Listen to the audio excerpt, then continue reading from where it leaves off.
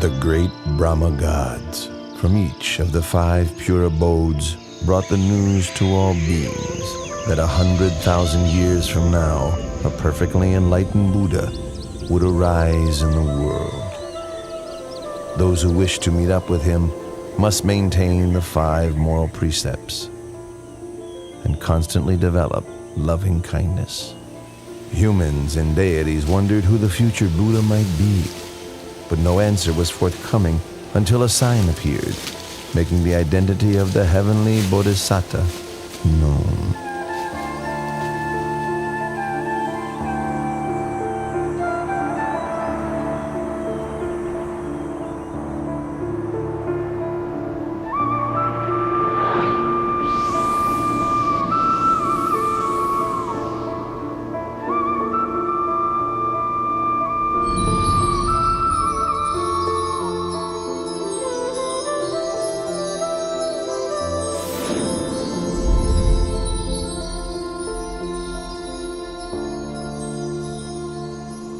The deities and Brahmas met together for the sake of inquiring who the Enlightened One would be. At that very moment, the answer became clear, as they all saw the 5 preliminary signs appearing in Santusita Devaputa. The 5 signs which appeared were withering of the decorative celestial flowers on his body, the divine raiment becoming discolored, sweat dripping from his armpits, his complexion becoming mottled, and a feeling of weariness with the heavenly world arising within him.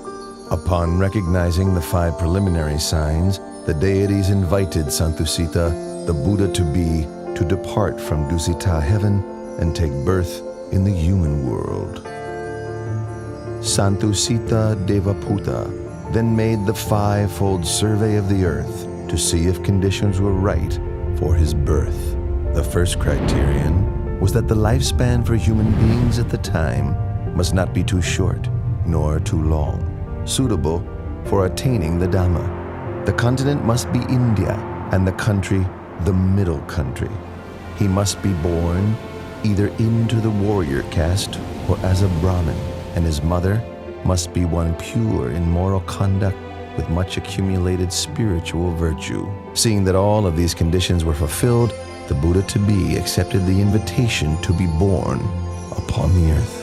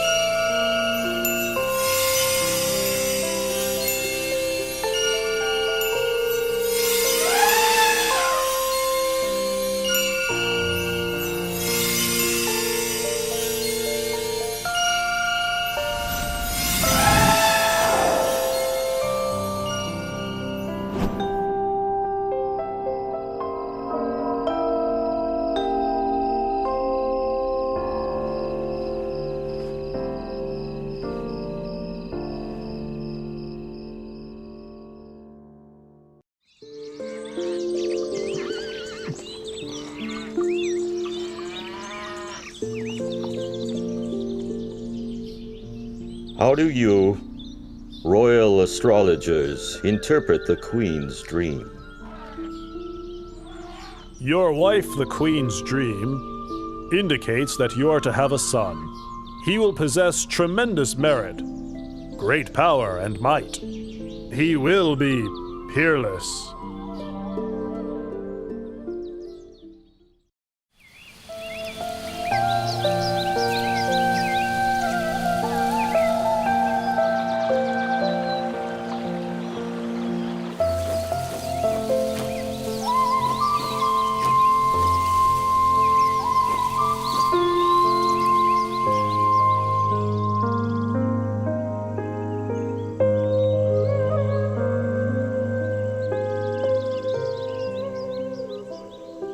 My lord, tradition calls for me to return to my family home at Dewataha to give birth. You have my permission.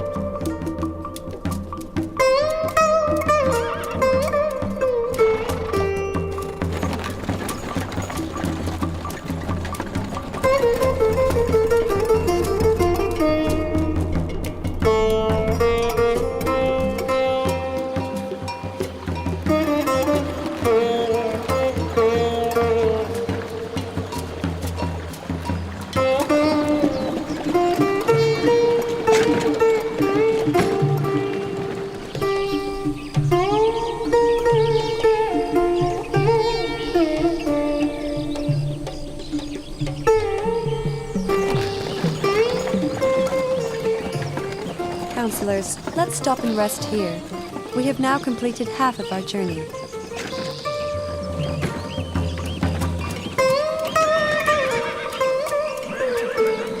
The forest park of Lumpini is so beautiful and shady. We've been traveling half the day. You must all be tired. Let's rest for a while. Your Highness, if that is your wish, then please rest beneath that solid tree over there.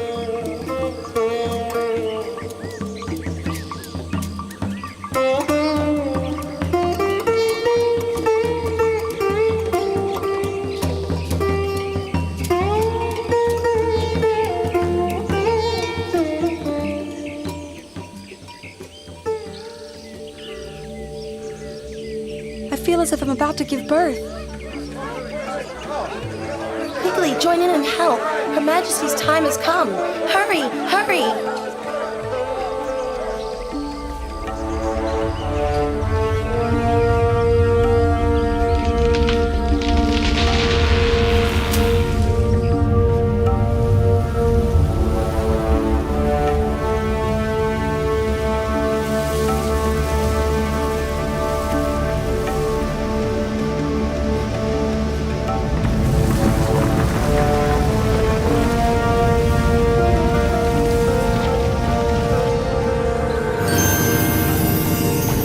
As soon as the Bodhisattva was delivered from his mother's womb, and before he could drop to the ground, 4 great Brahma gods from the 5 pure abodes spread a net of gold to receive his body.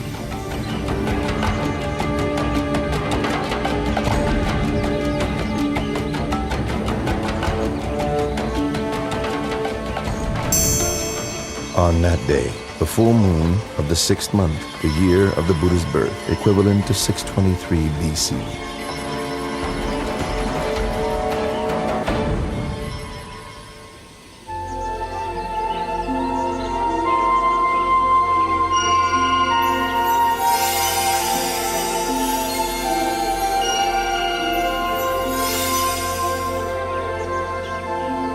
I am supreme in the world, foremost in the world, most excellent in the world.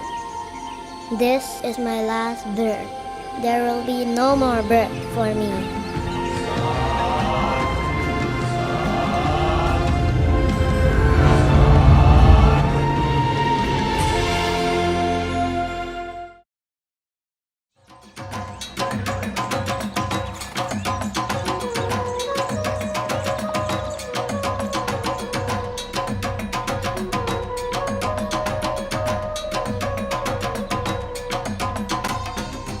I have heard the good news of your son's birth and have come to pay a visit. Venerable Asita, I thank you very much. And as you have been respected by the Sakyan royal family for a long time now, would you be so kind as to examine my child's physical characteristics? The whole family gathered here would be able to hear. Your Majesty, please place your child in the cradle first, so that I can see him well.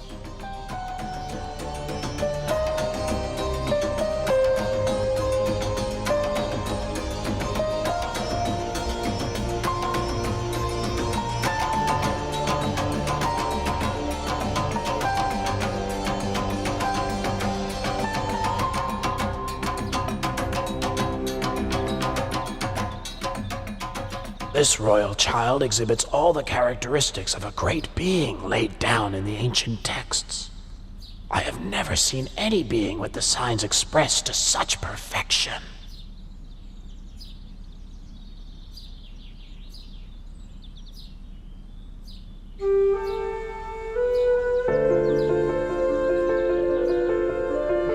Huh? Venerable Asita!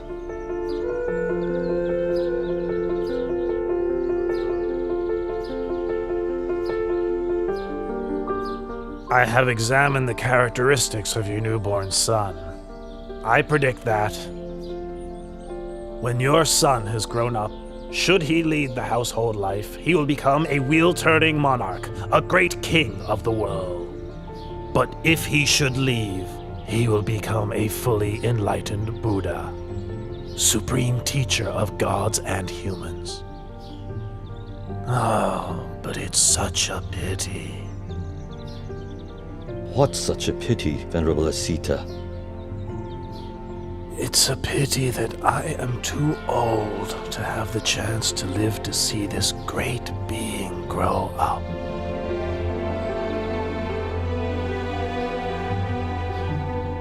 In the future, my son will be a great being with more power and might than any other in the world.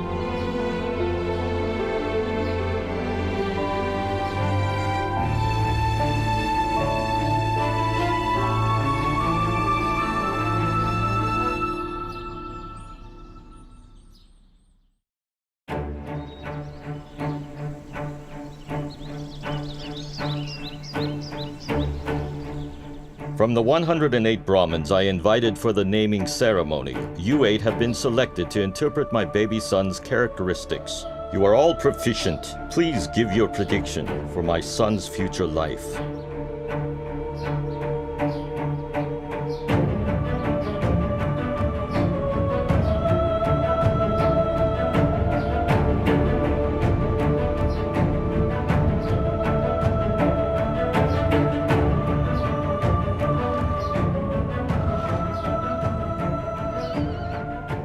Your Majesty, having examined your son's characteristics, I predict that, should he inherit your throne, he will become a great wheel-turning monarch with an empire that spreads far in every direction.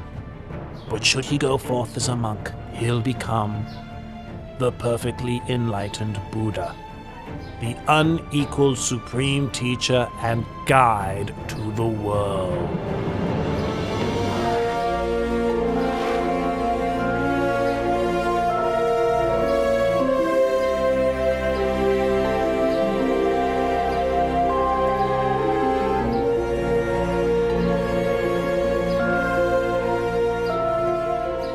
Venerable Kundanya, you are the last of the 8 Brahmins.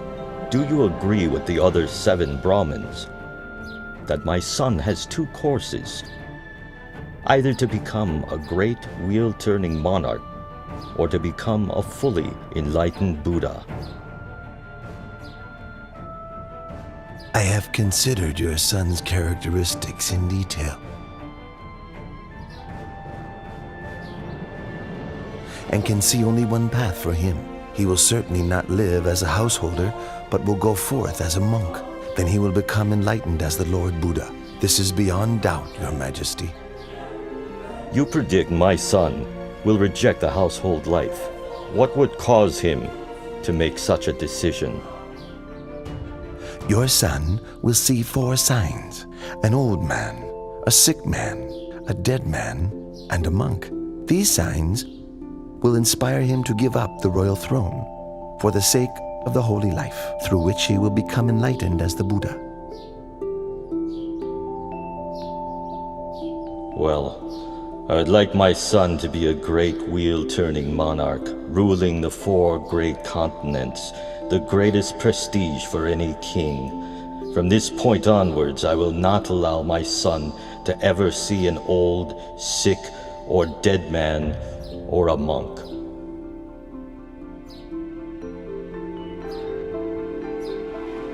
Having predicted the prince's future life, the 8 Brahmins gave him the auspicious name Siddhartha, meaning he who will succeed in that which he desires. Having returned to their homes, each of the Brahmins instructed their sons that when the time comes for the new prince to leave the household life, they should go forth and follow him.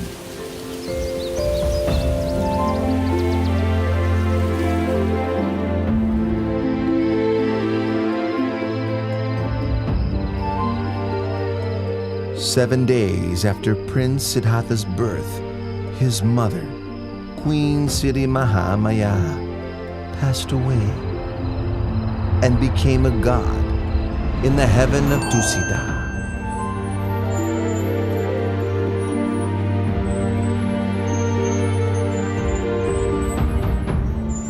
So King Suddhodana had Queen Siri Mahamaya's younger sister Mahapajapati raise Prince Siddhartha. Later, the king took Mahapajapati as his new queen. King Suddhodana and Queen Mahapajapati had a son and a daughter together, but the queen still loved and cared for Prince Siddhartha as if he were her own son.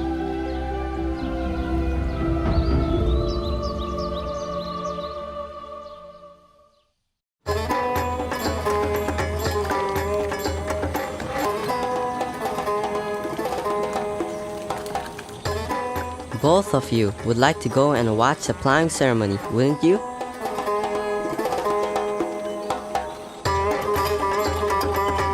Today my father has had the city decorated in preparation for a great ceremony. It only takes place once a year. Go and watch. I will simply sit here. You needn't worry about me. With your permission, we'll go and watch for a while. As soon as the ceremony is finished, we'll be right back, Your Highness.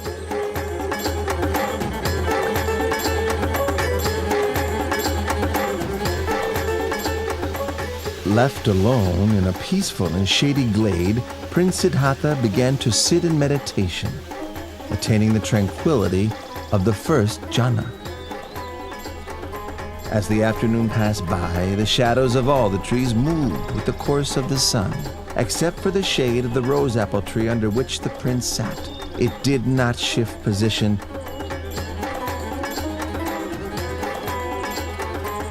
but remained steadily in place.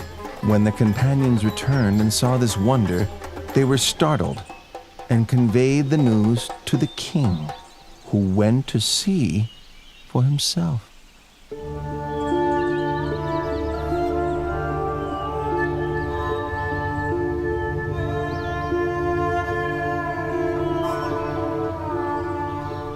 When my son was newly born, Asita the hermit came to look at him, and to my surprise he bowed at my son's feet.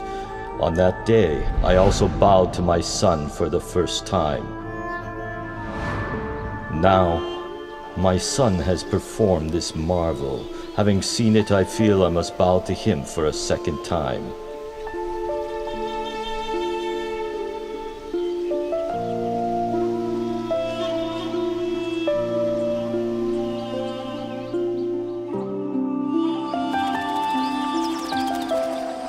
When Prince Siddhartha was 7 years old, King Suddhodana had 3 ponds dug in the grounds of the palace, so that the prince could enjoy himself playing with his friend. Upon seeing that the prince had grown sufficiently to begin his education, King Suddhodana sent him to study with the renowned teacher Visavamitra. Prince Siddhartha trained in 18 arts and sciences until he was adept. He was his teacher's top student, and before too long, he had learned all that his master could teach.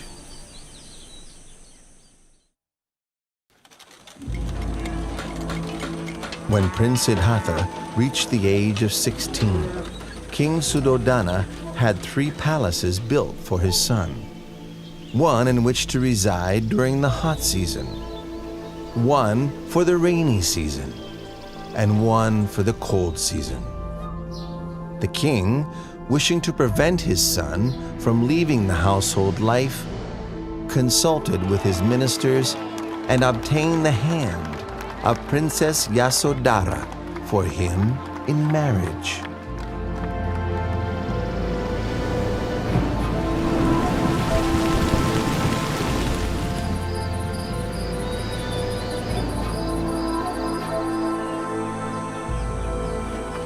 Time passed by until Prince Siddhartha reached the age of 29 years.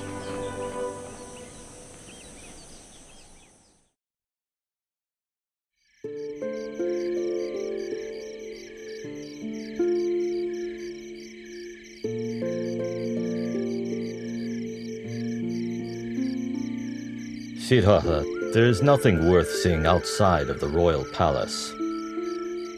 Since I was a child, I've not once set foot outside the great walls of this palace. I'd like to see what's outside. There's no place out there as beautiful or pleasant as right here inside our royal palace. That may be true, but I'd still like to go and see for myself.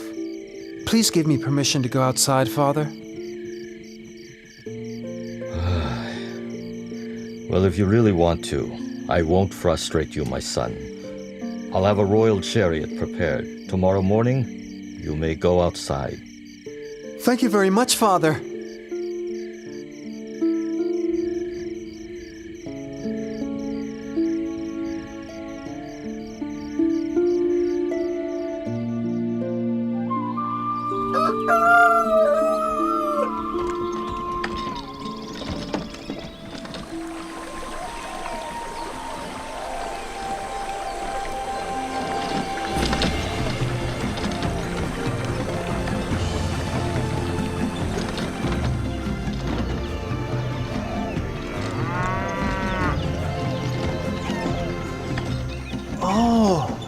So this is what it's like outside the palace. Why did my father say there's nothing worth seeing and wish for me not to go out?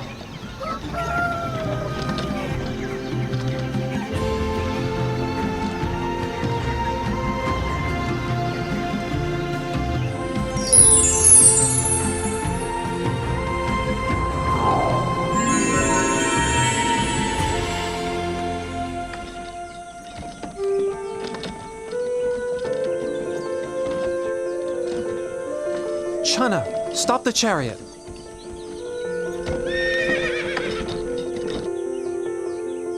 What is it, Your Highness? Look at that man over there. Why is his skin so wrinkled? And why is he having trouble walking?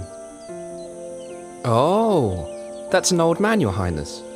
An old man? Everyone who lives for long enough will come to be like that man, Your Highness.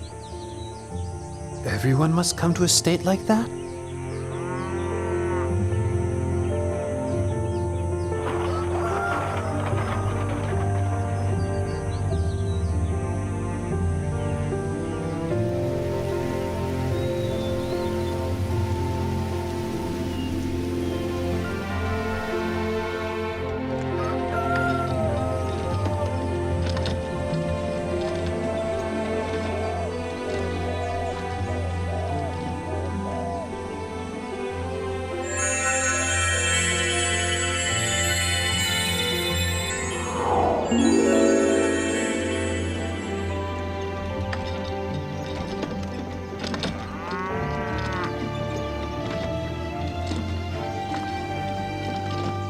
Chana, stop the chariot.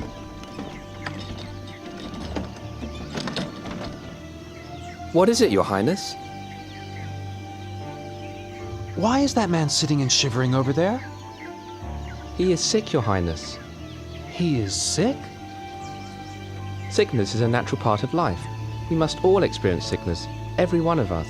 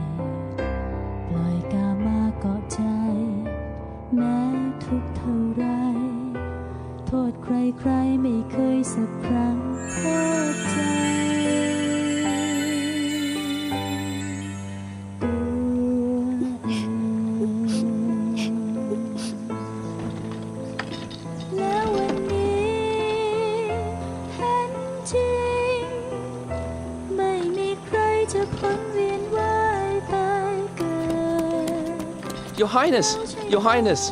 Where are you going? Your Highness!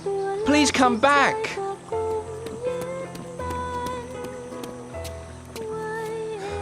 Please get back on the chariot, Your Highness.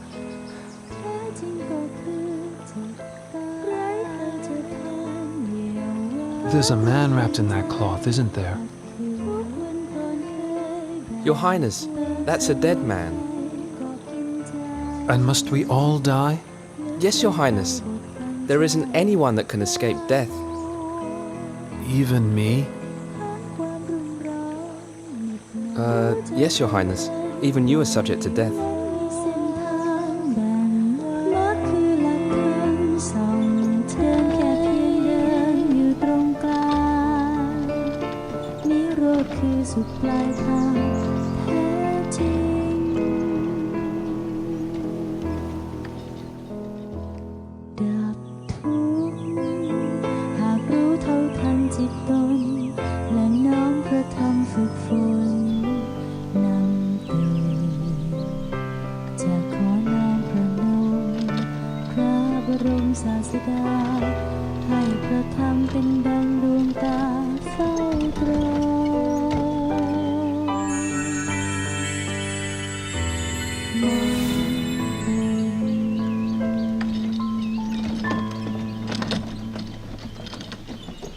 Chana, stop the chariot.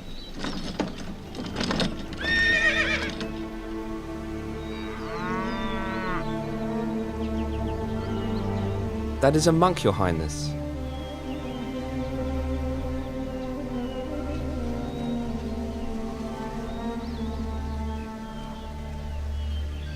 Oh, so calm and peaceful, composed and restrained, truly inspiring.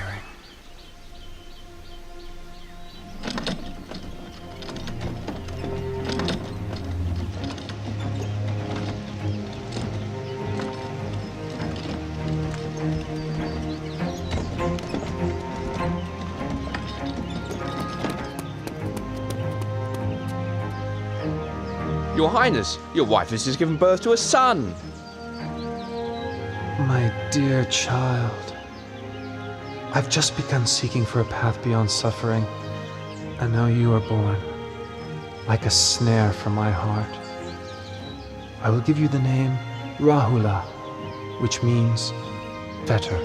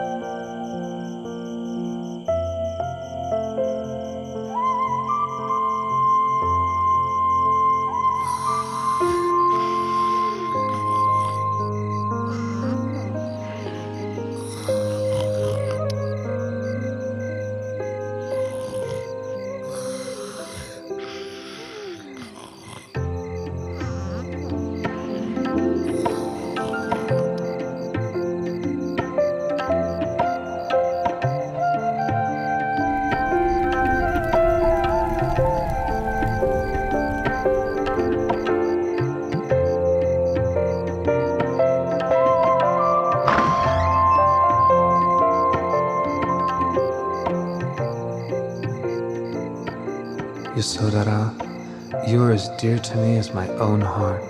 Rahula, you are everything to me. But not one of us can escape old age, sickness, and death. I must find a way for all of us to go beyond suffering, no matter how much trouble or turmoil there is in the search.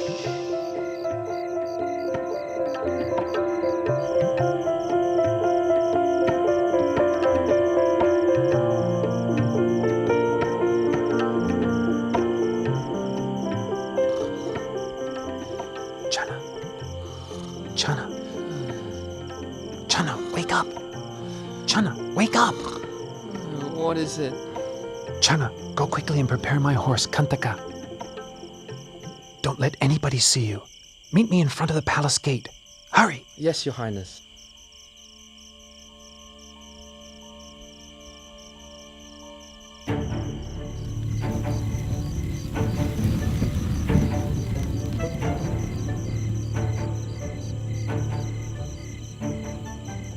At the moment that Prince Siddhartha was leaving the palace gate, Vasavati Mara, the great deceiver, manifested.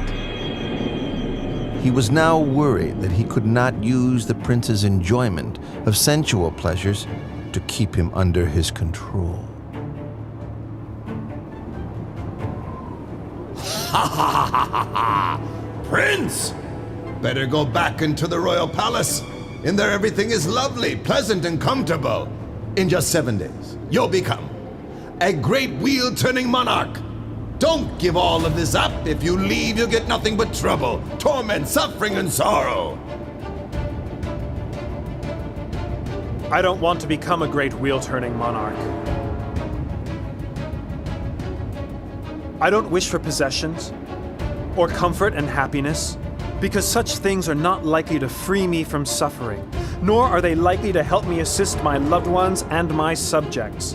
Step aside and allow me to pass.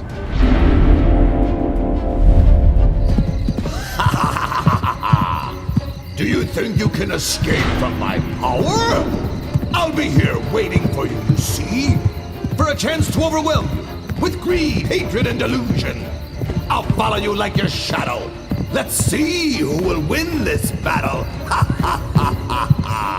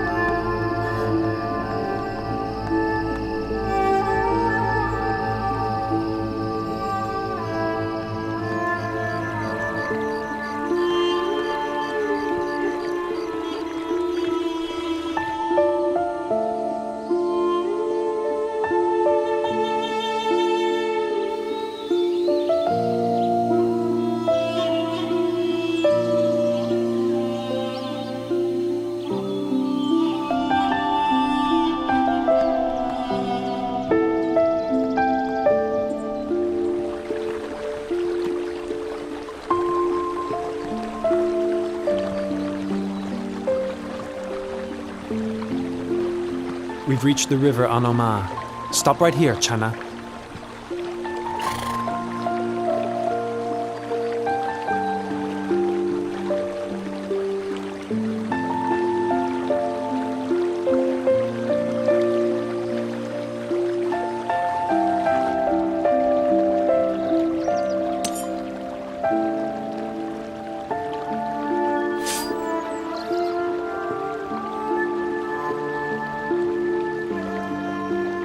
If I'm to attain to the supreme enlightened knowledge, may these strands of hair float away into the air.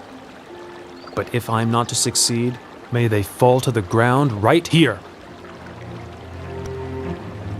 When the prince threw his hair up into the air, it floated into the sky and didn't fall down. Indra, the king of the gods, caught it in a crystal casket, which he then enshrined in the Kulamani shrine in the Tavatimsa heaven.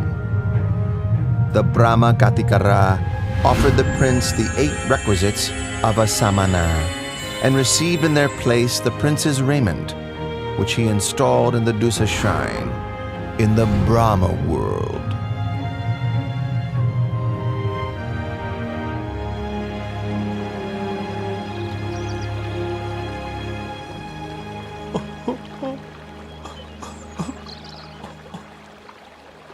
Don't be sad and upset, Channa. I'm doing this in order to seek the way out of suffering for all beings. You must go back and inform my father that I will not return to the royal palace until I have attained direct knowledge of the end of suffering.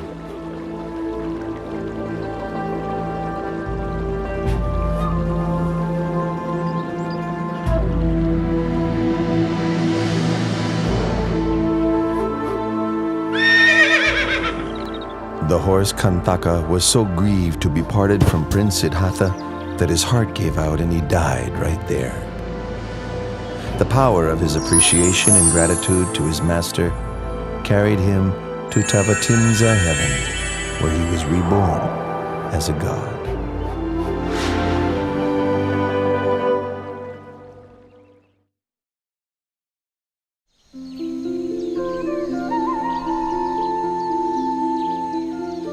Having left Channa behind, the renunciant prince walked on to a mango grove, where he stopped and resided, eating no food for a period of 7 days. On the 8th day, the renunciant prince left the mango grove to go for alms in the city of Rajagaha.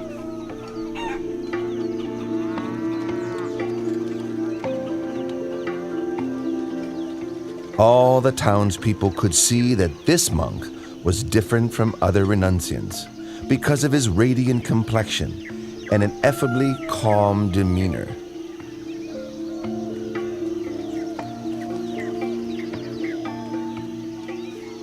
Oh, he's so handsome. What's he, a god?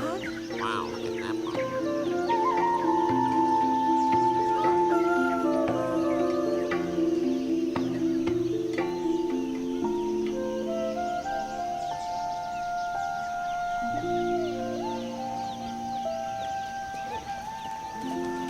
Wow, he's handsome, he's beautiful. That's amazing. Look at that guy right there. Wow, look at that. Look at him. Delighted, the people spoke to one another, praising the monk's splendor, saying that it was as if a god had descended from heaven for humans to see.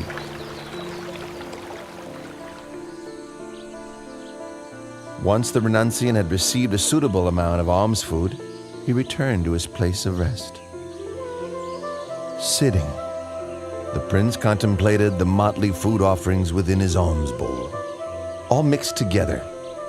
It was an unappetizing sight.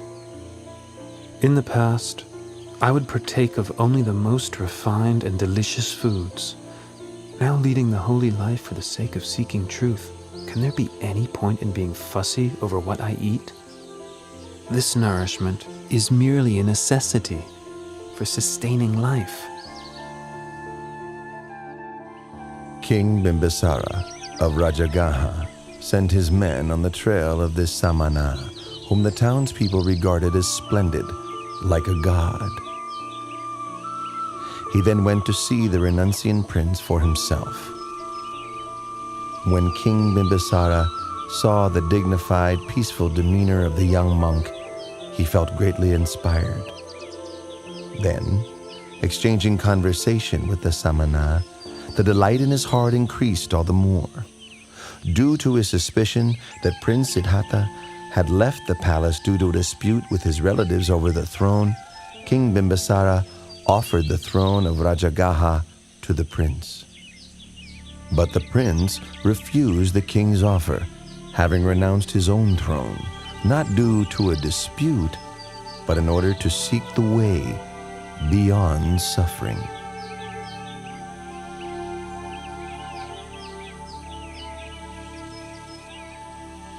With such firm intention, I'm sure you'll attain the supreme enlightenment. Once you have done so, May I request that you come and teach the Dhamma to myself and to the citizens of Rajagaha.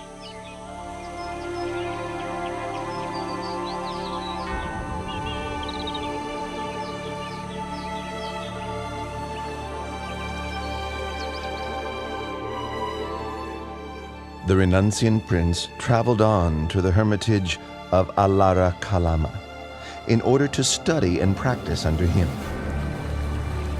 In a short time, he had learned all that his master could teach, and so then he traveled on to seek Udaka Ramaputta at his hermitage.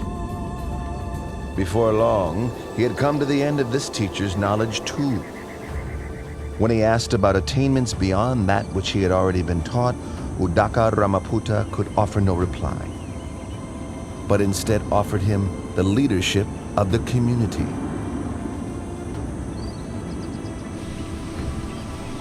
But when the Bodhisattva saw that what he had learned was not the way out of suffering he was seeking, he took his leave and moved on in order to continue his search for higher truth. The Bodhisattva came to Uruvela at Senanigama and considered the fresh coolness of its shady forest, with orderly rows of trees and a river running through, located nearby to the village.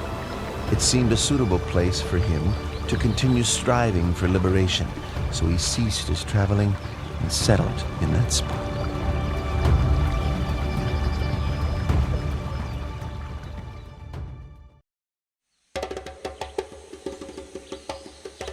The Brahmin Gondanya was very pleased to hear the news that Prince Siddhartha had gone forth, and hurried to seek out the sons of each of the 7 other Brahmins with whom he had divined the identity of the Bodhisattva according to his physical characteristics when he was just born.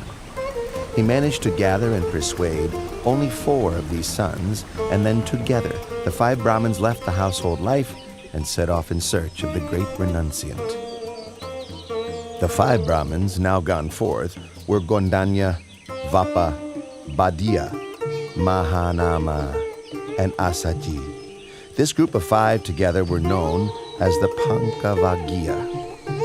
The Pankavaggiya followed after the Bodhisattva through various places until they found him practicing ardently in the place where he had settled. They settled there with him, attending to his needs, with the hope that when he attained enlightenment, he would teach the Dhamma to them.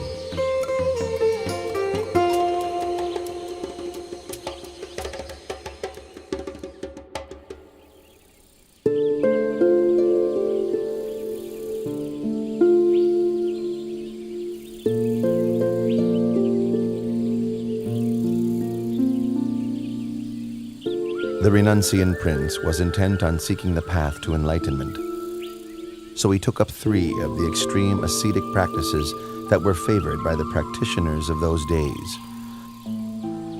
For the first period, he pressed his teeth against his teeth and his tongue against his palate, so firmly that sweat ran from his whole body.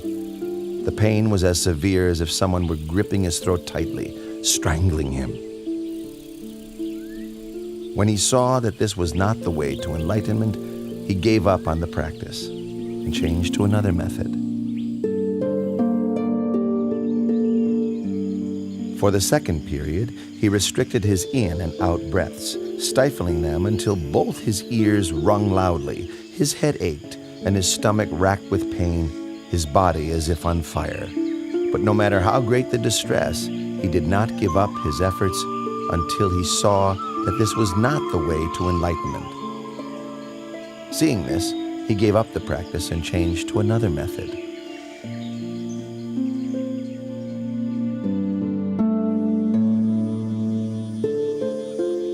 For the third period, he fasted until he was emaciated, wrinkled, his complexion discolored, his bones and sinews extruding. Exhausted of energy and suffering greatly, rubbing his hand over his body, the hairs stuck to his palm.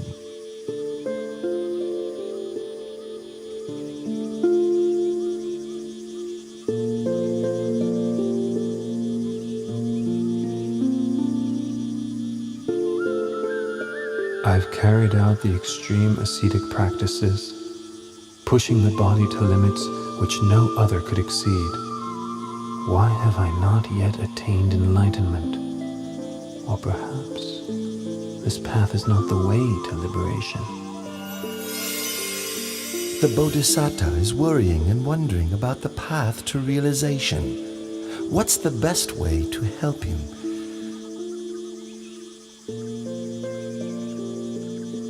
Aha! This is the way.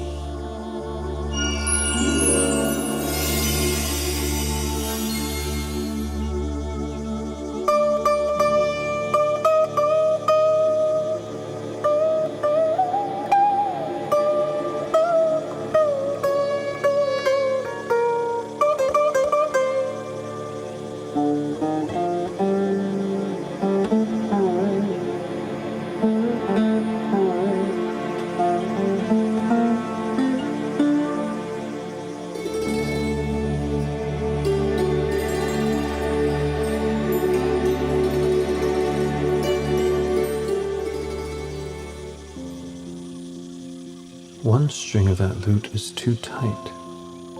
A little pluck and it snaps. One string is too loose. When plucked, the sound is barely heard. One string is just right. Not too loose, not too tight. When plucked, the sound resonates far and wide, sweetly. Oh, it is the practice of the middle way that leads to enlightened knowledge.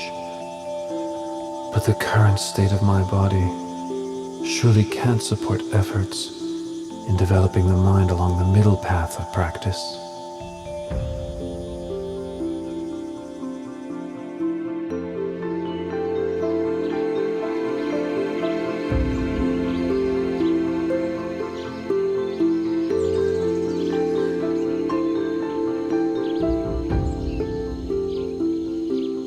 Prince Siddhartha, whom we had held in esteem as a bodhisattva, bound for success, even after practicing strictly for 6 years, using all his effort, is still unable to achieve enlightenment. Now he's relaxed his efforts. And eating proper food again. How will he ever succeed? Quite so. Venerable Kondanya, you're the most senior amongst us. What do you think we should do? Under the circumstances, there can be no use in attending to him any longer. The time has come for us to take our leave.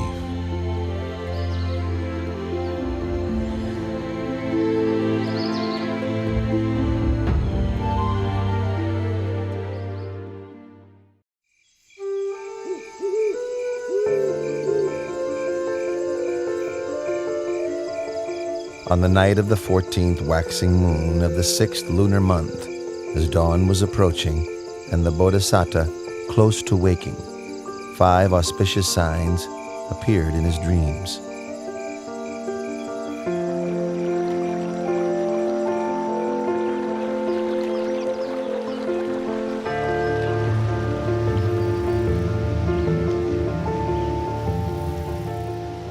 Which he interpreted as follows. 1. He would achieve enlightenment as the Buddha. 2. He would declare the true Dhamma for the benefit of all humans and deities. 3. A great number of people would come to train under him, thus establishing the Buddha, the Dhamma, and the Sangha. 4. People of all castes and classes, after training under him, would come to understand the same pure Dhamma. 5. People from all over the world would bring offerings to him to express their faith and trust, but his heart would remain unstained by even the slightest attachment to such wealth.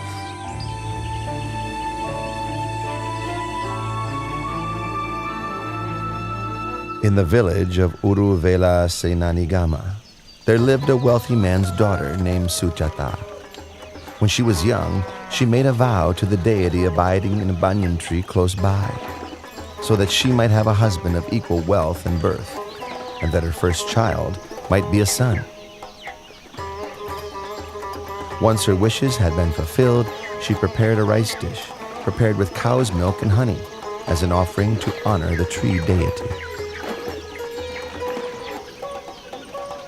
Madam Suchada! Madam Suchada!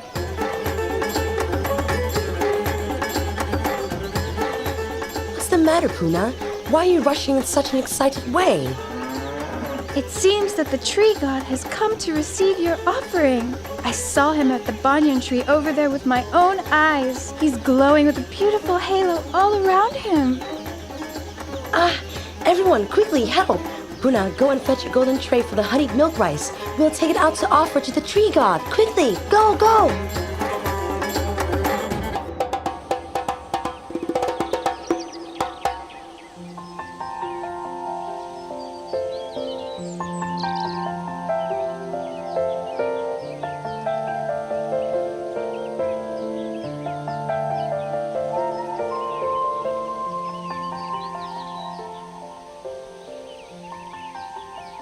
All of my wishes have been so graciously granted.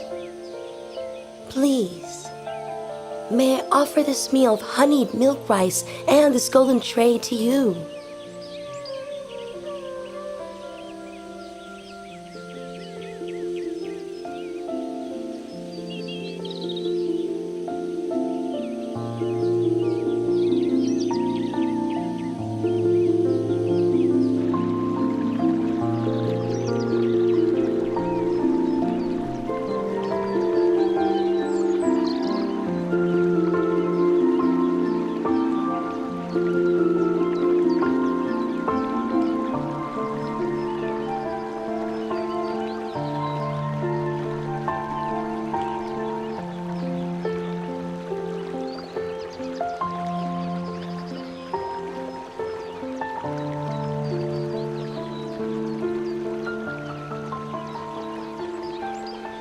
I offer this prayer. If I am to succeed in realizing perfectly enlightened knowledge, may this golden tray float up the river against the current. But if I am not to achieve my goal, may this tray float downstream with the current.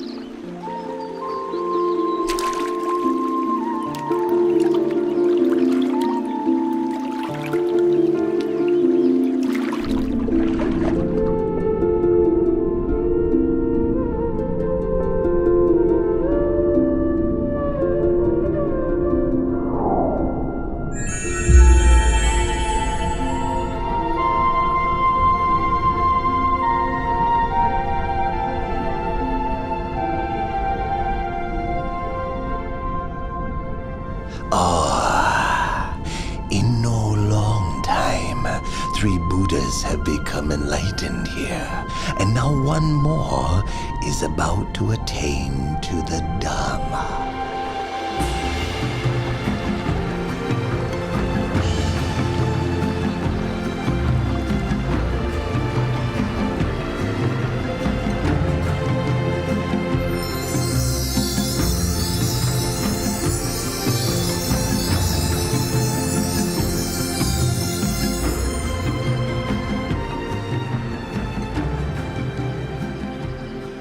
I'm a Brahmin called Sotiya, sir.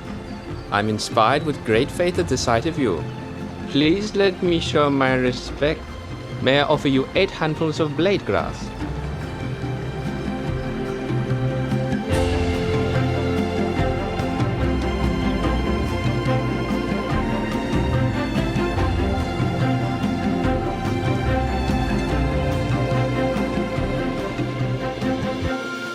For as long as I have not yet attained to supreme enlightened knowledge, even if my blood and flesh should dry up with only skin, bone, and sinews remaining, I shall not rise from this seat.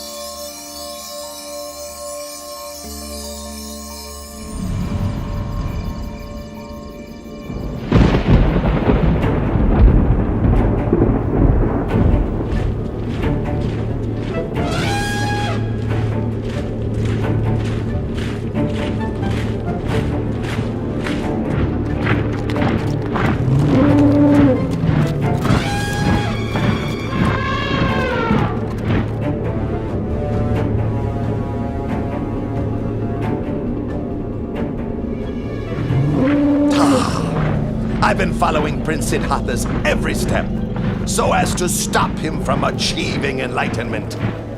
If I let him go ahead with this, he'll slip out of my grasp for sure. I must cut him off now. I must destroy him. Ha ha ha ha ha.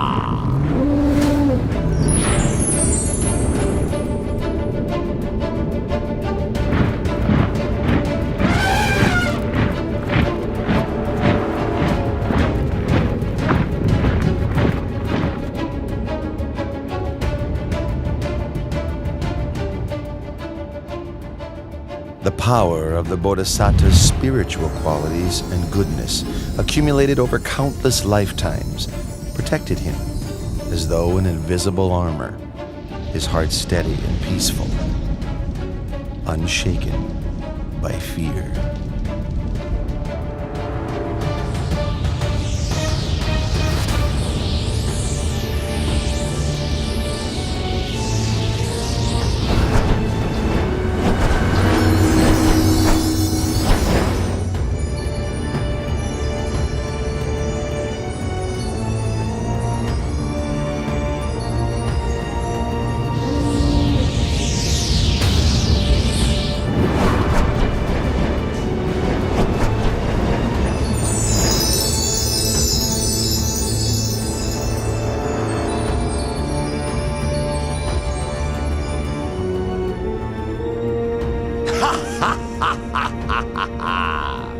Prince Siddhartha, do you think you can escape from Vasavati Mara's control?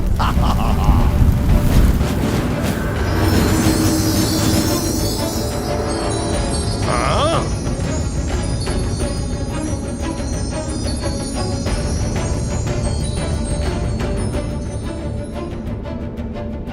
My powerful weapons cannot harm the prince. I must make use of a ruse to deceive him. Prince Siddhartha, the seat you sit on came to be because of my own spiritual powers. My troops are my witnesses. You must get up at once. Pay attention, King of Deceivers. This seat comes to me as the fruit of my good actions, accumulated through all of my efforts in the past. Then who will bear witness to your ownership of this seat? I will bear witness.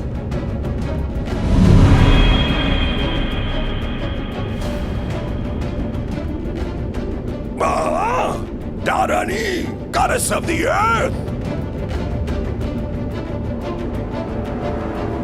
All the merit made by his good actions in the past, even the water which he has poured on the ground in dedication of merit, soaked up by my hair and kept close to my head, is sufficient to bear witness to his virtues.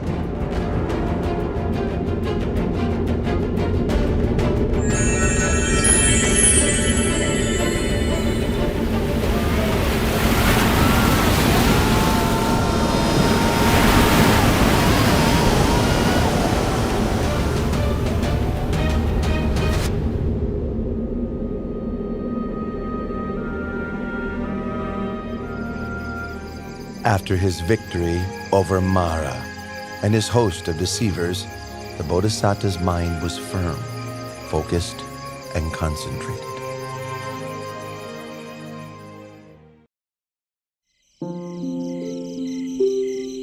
At dusk, the Bodhisattva began to develop meditative insight, attaining to the first knowledge, Pubenivasa Nusatinyana, the ability to recollect his past lives.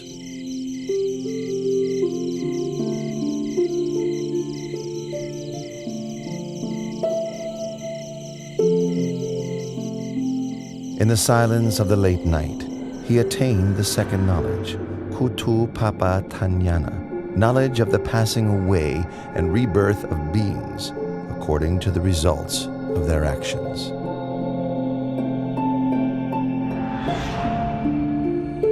Close to dawn, the Bodhisattva attained to the third knowledge, Asavakayanana, knowledge of the destruction of mental defilements, complete liberation and freedom from suffering. He thus came to be the fully self-awakened Buddha.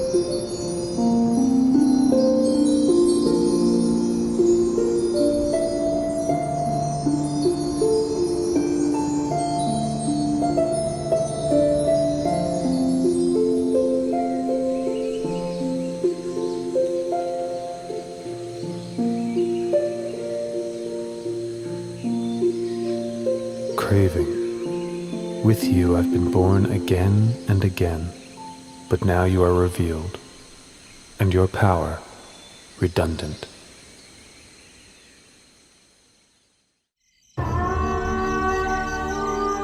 After the Bodhisattva had attained to the Dhamma and become the Buddha, he sat under the Maha Bodhi tree, enjoying the bliss of freedom for 7 days.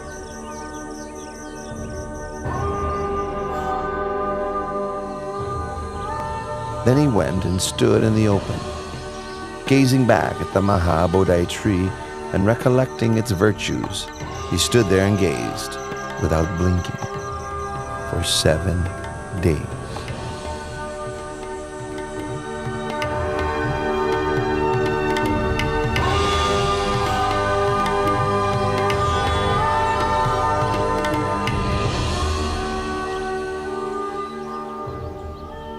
After that, the new Buddha walked back and forth between the Maha Bodhi tree and the place where he had stood for another 7 days.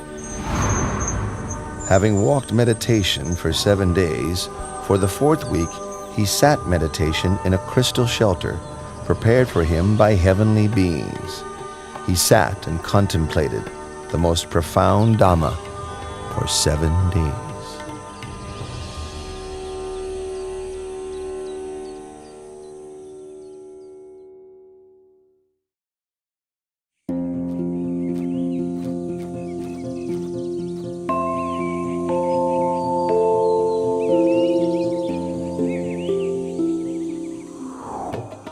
Sisters Raka, Ardi, that's the recluse Gautama who attained the Dhamma. That's right, Sister Tanha.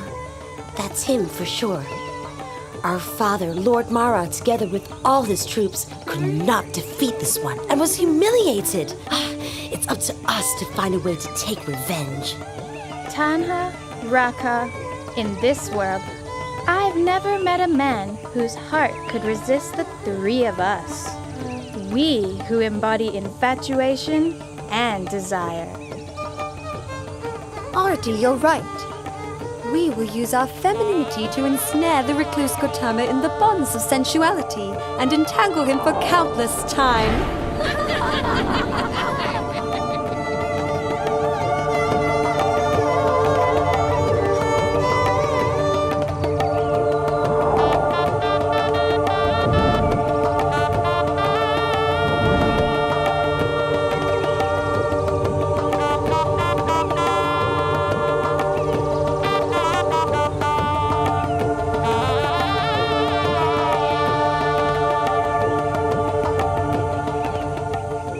Oh Prince, oh Prince.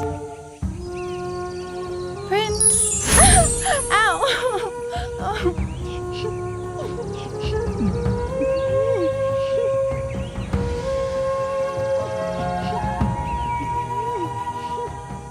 Daughters of Mara, go back. There is no way you can succeed in what you are trying to do. For I have utterly destroyed all kinds of satisfaction and infatuation.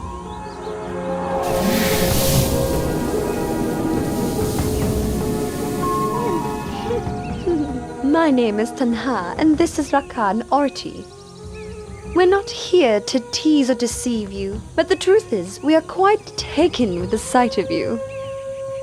Really and truly, sir, no one has ever made us feel so enamored as you. No one, sir. That's right. The three of us offer our bodies and our hearts to your service, expecting no reward. Our wish is simply that you find satisfaction in us, even if only for a short time. That would make us so very happy. I've told you already. I have utterly destroyed all kinds of satisfaction and infatuation. You will not find what you are looking for. There is nothing for you here. You should go away.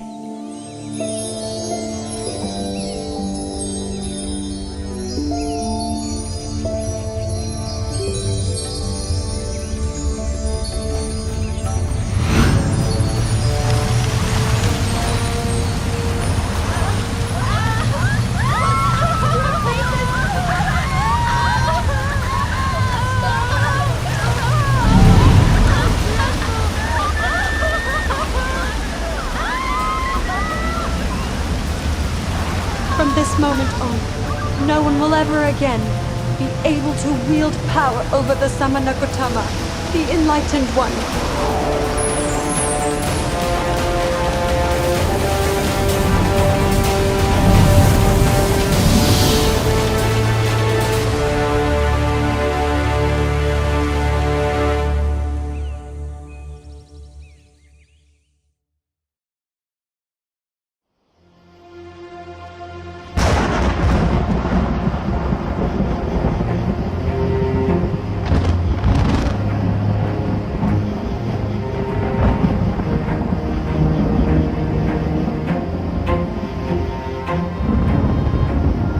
In the 6th week, the Buddha sat enjoying the bliss of freedom underneath the Mukalinda tree.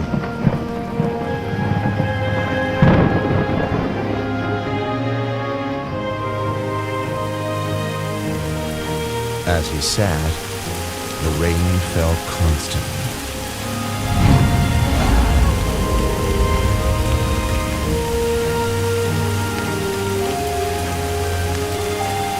A king of Nagas, called Mukalinda, saw him and was inspired with faith.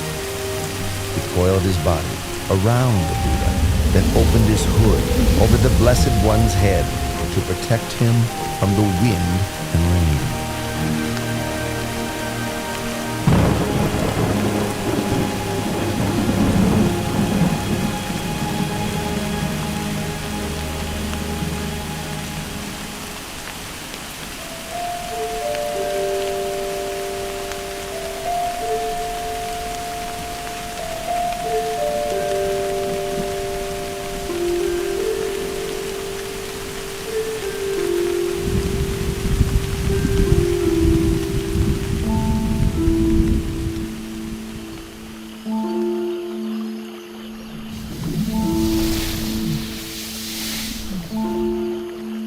When the wind and rain subsided, he uncoiled from the Buddha and changed his body into the form of a young man, bowing and paying respects to the Buddha.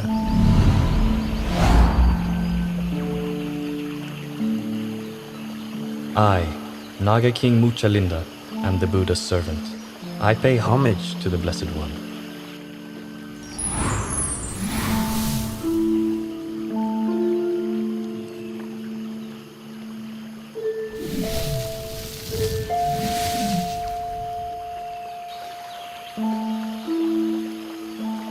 Silence is happiness for the one who has seen the Dharma. Delight in the peace of seclusion, harmlessness to all beings, freedom from lust, and overcoming sensuality. These are the highest joys in the world. Eradication of conceit is the greatest happiness of all.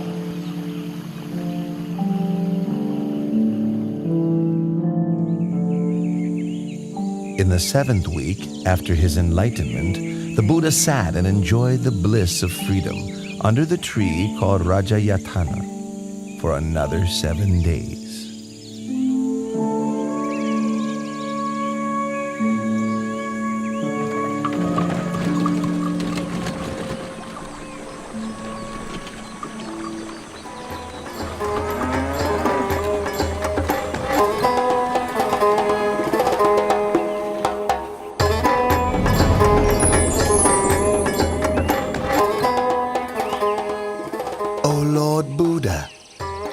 enjoyed the bliss of freedom for 7 weeks without taking any food to eat.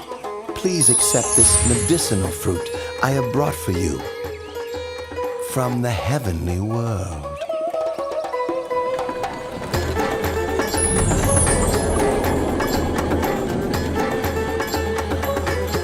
Those 2 merchant brothers made merit with me in the past. I should take this opportunity to help them meet the Buddha.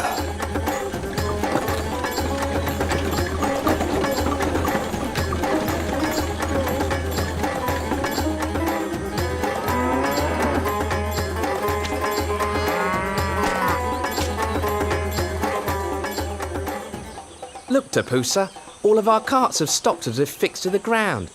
No matter how much our men work the bullocks to make them pull, the carts still won't budge. They just won't move. It's strange. Why would the... Huh? You 2 merchants, do you know that the just now enlightened, perfectly awakened Buddha is now sitting under the Rajayatana tree over there? You'd better go and pay your respects to him, then offer him the baked and ground grain meal you're carrying with you. It will be a cause for your benefit and happiness for a long time.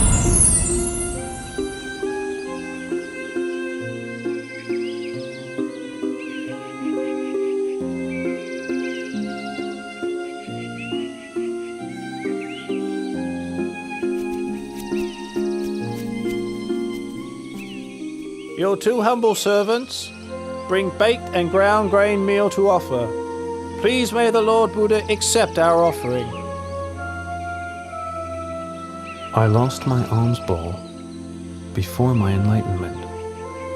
When I accepted the honeyed milk rice from Sujata, I floated the golden tray off in the stream. Now these 2 merchants are offering me a meal.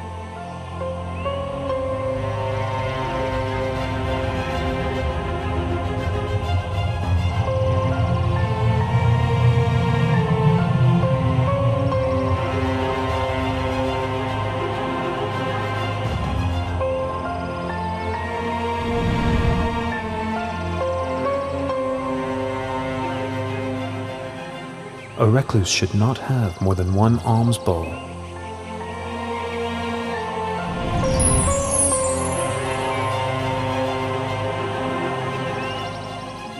We, Tapusa and Balika, declare ourselves to be lay Buddhists. We take refuge in the Buddha and the Dharma for the rest of our lives. Your 2 humble servants, Balika and Tapusa, would like to ask you for some object that we may keep, to honour and revere.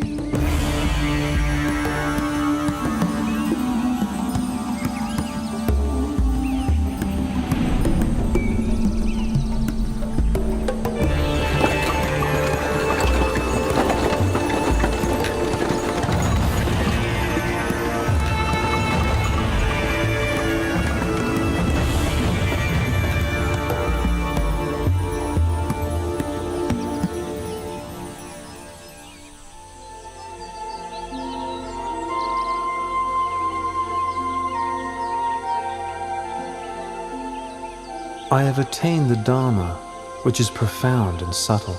It is difficult for ordinary people to understand and practice.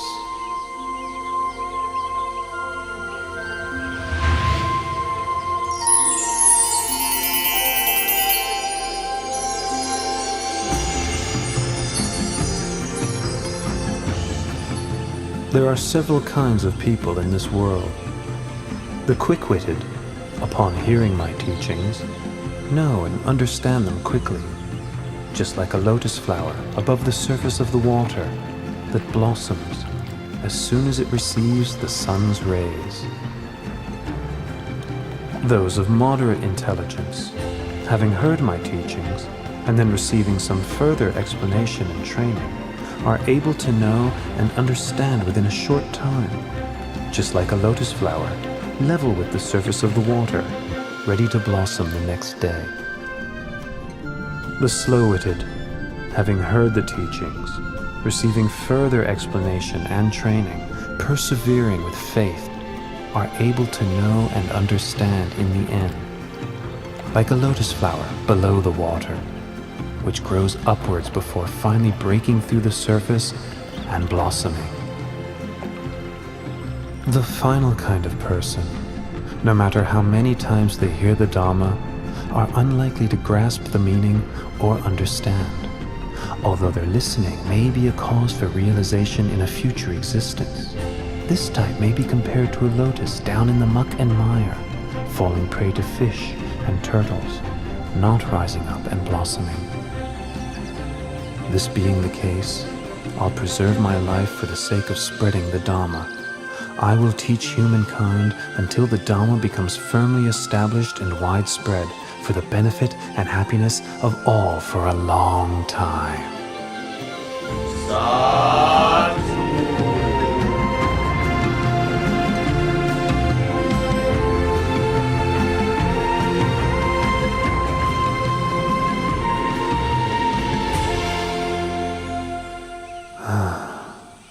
It's a pity that Alara the hermit passed away 7 days ago, and Udaka the hermit passed away just yesterday. If Alara Galama could have lived for another 7 days, and Udaka Ramaputta just one more day, they would both have surely attained enlightenment. The Buddha had known through superhuman knowledge of the passing away of Alara Kalama and Udaka Ramaputta. Then he remembered the Pankavagiya, the 5 monks who had attended him while he was practicing extreme asceticism. Each of the 5 had well-developed faculties. If they could hear the teaching, they would surely soon attain to the Dhamma.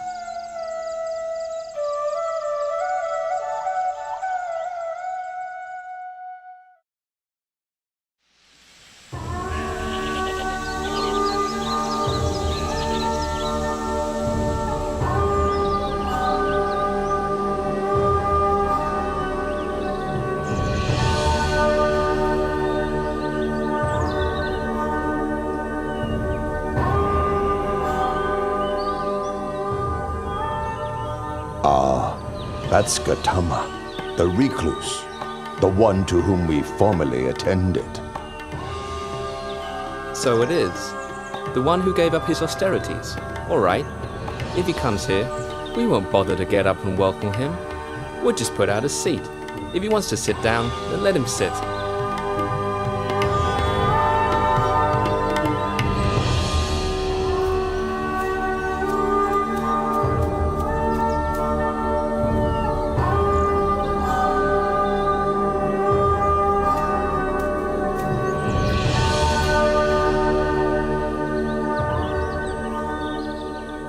Look, we're so glad to meet with him again that we've forgotten our agreement to show no interest.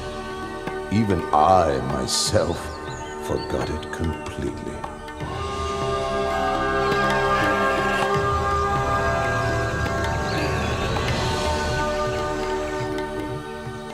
Recluse Gautama, what leads you to visit us here in this forest? Do not address me in that way. I have now attained to the Dhamma. Pay attention to my words.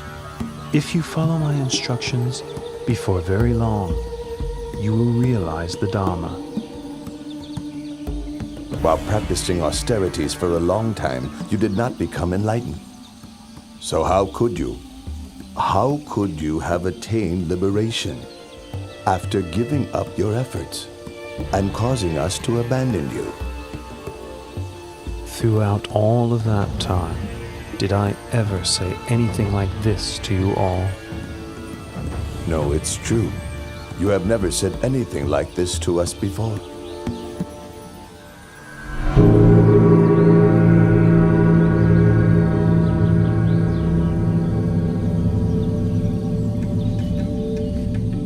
Entangling oneself in sensual indulgence, tormenting one's body with hardship and pain, these are ways a renunciant should not undertake, for they stray from the path of enlightenment. The middle way, that is the noble eightfold path, is the practice that leads to Nibbana.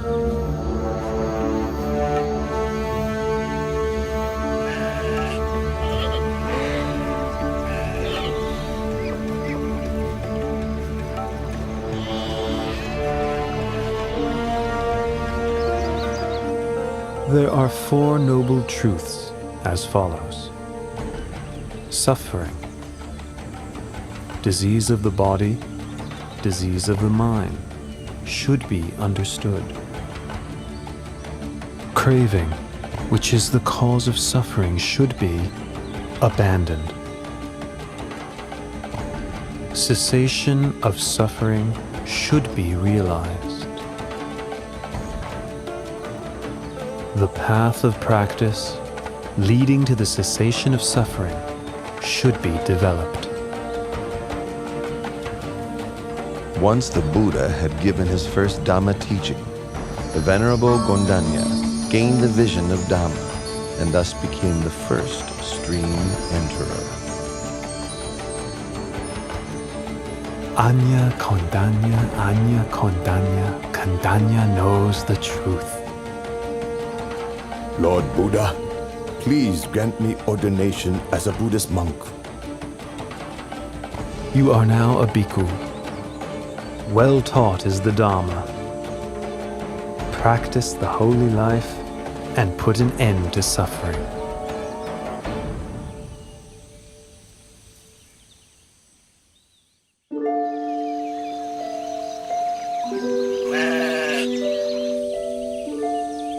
The Buddha gave ordination to Venerable Vappa on the first day of the waning moon, Venerable Badiya on the second day, Venerable Mahanama on the third, and Venerable Asachi on the fourth.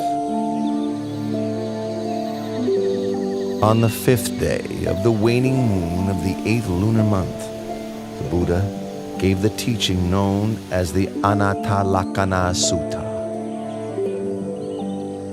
The 5 groups that we take as a self are as follows: body, feeling, pleasant, unpleasant, and neutral, perception and memory, mental formations, sense consciousness, awareness of mental impressions.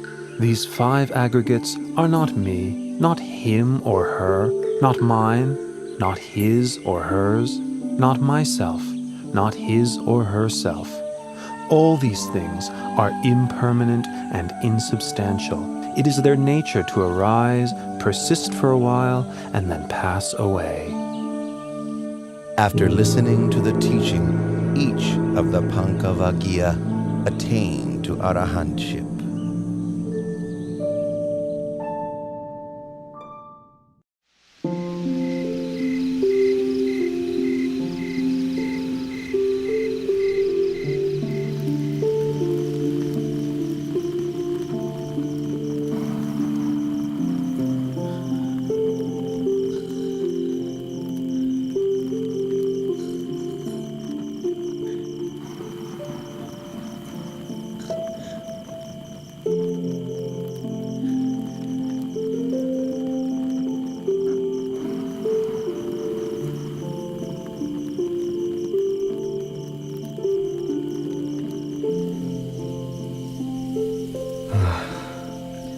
Actually, these women are not so attractive at all.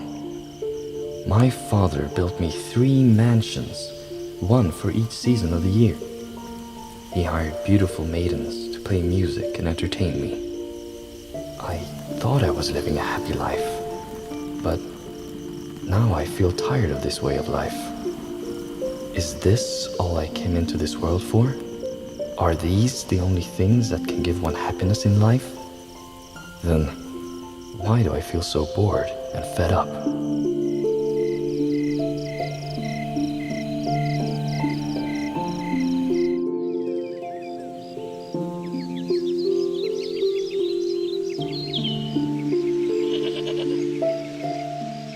How troubled I feel.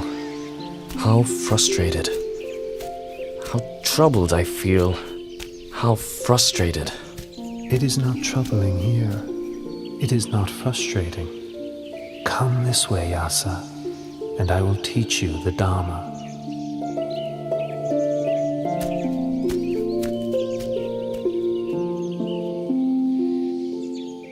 Dana, or giving, means training one's heart to know generosity, to know sacrifice. Sila, or morality, means establishing one's heart within the full doctrine of goodness. Heaven is the reward for a wholesome heart. The harm of sense pleasures is the heat and worry that comes with attachment to the sense of a self. The benefit of renunciation is that present suffering can be abandoned, with no other suffering taking its place. After the gradual teaching, the Buddha taught the Four Noble Truths.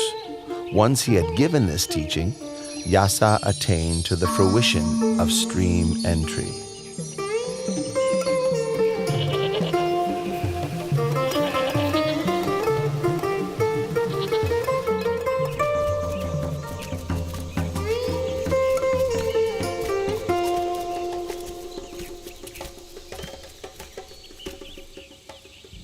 Hey, these are my son Yasa's shoes. Wait here, all of you. I'll go after him myself. Here comes the father. If he meets with his son now, it may prevent him from realizing the Dharma.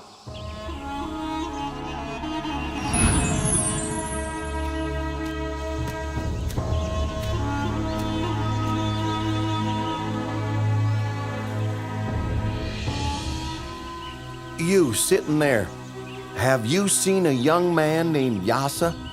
He's my son. Please take a seat first, and I will teach you the Dharma.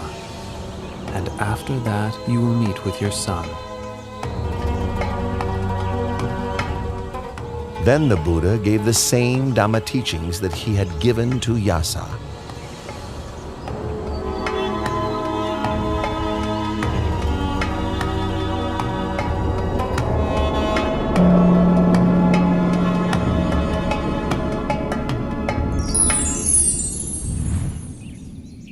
Oh, the Buddha has helped gain the vision of Dhamma. I declare myself a Buddhist and take the Triple Gem as my refuge for the rest of my life.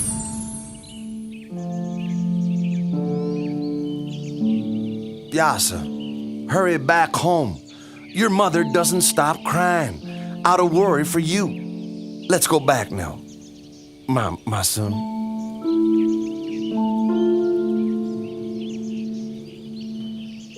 Yasa has now heard my Dhamma teaching twice, and has fully penetrated it. He is now an Arahant, with no thoughts of returning to the household life. Yasa, now you've gained what is truly supreme. Please, may I invite the Lord Buddha to receive alms food at my house this morning.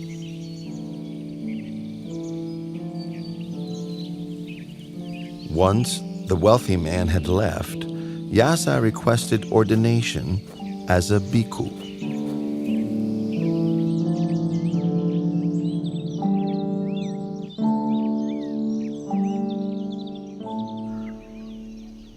Once Yasa's mother and wife heard the Buddha's teachings, they both gained the vision of Dhamma, attaining the fruition of stream entry. They declared themselves as Buddhists and took refuge in the Triple Gem, becoming the first female followers of Buddhism.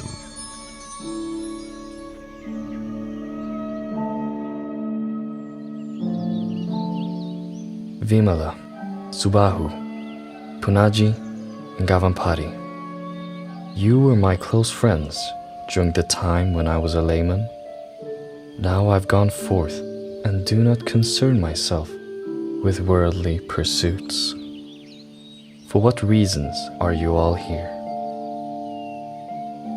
We heard you'd gone forth, and were sure you must have had good reasons to do so. and so we came to see you.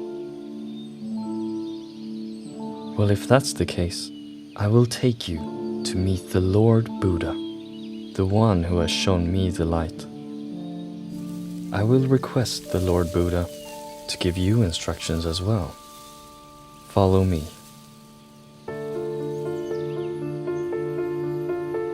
Listen, all of you.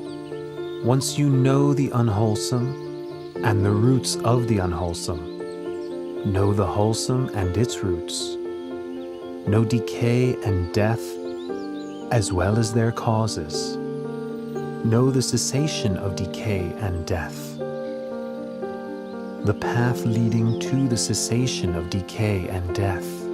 Once you know suffering and its causes, the cessation of suffering, know the path leading to the cessation of suffering, then you can be said to have the right view. The 50 of you are all friends from my home region. If you need help with something, I will do whatever I can to help you. When we heard that you had ordained as a monk, we felt inspired, and it made us want to ordain as well. Very good. I will take you to meet the Lord Buddha, but you must make the request for ordination yourselves. Listen, all of you. A bhikkhu in this Dhamma Vinaya is taught not to grasp at any state. Hearing this, he understands with wisdom. Understanding with wisdom, he attends to knowing all states as they arise, knowing feelings as they arise, pleasant feelings, unpleasant feelings, neither pleasant nor unpleasant feelings. He considers the impermanent nature of feelings. He observes the arising, persistence, and passing away of feelings. Seeing impermanence, he grows weary of feelings, weary and disinterested. He is able to let go. Meditating on letting go, not grasping or clinging to feelings, leads him to contemplation and realization of cessation.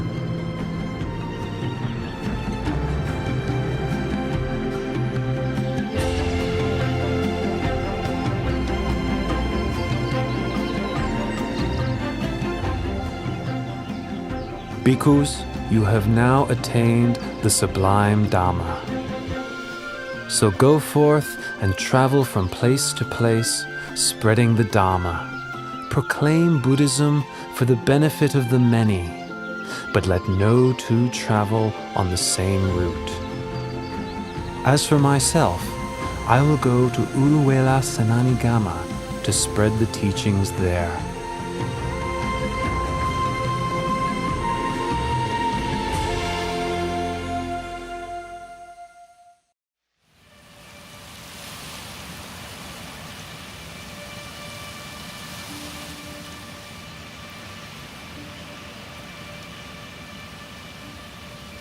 Because of that one courtesan, the 30 of us have had to go through all this trouble, forcing our way through the forest into this cotton plantation.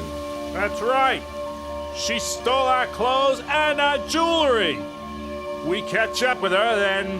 Whoa, wait. Look, there's an ascetic sitting under that tree over there. Let's ask him if he saw her pass by.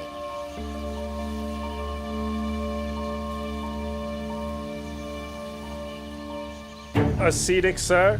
Did you see a courtesan dressed in green pass by here? Please, sir.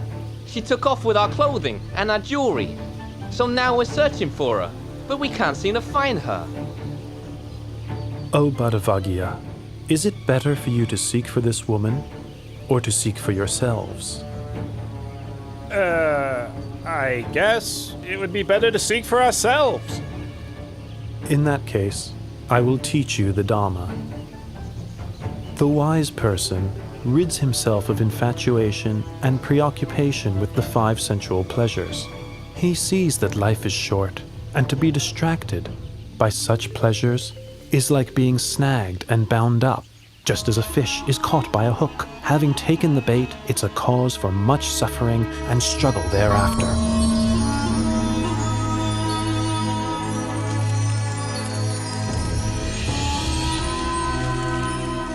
Badavagya, you have now all been ordained as Buddhist monks. So go forth and proclaim Buddhism by spreading the Dhamma for the benefit and happiness of all.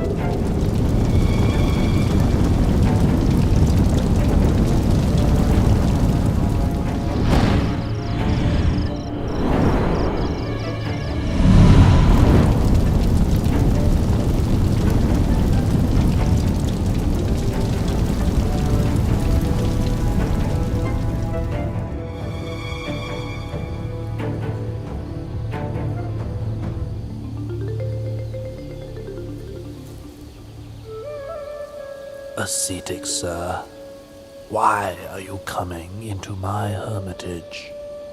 Venerable Uruvela Kassapa, I've come to ask permission to stay here.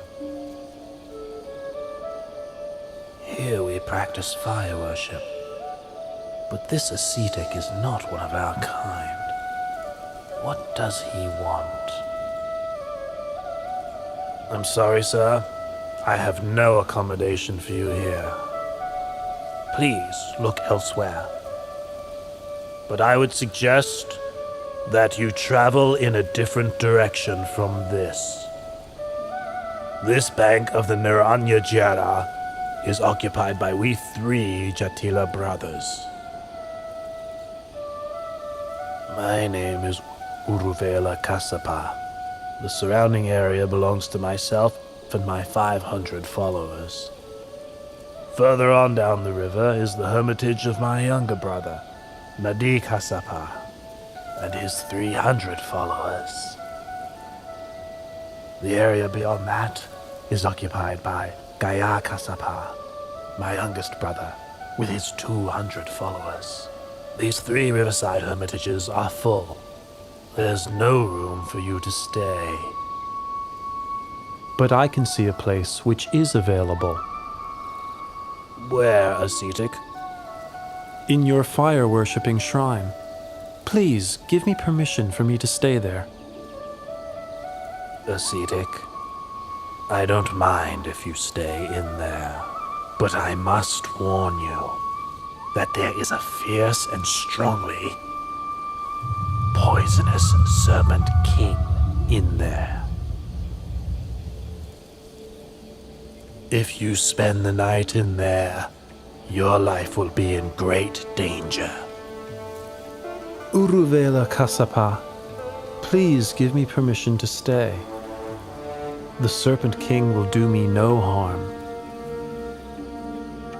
If you say so, please make yourself comfortable in the fire-worshipping house.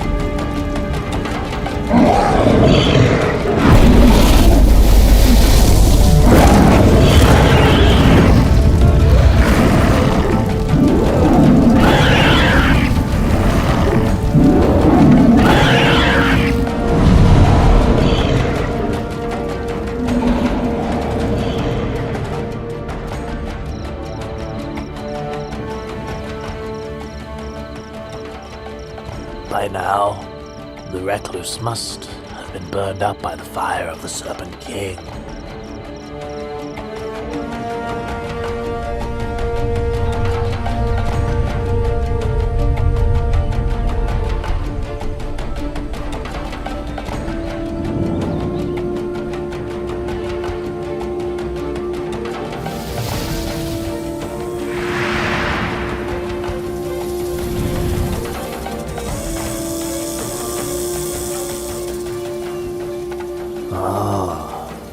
This recluse is of great might. But despite his power, he's still not yet an Arahant like me.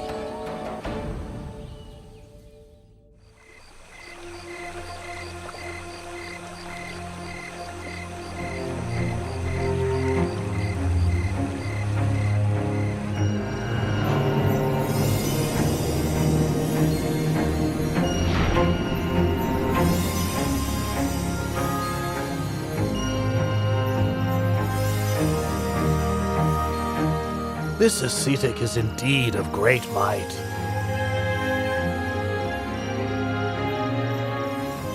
The gods of every heaven realm take turns to come each night to hear his teachings.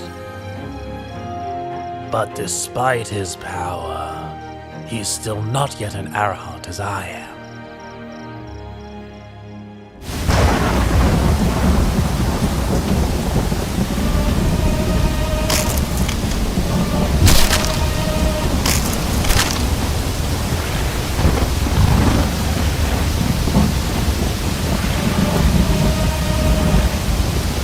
There's been a tumultuous rain, and it has flooded the whole area. Surely the ascetic has been washed away or drowned. Master, sir! Master, look over there!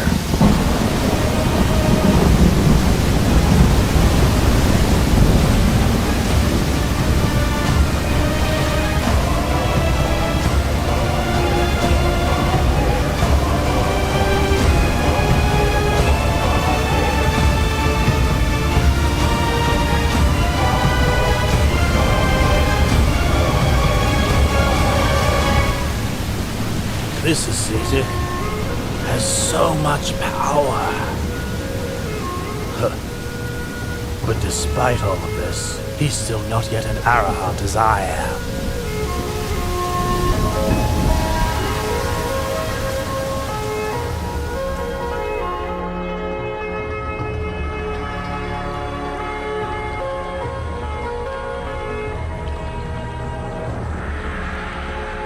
This fire worshipper is so proud and conceited. He insists he's an Arahant. How stubborn he is. Uruela Kasapa, your way of practice does not lead you to the path and fruit. So why do you consider yourself an Arahant? Having deceived yourself, you deceive others. If you could give up your pride and practice according to my teachings, in no long time you would truly be an Arahant. Oh, I realize my fault.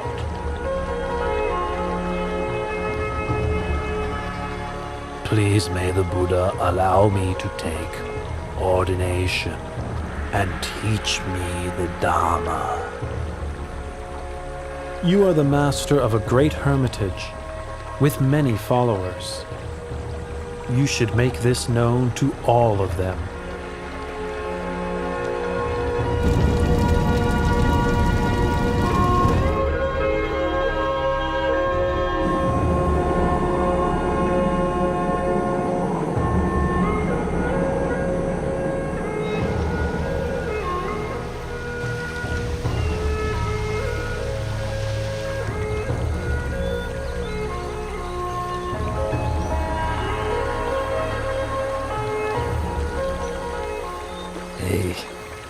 These robes and fire-worshipping implements must have washed down the river from where my two elder brothers live. Something must have happened to them.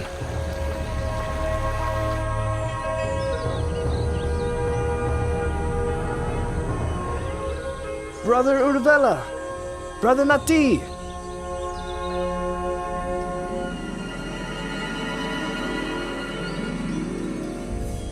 Oh, Gaia, your two elder brothers have found the right way of the Dharma.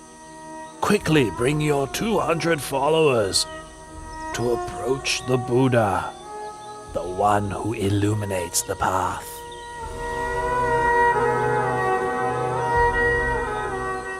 O bhikkhus, all things are burning.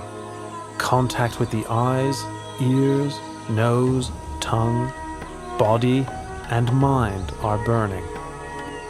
Feelings, mental formations, and consciousness, whether pleasant, painful, or neither pleasant nor painful, are burning. Burning with lust, hatred, and delusion. Burning with birth, aging, and death. Burning with sorrow, lamentation, pain, grief, and despair. The well-taught noble disciple, seeing this, becomes weary of thoughts and feelings.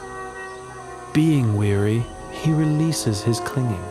Releasing his clinging, his heart is freed.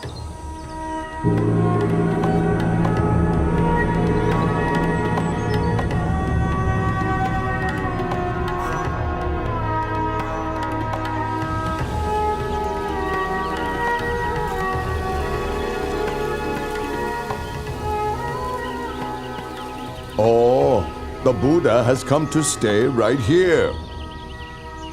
When I was a young prince, I made 5 wishes. 1. May I be crowned king of the Magadha state. 2. May the Buddha come to my land. 3. May I have an audience with the Buddha. 4. May the Buddha teach me the Dhamma. And 5. May I realize his teachings. It seems that all of my wishes are about to be fulfilled. Follow me. We're going to seek out the Buddha and ask for his teaching.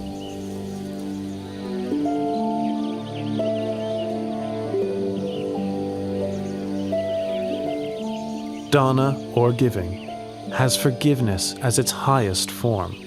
If one develops giving along with forgiveness, one becomes gentle and restrained, and one's heart becomes cool. This is because one has to let go of one's attachment to material things and to one's sense of self.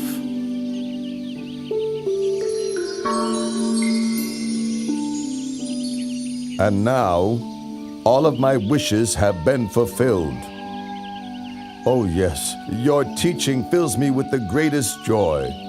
Please, may I invite the Lord Buddha and all of the bhikkhus to have a meal in my palace tomorrow morning.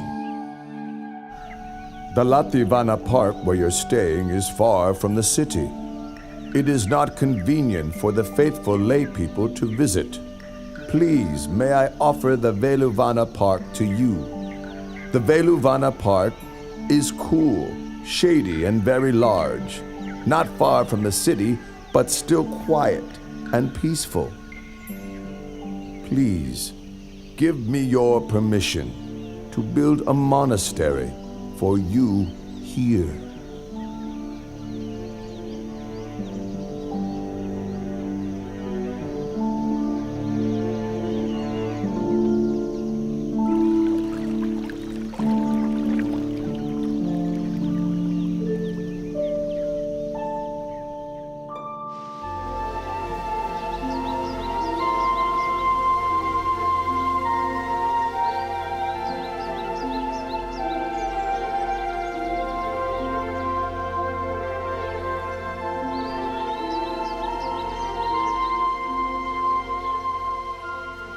Oh, this is the great Velvana Monastery. A solid foundation for Buddhism has now been laid. Since I, Asaji, left the Buddha at the Deer Park in Isapatana in order to go and spread his teachings, I've not met with him at all.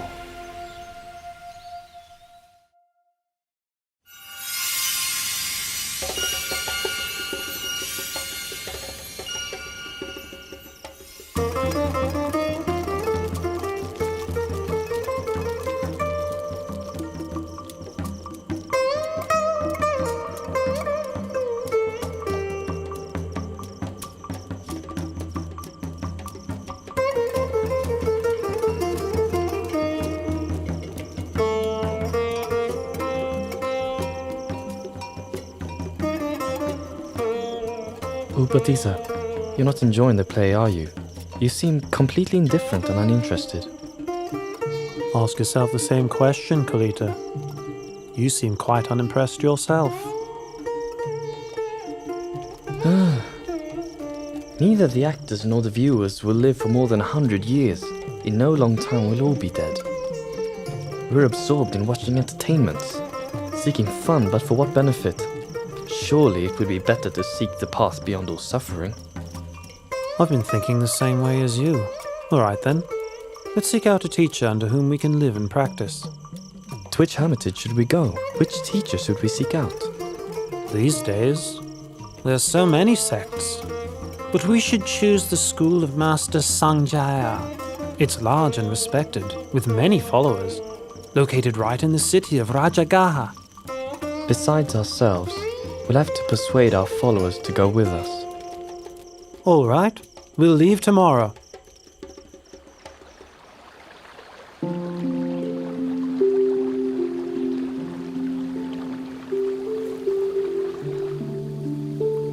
The two of us have trained under Master Sanjaya until he has nothing more to teach us. Quite so. And it's clear that his doctrine does not teach the way to deliverance that we are seeking. If that's so, we have to seek out another hermitage, another master. We have been friends for a long time. It's best if we make the promise that whichever one of us discovers the path out of suffering first, will seek out the other and inform him. Agreed? Agreed.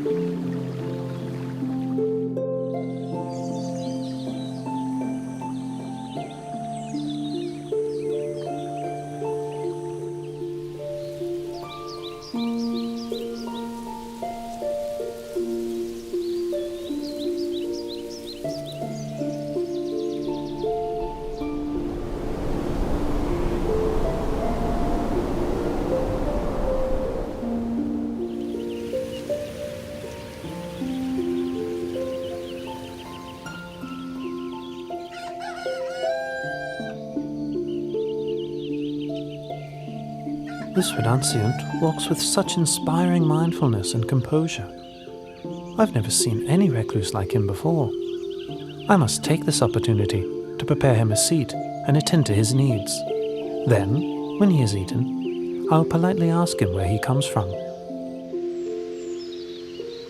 Venerable Sir, my name is Upatisa, but some people call me Sariputta after my mother's name, Sari. Please, may I be permitted to ask you, where did you ordain? Who is your teacher? Whose teachings or words do you follow? My name is Venerable Asaji. My master is the Lord Buddha from the Sakyan clan. I'm his disciple and follow his teachings. And what exactly did your master teach you?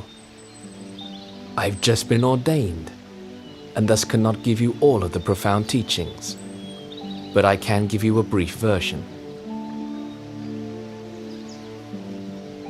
Whatever dharmas arise due to causes, the great teacher explains those causes and the ending of those dharmas.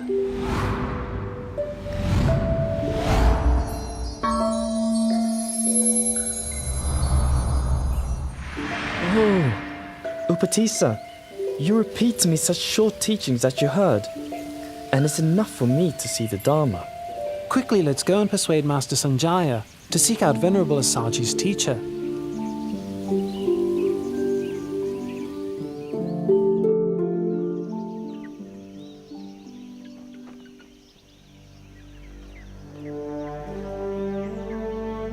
In this world, of which do you think there is more? Intelligent people or foolish people? More foolish people, Master. Such being the case, let those intelligent people go to study under Samana Gautama. I'll stay here for the sake of the foolish.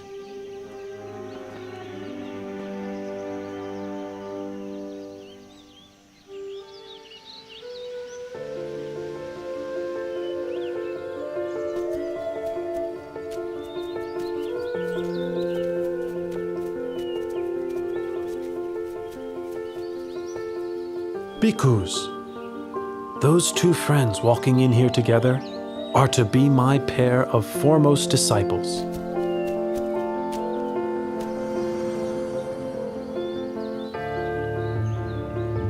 The one well established in morality develops ever-present awareness of objects as they arise in the mind.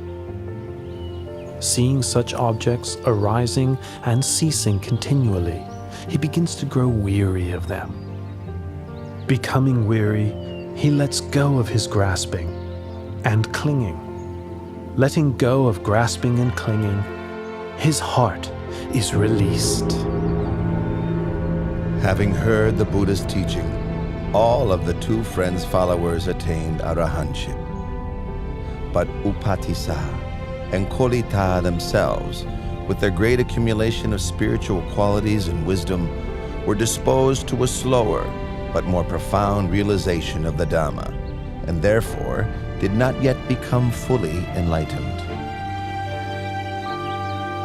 The two of you are now ordained as monks.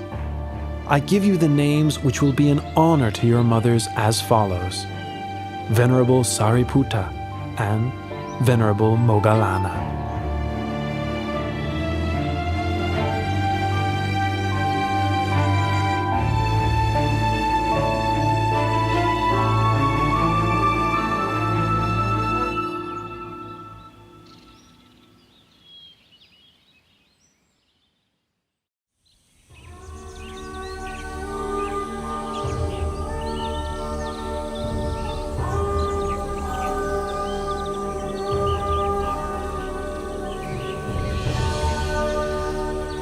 Moggallana. Employ the methods for overcoming drowsiness that I taught you. Moggallana. Feeling, whether pleasant, unpleasant, or neutral, is impermanent. It is of the nature to arise and cease. Being impermanent, it makes for suffering. Being impermanent, it is transitory and insubstantial, unreal, aniccham, dukkam, anatta.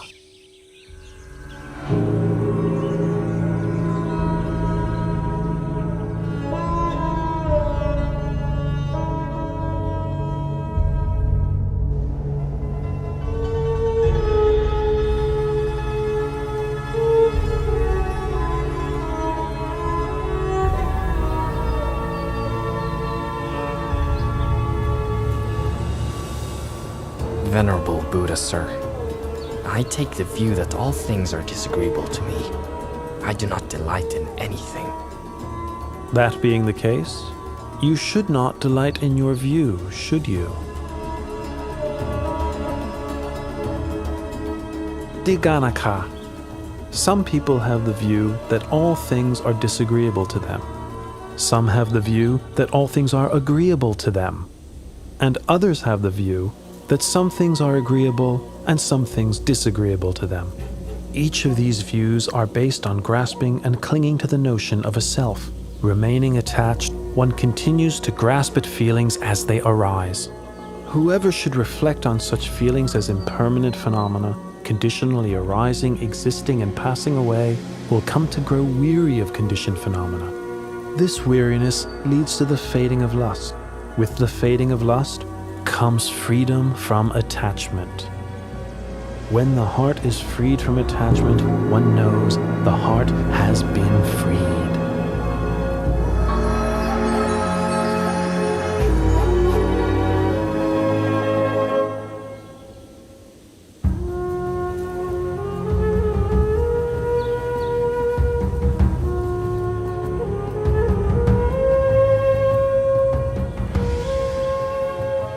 Hearing the Buddha's teaching uprights that which was overturned, reveals that which was hidden, shows the way to one who was lost, shines a light in the darkness.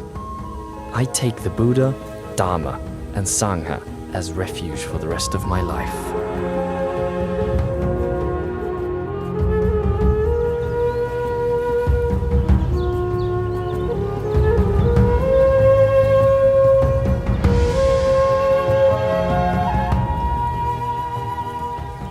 Venerable Sariputta was now the Buddha's right-hand disciple, foremost in wisdom. Venerable Moggallana was the Buddha's left-hand disciple, foremost in psychic powers. Both became great supports to the Buddha as he continued to spread his teachings to people far and wide.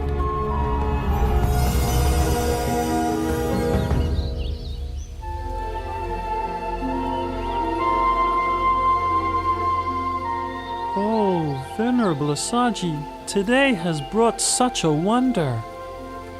Yes, indeed. Many of the Buddha's faithful disciples, hearing that the Lord Buddha was staying at Velvovana Monastery, traveled separately to meet him and pay their respects. This one great meeting was the occasion for 4 great marvels. Katuranga Sanipata means that 4 marvels occurred together on the same day. 1. On that day, 1,250 disciples of the Buddha came together without having made any prior arrangement. 2. Each of those disciples had been ordained by the Buddha himself. 3. Each of those disciples was attained to arahantship. 4. The meeting took place on the full moon of the 3rd lunar month, which is named Magha. Today is the day of the Katuranga Sanipata. I'll deliver the Ovada Patimokkha to the bhikkhus. To refrain from all evil, to do good to one's utmost, and to purify one's mind. This practice is the fundamental principle of Buddhism.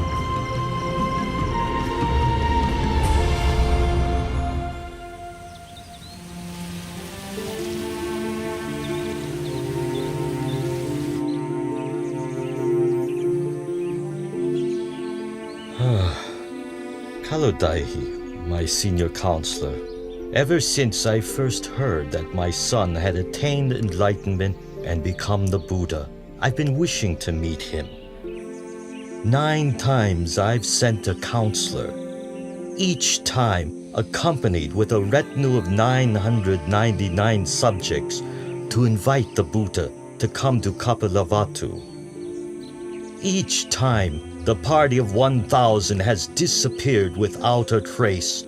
That's 9,000 subjects I've sent and heard nothing in return. Well, Kaludai, since you are my senior counselor and have been close friends with my son since childhood, I must send you with your retinue to seek out the Buddha at Vulavanu Monastery and invite him one more time. Surely you will succeed in this. Yes, Your Majesty. I will do my best to bring the Lord Buddha back to the city of Kapilavatthu. And with your permission, I would also like to request ordination from the Lord Buddha on this occasion. I give you my permission, Counselor Kalodai. Please make your journey as quickly as possible. I'll be waiting to hear news from you.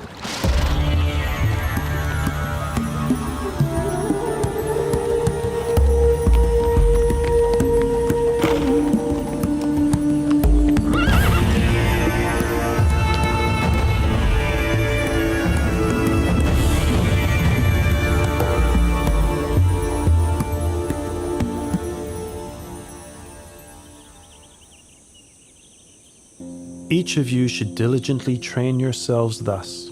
I will not grasp at the internal sense fields of the eyes, ears, nose, tongue, body, and mind.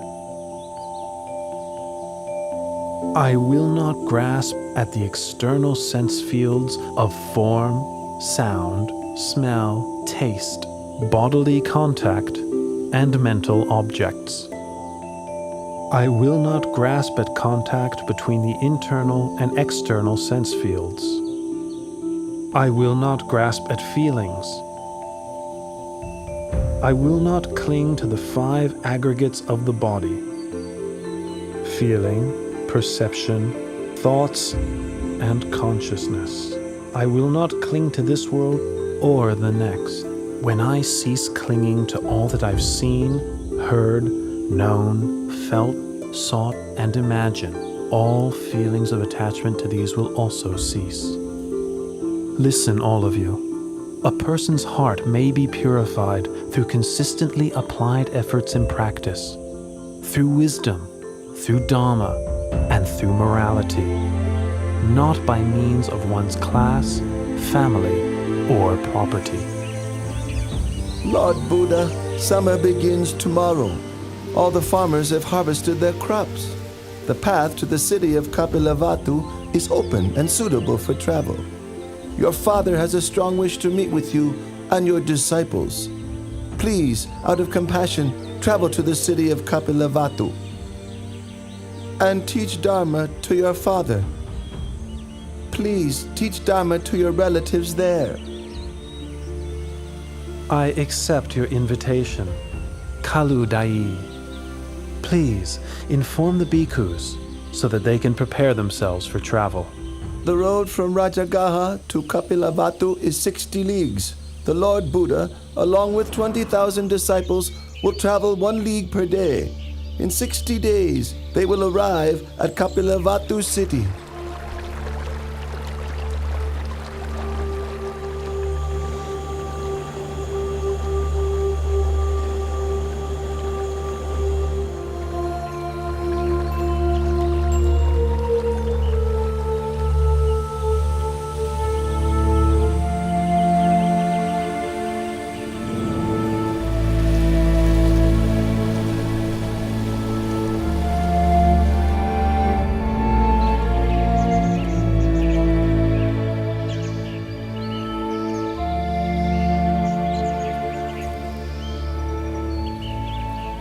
My relatives chose this banyan grove to build Nigrota Monastery as an offering to the Buddha.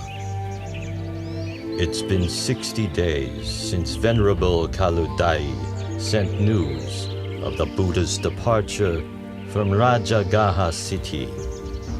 My relatives are waiting here to greet him. The Lord Buddha and 20,000 bhikkhus have arrived, Your Highness!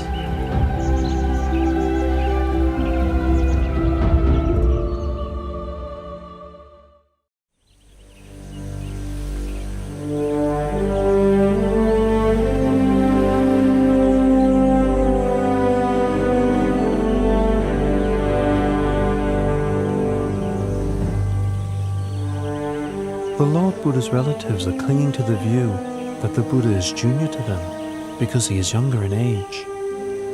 They've positioned their young princes in front of themselves so that they won't have to pay their respects.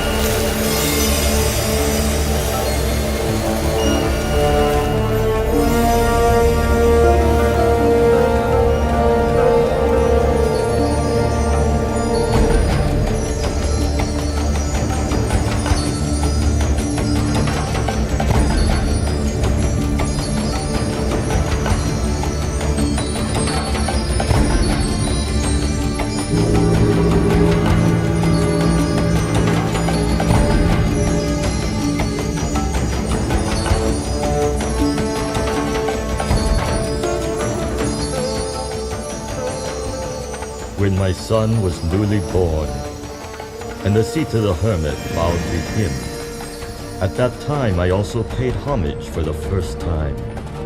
7 years later, during the royal plowing ceremony, my son sat in meditation, and the rose apple tree shaded him throughout the afternoon, its shadow not shifting with the course of the sun. Witnessing this, I paid respects to my son for the second time. Now on this occasion, a truly wonderful marvel has appeared. May I take this opportunity to express my veneration for the third time.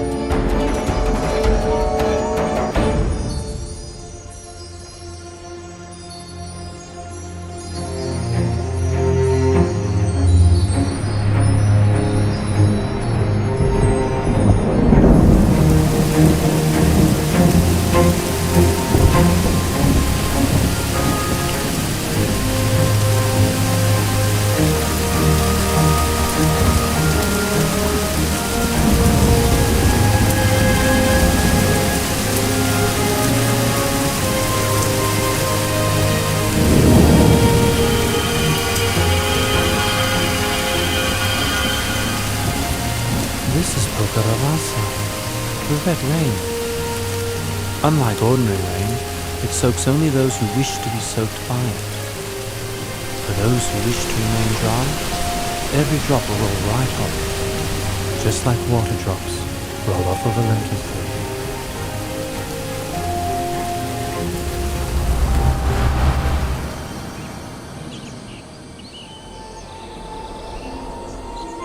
My father and relatives, this is not the first time this red rain has fallen upon such an assembly of relations. In the past, when I was born as Vesantara, Pokaravasa also rained down on a congregation of myself and my relatives. Listen, all of you. Whoever upholds morality will have happiness in this world and the next. Whoever upholds morality will be blessed with riches and good fortune. Whoever upholds morality has an unobstructed path to nirvana. Therefore, may you all uphold the purity of morality.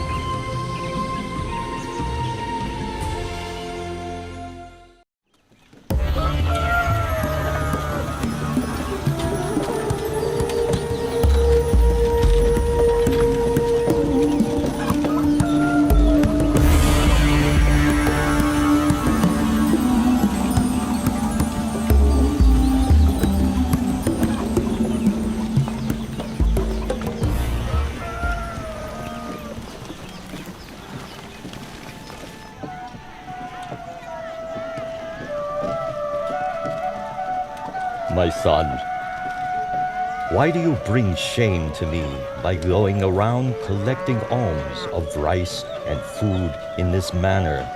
You are of royal lineage, an heir to my throne.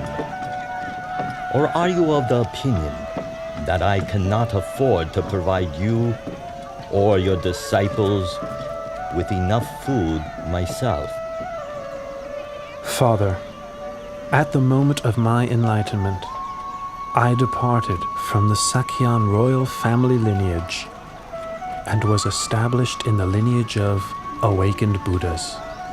My going for alms round is in accordance with the tradition of all Buddhas. The Venerable Sangha also practiced this Buddhist convention. Father, please pay attention to this teaching.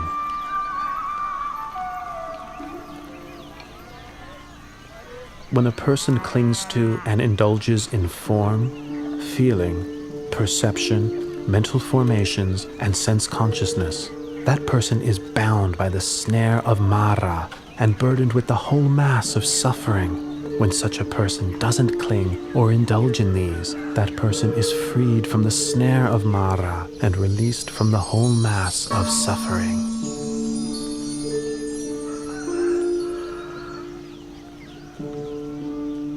Please, may I invite you and all your disciples to receive alms food in the royal palace tomorrow morning.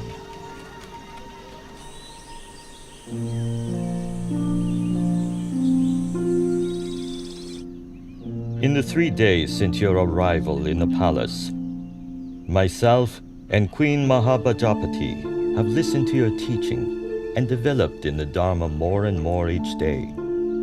However, Bimba who was your wife, has not yet emerged from her room to approach you. She has stayed right there the whole time, immersed in misery. I would like to invite you to please go and speak to her, so that she also may benefit from your teaching. Father, I will go to teach Bimba, taking Venerable Moggallana and Venerable Sariputta, my left and right hand disciples, with me.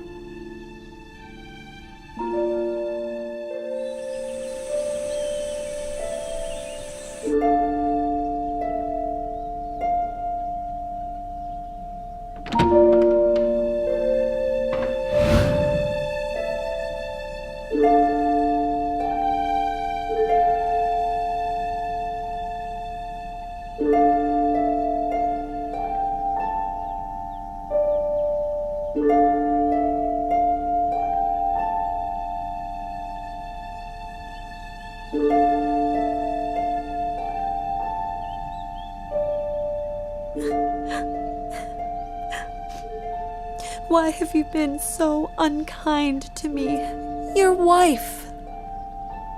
When you left for the holy life, you left in silence. Did I do something wrong to make you leave that way? If I did something wrong, then what was the fault of Rahula, born that very day, that you had to leave him bereft of a father? Bimba, don't be so melancholy. What I did was to help you and all beings, that you might have a chance to know the way out of suffering. Bimba, we were born in this world for making merit together, as we have for many lifetimes. Now is the time to reflect on those births and lifetimes according to the truth as follows. I am of the nature to age. I have not gone beyond aging. I am of the nature to sicken. I have not gone beyond sickness. I am of the nature to die. I have not gone beyond dying. All that is mine, beloved and pleasing, will become otherwise, will become separated from me. I am the owner of my karma, heir to my karma, born of my karma, abide supported by my karma. Whatever karma I shall do, for good or for ill, of that I will be the heir.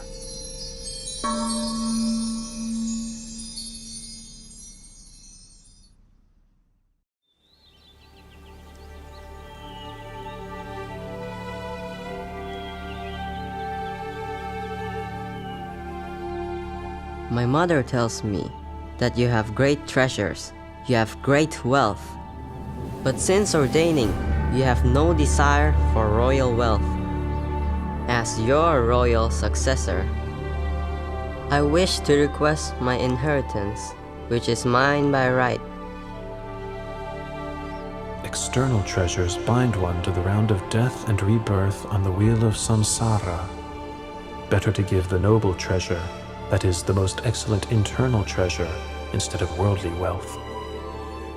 Rahula, I have the most excellent noble treasure to offer you. Sariputta, release Rahula from worldly suffering and bestow him with noble treasure by ordaining him a samanera.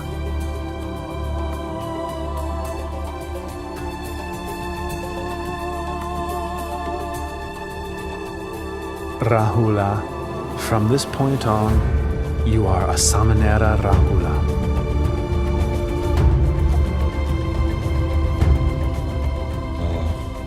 When Siddhartha left the palace and sought Buddhahood, I expected that Nanda would remain to inherit the throne. But then the Buddha took Nanda off to ordain. That left only my grandson, Rahula, who might succeed me. Then the Buddha ordained Rahula as well. If I don't do something, soon the whole Sakyan clan may go forth.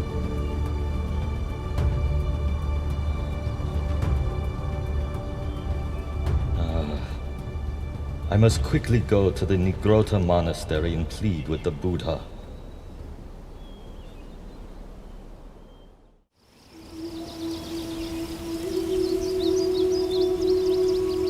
Please, Lord Buddha, from this point on, should any householder's son wish to ordain, in the Buddha's dispensation, if his parents don't give their consent, please don't give the ordination. Father, I agree to your request. Tomorrow I will leave together with the Venerable Nanda, Samanera Rahula, and the Bhikkhu Sangha for the Veluvana monastery in the city of Rajagaha.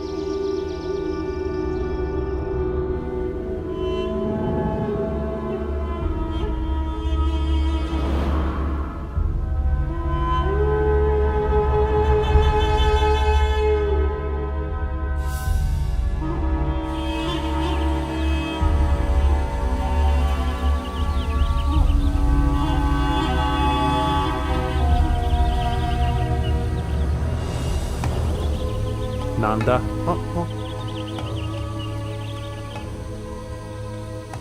Since you were first ordained, you have not been intent on the practice of Dhamma or the living of the holy life. All your thoughts are of returning to the household life. My heart is constantly yearning for my wife, Janapada Kalyani. There's not a moment spent when I don't think of her. Nanda, come with me, and I'll show you things that you've never seen before.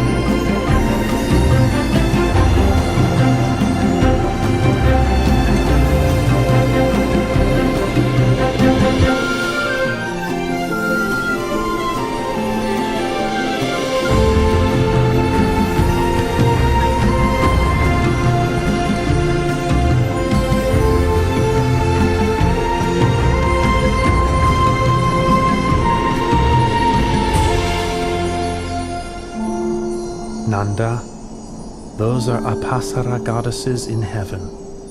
What do you think about them? Every one of those Apsara goddesses is beautiful in face and form. I can think of nothing to compare them with. Even my wife, Janapada Kalyani, has not half their beauty. Nanda, can you see that what you thought before to be exceedingly beautiful now pales in comparison to greater beauty? Yes, Lord Buddha, I can see.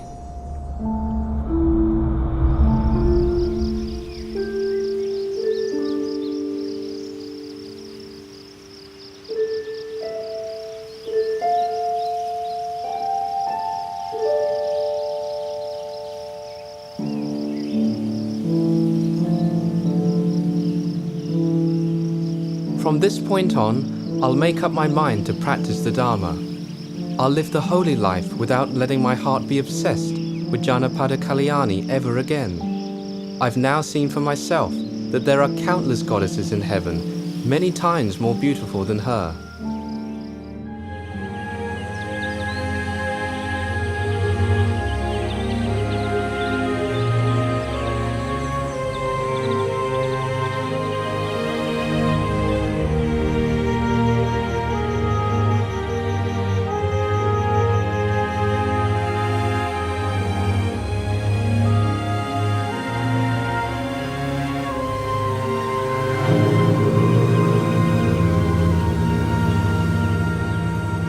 Nothing can ensnare a man's heart more tightly than a woman. Nothing can ensnare a woman's heart more tightly than a man. In truth, love is like a noose which binds one to obsession and infatuation. It brings one to birth and death in the world again and again, dragging one down into a mass of suffering. That's right, Nanda. There is no pleasure equal to the peace that can be found within one's own heart.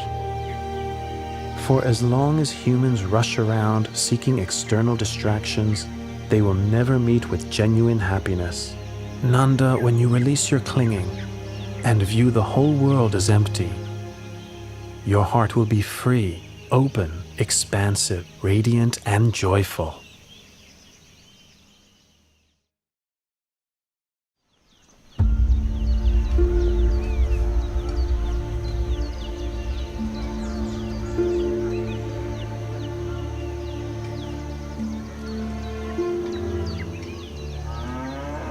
Uttara, why did you send someone to ask for such a large sum of money from your father? I am your husband. I would have given it to you myself. There was no need to bother your father. Dear husband, since our marriage, I have had little opportunity to make merit. I wanted the money to buy food to offer to the Lord Buddha and his disciples. I asked my father for the money because he shares my faith in the Lord Buddha. It's not, you see, that I have no wish to accept your money, good husband. In that case, let it be as you wish. My intention is to prepare the food myself and invite the Lord Buddha and his disciples to receive food in our house for 15 days. In that case, let it be as you wish. And I am afraid that during that time, I will be unable to perform all my wifely duties. In that case, let it be as you wish. I've heard that here in Rajgir, there's a courtesan called Sirima, whose beauty is renowned throughout the city, although few men get to enjoy her charms because her fee is so high. For these 15 days, I'm going to hire Sirima to take my place as your wife. In that case, let it be, as you wish.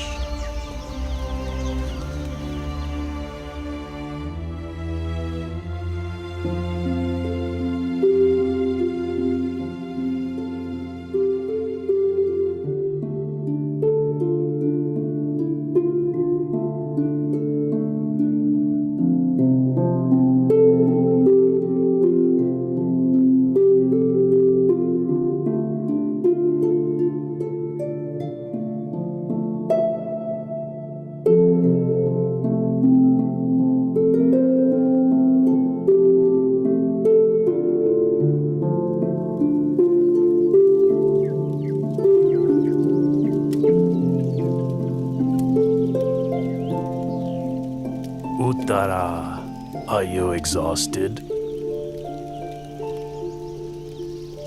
Oh, dear husband, Miss Sirima. Look at her. Instead of letting others do the work, she's doing it all herself. Her face is dirty, her clothes are all soiled. She should be relaxing in a way fitting of her station, and instead she's finding ways of tiring herself out. Look at him. How heedless and indulgent he is. He thinks he's so rich that he has no need to make merit? Ah, how very foolish he is.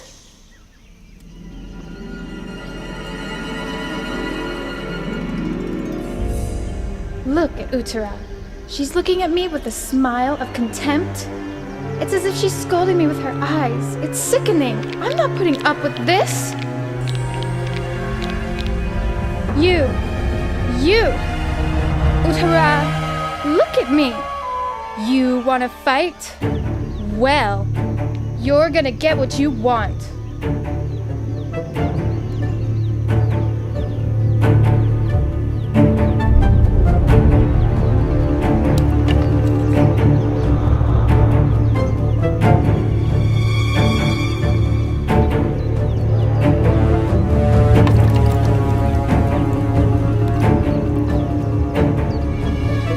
Sirima, I owe you a debt of gratitude because you agreed to take over my place as wife temporarily, allowing me to fulfill my wish to make merit. No matter how you treat me, I will not become angry or vindictive.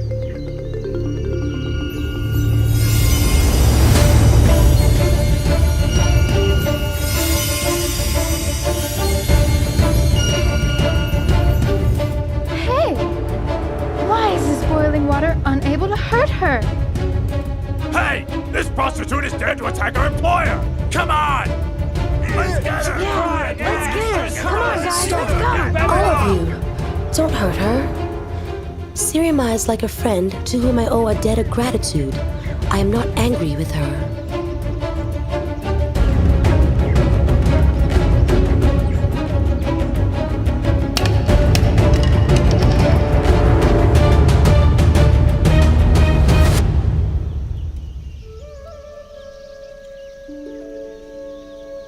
Uttara, I am a courtesan who you employed. I forgot myself and started imagining myself as your husband's wife, and so attacked you. But your heart is so noble. It is filled with loving kindness, and you have not shown me even the slightest amount of anger. I have wronged you. Please, forgive me. Oh, get up, Sirima. If you want to ask for forgiveness, then you should ask it from the Lord Buddha, whom I revere above all others. Tomorrow, I will have completed 15 days of offerings. Please, come and offer food and listen to the Dhamma with me.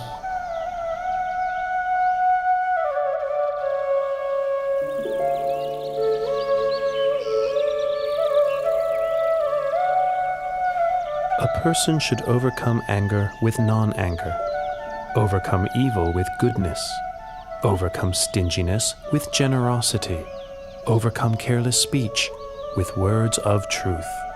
Those engrossed in worldly enjoyments, indulging in sense pleasures, intoxicated by wealth, social standing, extravagance, praise, rank, prestige, and power, cannot see the noble beauty of truth.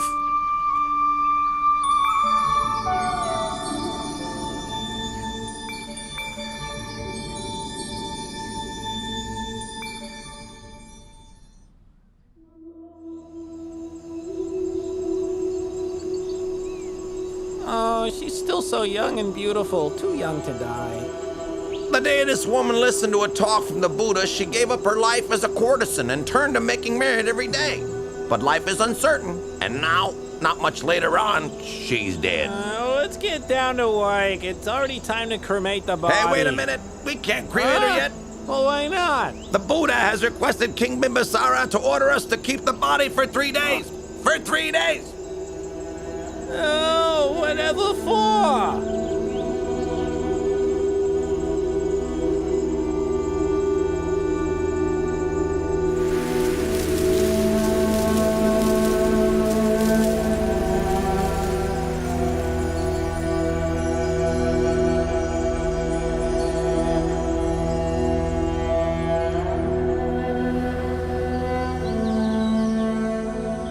When Sirima led her life as a courtesan, all the men in Rajgir were infatuated with her. Everyone wanted to sleep with her. Now she is dead. I would like to sell her to the highest price. I will start at the price she charged for her body during her lifetime. 1,000 kahapanas. Who wants to start the bidding?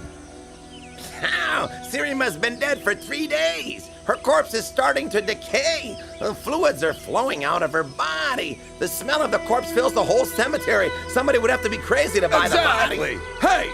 King Bimisar is reducing the price to 900 kahapanas. 800! Ha ha! 800 kapanas for a rotten 700! Half the original price, and still no one is making a move? 100 kahapanas. If nobody is going to buy this corpse, then I will give it away for free.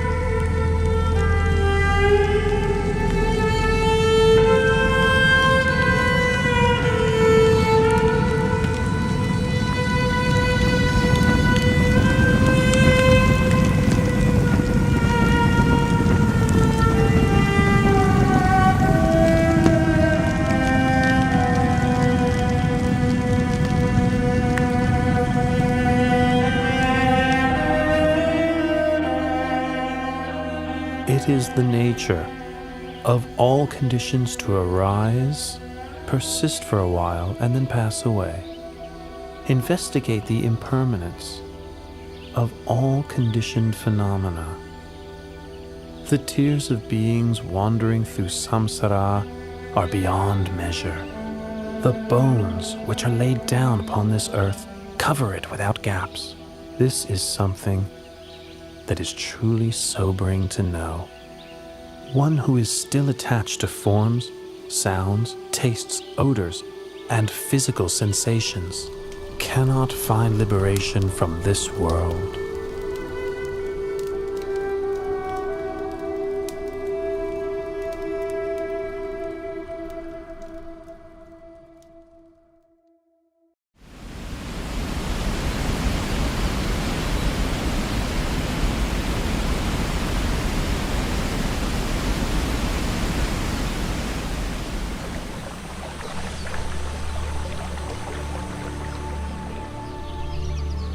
Sometime later, the Buddha went to stay in the Anupiya mango grove, the place where he had stayed overnight when he first went forth.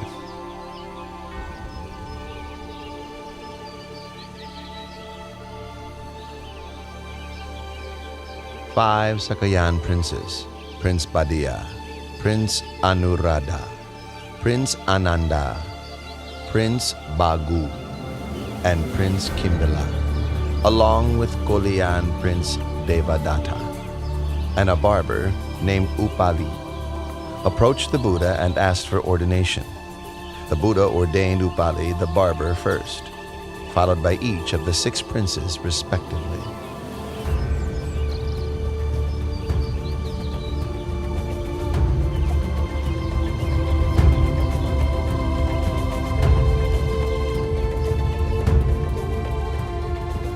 Not long after their ordination, Venerables Upali, Badiya, Anuruddha, Bagu, and Kimbila attained arahantship.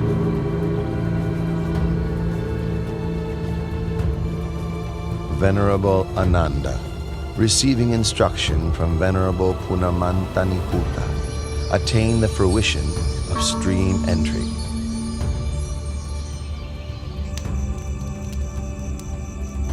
Venerable Devadatta achieved only the mundane attainments of various psychic powers.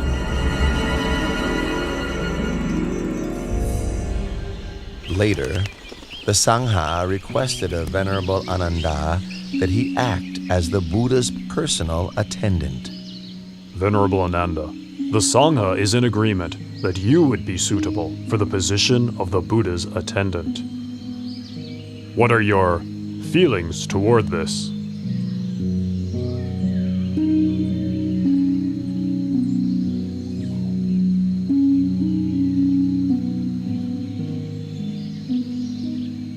Lord and great teacher, I am ready to serve and attend to you. But please, may I make 8 requests of you? Very good, Ananda. Make your requests. My 8 requests are as follows. 1. May the Lord Buddha not give me good quality robe cloth. 2. May the Lord Buddha not give me good quality alms food. 3. May the Lord Buddha not have me stay in the same dwelling as himself. 4. May the Lord Buddha not have me accompany him on meal invitations. 5. May the Lord Buddha attend all invitations that I accept on his behalf. 6. When visitors come a long way to seek an invitation, may I have permission to take them to see the Buddha straight away. 7. May I be granted permission to ask questions of the Lord Buddha whenever I am in doubt. 8. On whatever occasion the Buddha gives a teaching of the Dharma, with myself not present, may he repeat it to me afterwards. Very good, Ananda. I consent to your requests.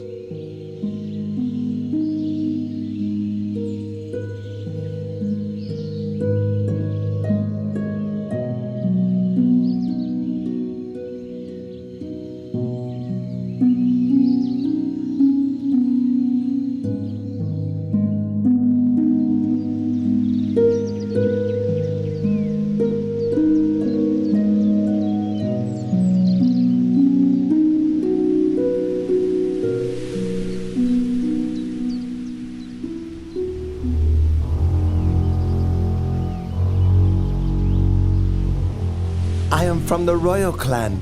Why are the laity respectful and devoted to other monks, and not to me?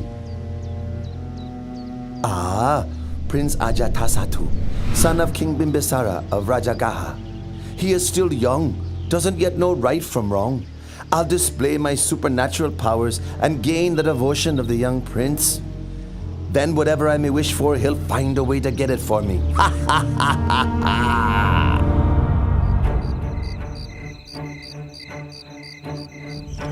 Sir! Sir! Who are you? What do you want with me? Don't harm me! Soldiers! Wait! Prince Ajatasattu, don't be frightened. Venerable sir, how do you know me? Oh, Prince, look at me!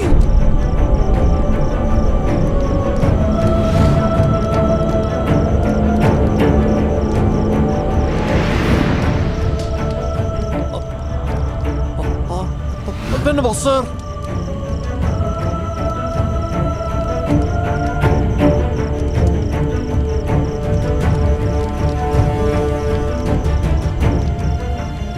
My name is Venerable Devadatta.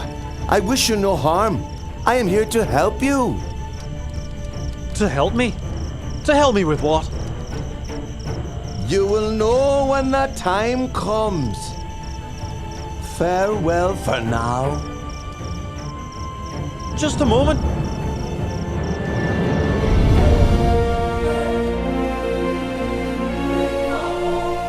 I displayed my supernatural powers, and Prince Ajatasattu gained great faith in me.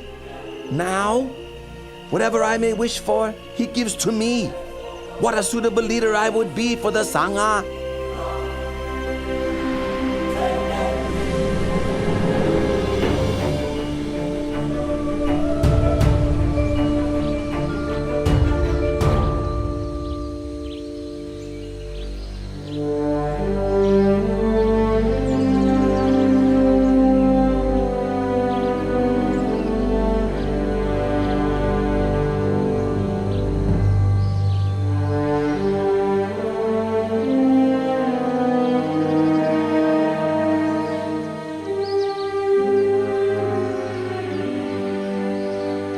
Lord, you are now getting very old. It's time for you to lay your duties down. I request the burden of leading the Sangha. Please make the matter known to all the bhikkhus. From now on, I'll take over your teaching responsibilities.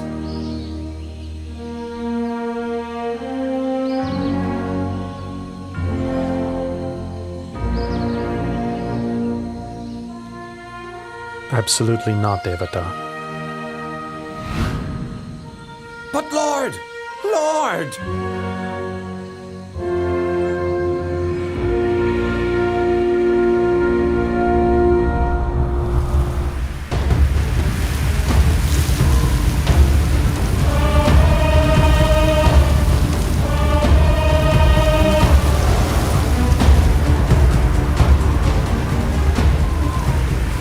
The Buddha humiliated me in front of all the monks.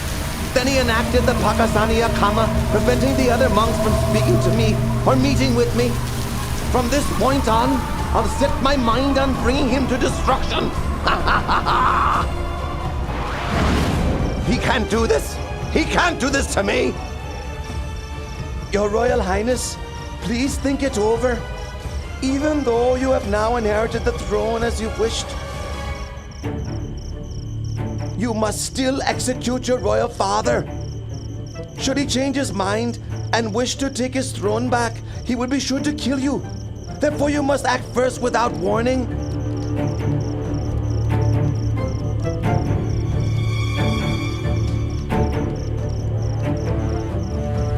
That could be arranged.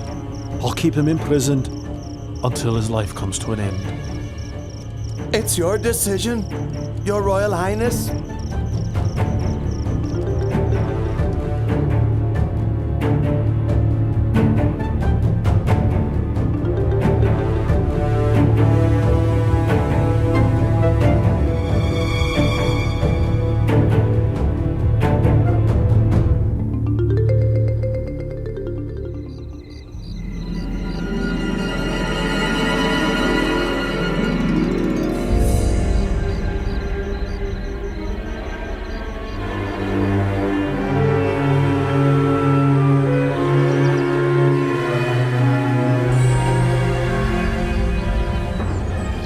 I've tried to take his life 3 times, but in vain.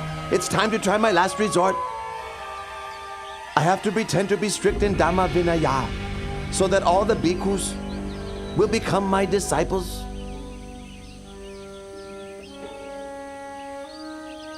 In order that the bhikkhus in the Buddha's dispensation may inspire greater faith of the lay people, may I request that the Buddha approve the following 5 rules to establish strict practice guidelines for all monks. Number 1, a bhikkhu must live only in the forest, not in a town or village. Number 2, a bhikkhu must live only on food given on alms round. Meal invitations are not to be accepted. Number 3, a bhikkhu must wear only rag robes. He must not accept an offering of new robes. Number 4, a bhikkhu must live only at the foot of a tree, not in a man-made construction. Number 5, a bhikkhu must not eat any kind of meat. Should any bhikkhu break any of these rules, he must face punishment. What does the Lord think about these rules? Devata, I deny my permission. This Dhamma Vinaya is not slack in its rules. What you are asking for would create inconvenience for all bhikkhus in terms of maintaining their livelihood. Let all these observances be voluntary. As for the rule against eating meat, I allow meat which is pure in 3 aspects, not seen, heard, or suspected to have been killed specifically for the sake of oneself. My bhikkhus, who do you think is superior? My rules are stricter, aren't they? Whoever agrees should come and live with me. Devata, don't do this. Breaking up the Bhikkhu Sangha is a very heavy, evil karma. From this day on, I am no longer your disciple. I'll be carrying out formal acts of the community only with my own monks. Whoever agrees, follow me.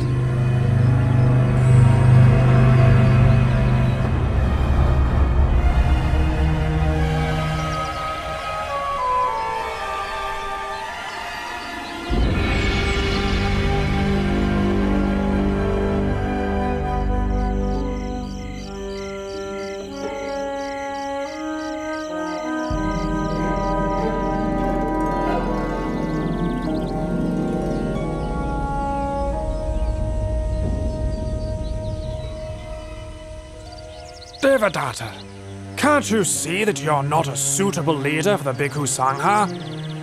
Gokalika, what are you saying? What am I saying? What am I saying? Just now, Buddha's left and right-hand disciples, Venerables Moggallana and Sariputta, came to give teachings and instruction to your disciples. Having listened, almost all of your disciples followed the two Venerables back to Jetavana Monastery. Only a few of your most foolish and ignorant followers remain. Gokalika, it's impossible! It's impossible! Impossible. Impossible. Is that all the strict forest monk can say? Gokalika, you! You're a fake. You're wearing the yellow robe only for the sake of gain and honor. You are boastful and conceited even to the point of competing with the Lord Buddha. I have no wish to stay with you any longer. Gokalika! Come back here now! Gokalika!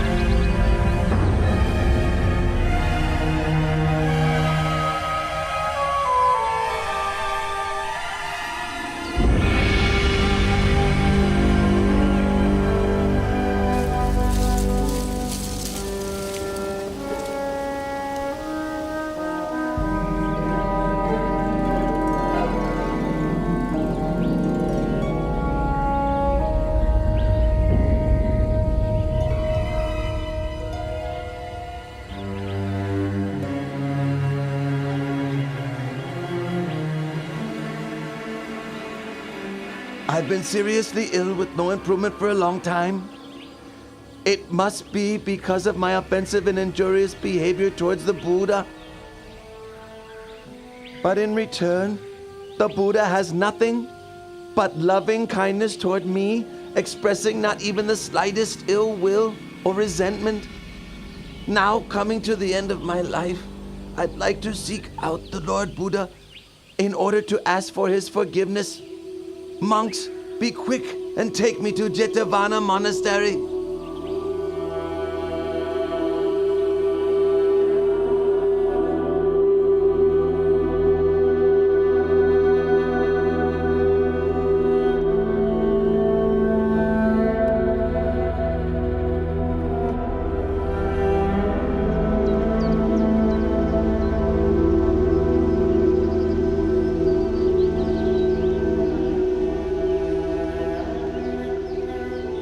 We're getting close to Jetavana Monastery. Stop for a while so that I can bathe myself before entering into the presence of the Lord Buddha.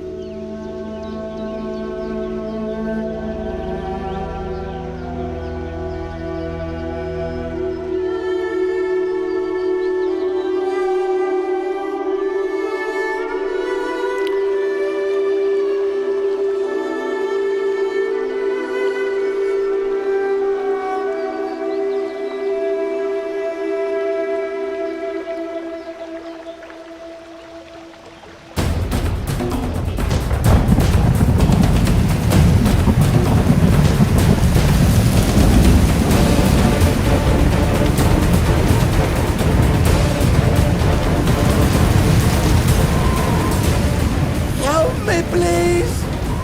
Oh Lord, help me, please!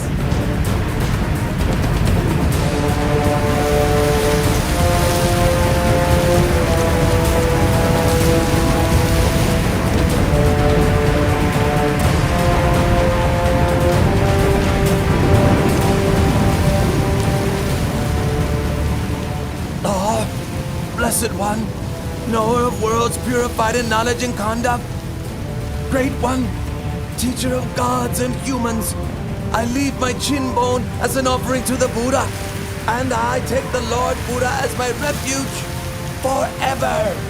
I take the Lord Buddha as my refuge forever!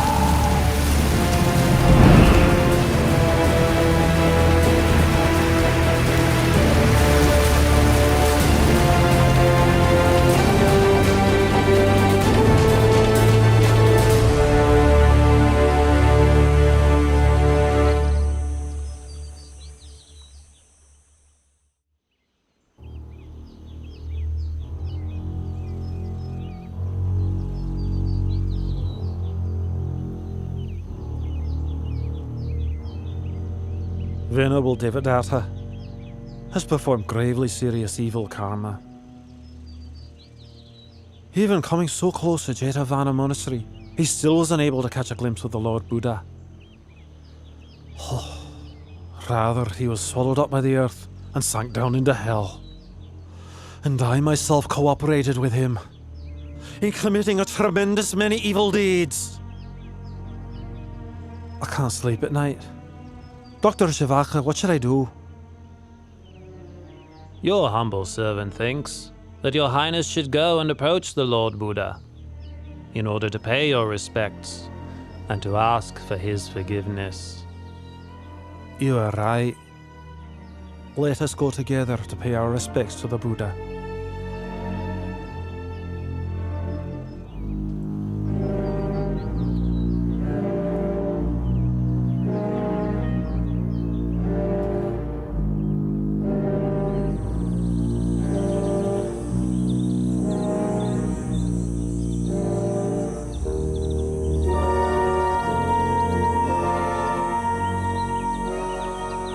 O Lord, I was duped into believing what Venerable Devadatta said.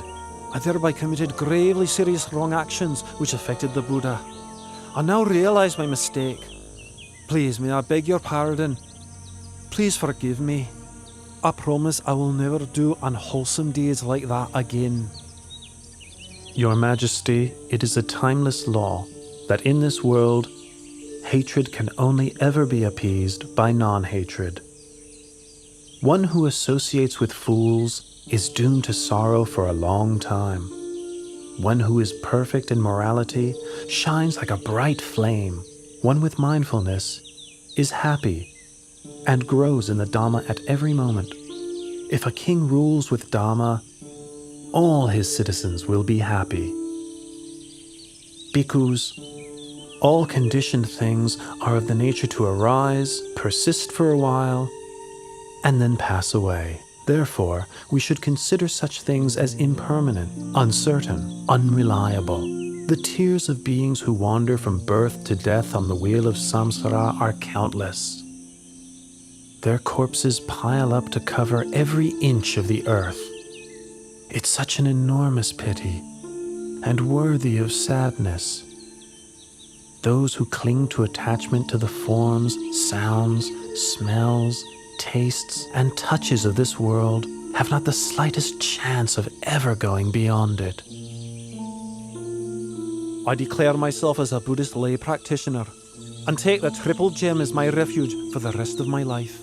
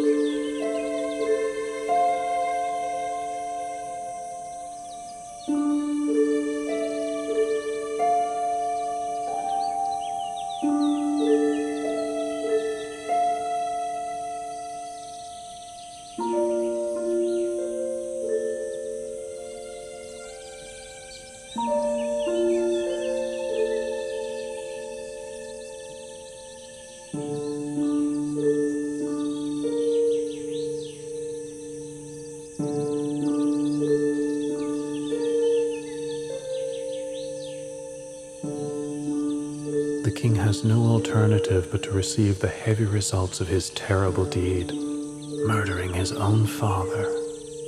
The perfect vision of the Dhamma, therefore, does not arise in him here.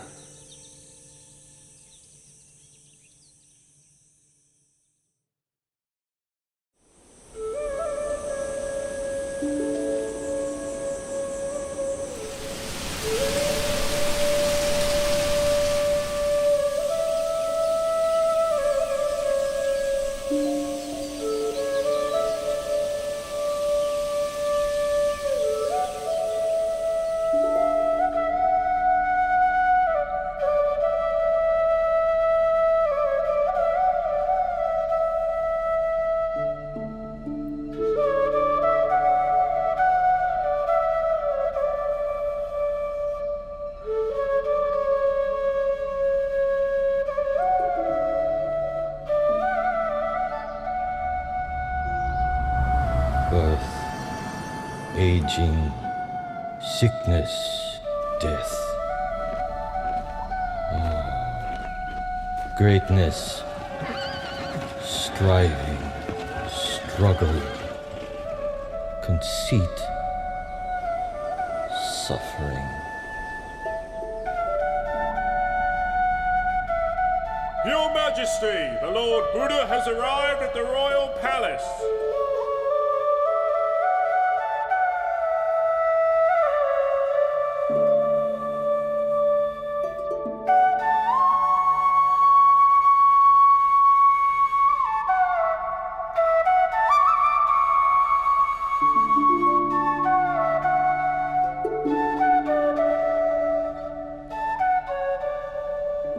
Oh Lord, I think my life is ending. I can't bear this suffering very much longer. O Father, please do not worry. All conditioned things arise according to their nature. Having come into being, they persist for a while. Having persisted, it is their nature to pass away. It is only suffering arising, existing, and ceasing, nothing other than suffering. There is no woman, no man, no us, no them.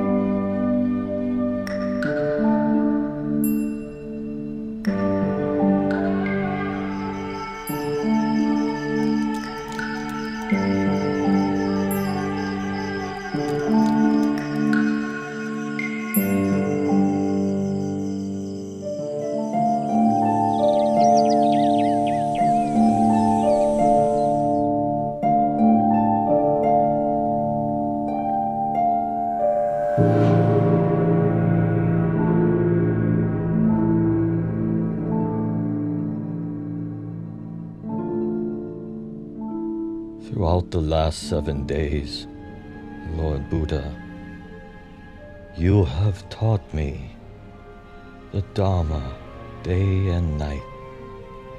I have been liberated from the round of rebirth and attained to Nibbana. I have very little time remaining. I wish to express my veneration and then enter Nibbana for whatever faults I have committed through body, speech, or mind. Please, through your great compassion, forgive me. Now, I ask your permission to take my final leave and let me pass into Nibbana.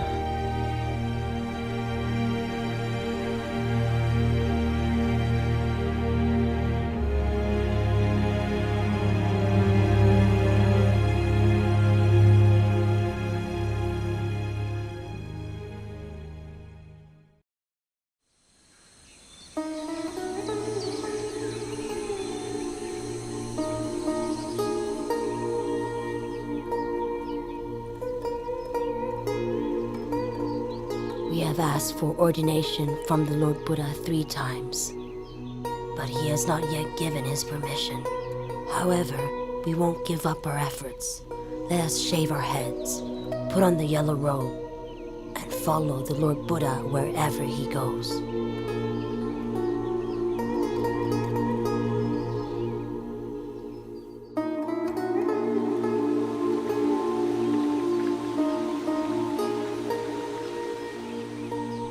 Oh Lord, if women were allowed to ordain in the Buddha's dispensation, could they attain to the level of arahantship? Ananda, if women were ordained in the Buddha's dispensation, they could attain to arahantship exactly the same as men can. If that is the case, in your kindness, please give ordination to Queen Mahapajapati, who raised and looked after you when you were a child, and thus fulfill her wishes, Lord.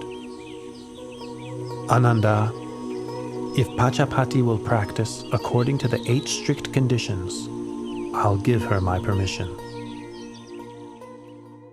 The 8 strict conditions are: 1. A bhikkhuni who has been ordained for even 100 years must bow to a bhikkhu ordained that very day. 2. A bhikkhuni may not spend the rains retreat in a monastery where there are no bhikkhus in residence.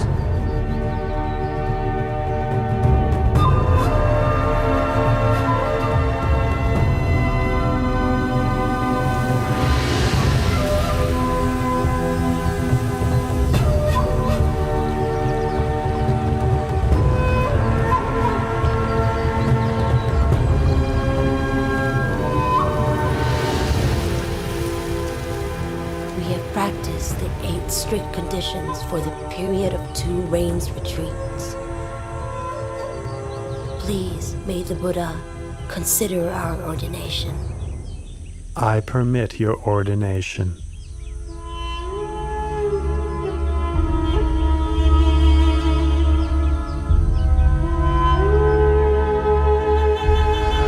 After their ordination, Pajapati Bhikkhuni and the Sakayan Bhikkhunis practiced mental cultivation with great determination until each of them had attained to arahantship.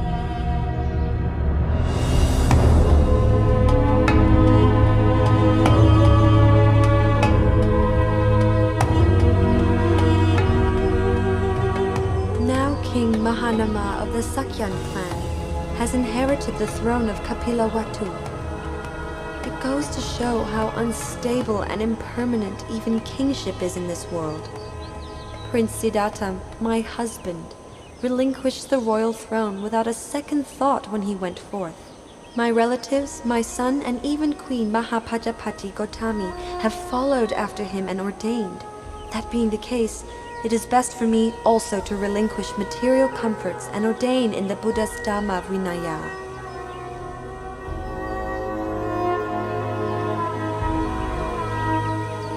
Princess Yasodhara and a great number of her ladies of the court traveled to Jetavana Monastery in Savatthi. After practicing the 8 strict conditions for 2 rains retreats, Princess Yasodhara was ordained as a bhikkhuni. She practiced mental cultivation with great dedication and attained arahantship. Her ordained name was Venerable Badakacha Nateri.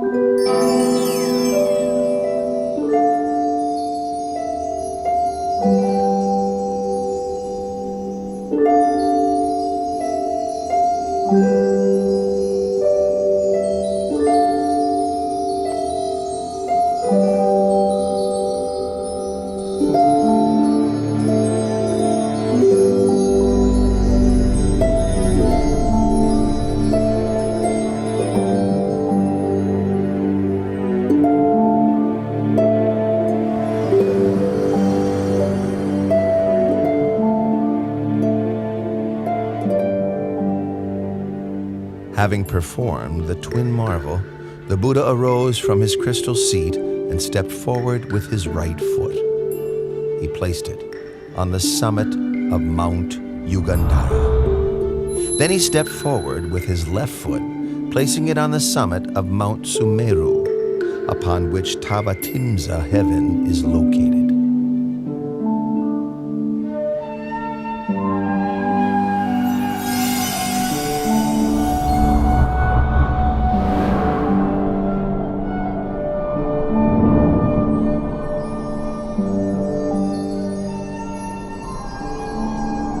With his third step, the Buddha ascended into Tavatimsa heaven. He seated himself upon the Pandukambala stone, the seat of Lord Indra, the god of Tavatimsa heaven. His purpose was to teach the Dhamma to his mother, in accordance with the tradition of past Buddhas. Delighted, Lord Indra and the host of Tavatimsa heaven gathered before the Buddha to hear his discourse. Tell me, have you seen my mother? O Lord, your mother was reborn, Santusita Devaputa, in the higher realm of Tusita. I will quickly go and invite your mother down.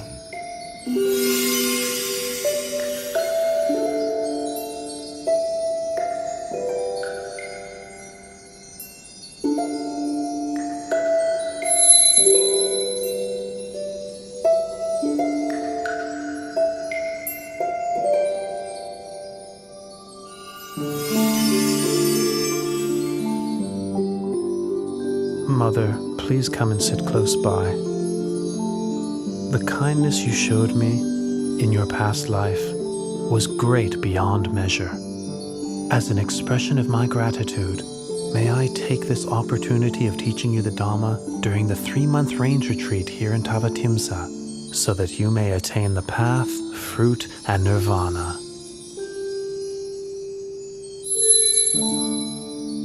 Mother, please listen. Ignorance and craving lead a person to rebirth.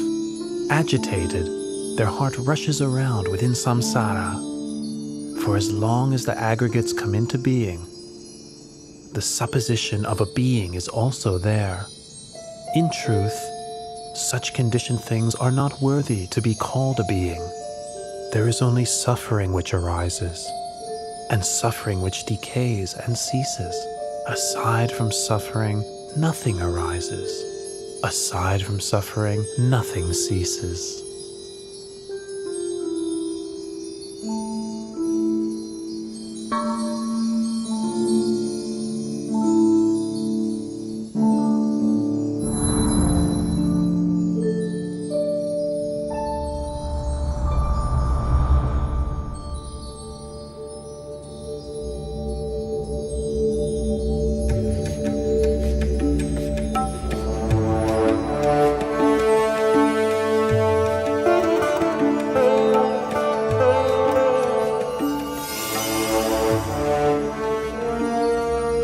Lord Buddha, you have ascended to Tavatimsa heaven and taught the Abhidhamma to your mother for the full 3 months duration of the range retreat. The people of the world are now wondering, when will you depart from heaven and descend to the human world? Moggallana, please let the people know that I will descend from heaven in 7 days' time, arriving at the gates of the city of Sankasa.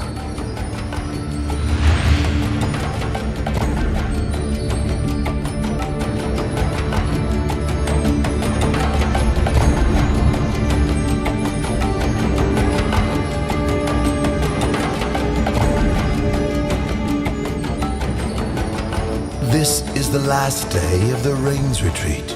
I will create 3 heavenly staircases for the Lord Buddha's descent from the heavenly world.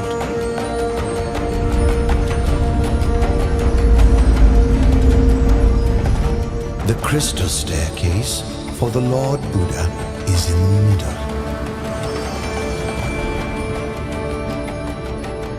The golden staircase on the right is for myself and the other deities. The silver staircase on the left is for Sahampati Brahma and his host of Brahmas.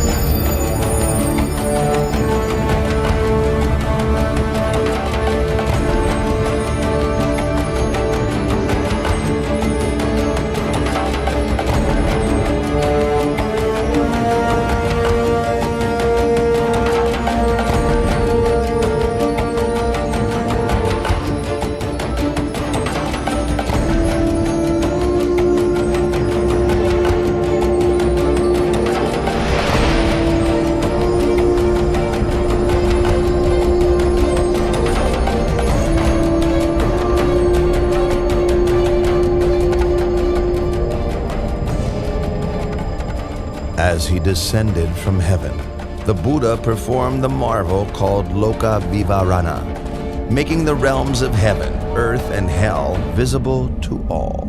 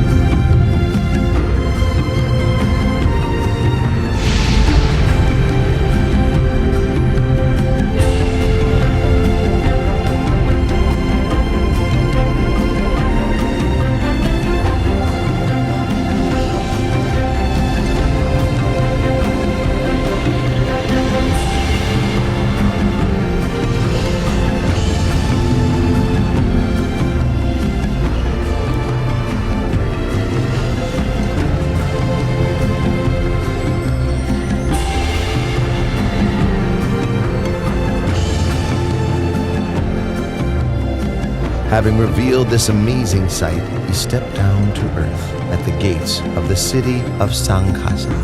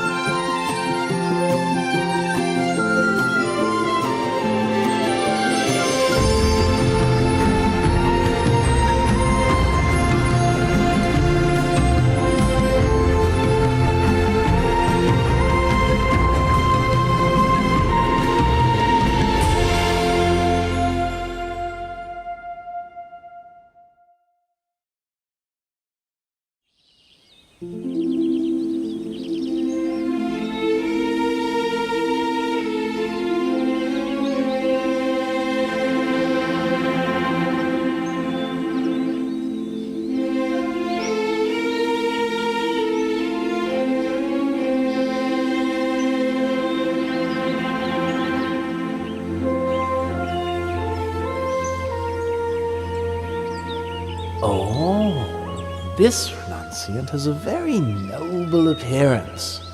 fitting to be a great man. Here in Kuru, it's very hard to find a husband suitable for my daughter, Magandia. But today I found one. Venerable sir, my name is Magandia. I have a daughter who I would like to get married. But here in Kuru, I can find no suitable husband. And then I saw you today. I am very pleased by your appearance. Please accept my daughter as your wife. Oh, and don't worry that she's ugly or unattractive. There's nobody in this whole country more beautiful than Magandia. Please wait here.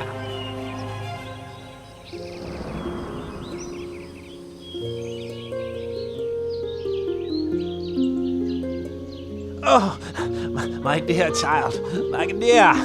Oh, I'm exhausted. Hurry up.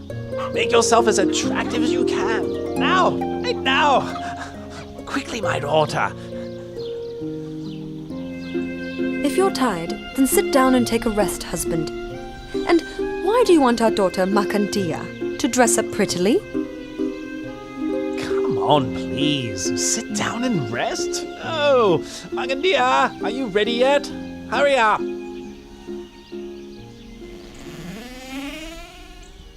I'm ready, Father. Right. Go quickly. I've met him. Met who? I've met him. Hey, where's he gone? What's this all about? You've brought me all this way and I still don't know what you're talking about. I've met our daughter's future husband. That's what I'm talking about. I told him to wait for me here, but he's disappeared. Ah, there, you see? His footprints are still there. You're knowledgeable in the texts dealing with the interpretation of footprints. Have a look at them.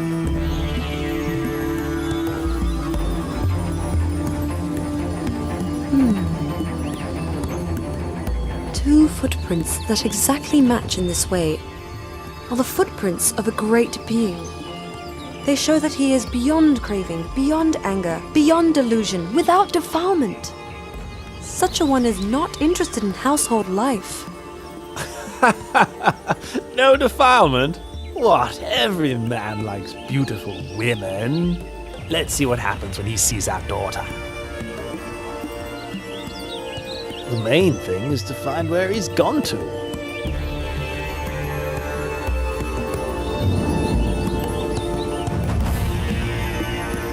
Oh, over there! I found him! Quickly, wife! Magandia, hurry! Follow your father! Venerable sir! Venerable sir! Venerable sir, this is my wife. And this is my daughter, Magandia, who I'm going to offer to you. Brahmins, I rejected sensual pleasure on the day of my enlightenment. I've seen the root cause of your existence, karma. You arise from sensual thoughts. Those thoughts arise in me no longer. Your karma will appear no more. Brahmins, listen to this teaching. The wise person must put effort into raising his mind out of attachment to sensuality, freeing himself from Mara's snare, steadying himself with the hook of mindfulness. He is able to master himself. He is able to have victory over himself.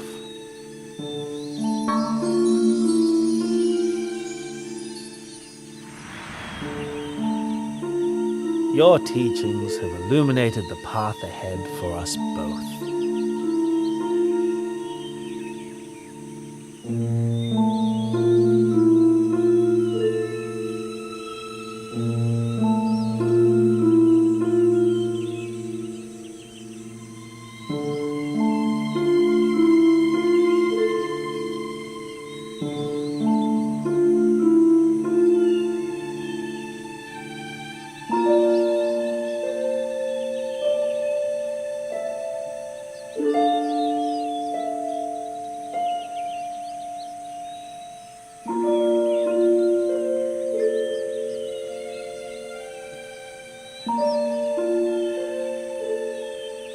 Lord, do not hold it against our daughter. Magandia is still very young. We ask permission to go to my younger brother, to give him all my wealth, and ask him to take over as guardian of our daughter. As for my wife and me, we will ask permission to join the monastic order, so that we may, in time, realize enlightenment.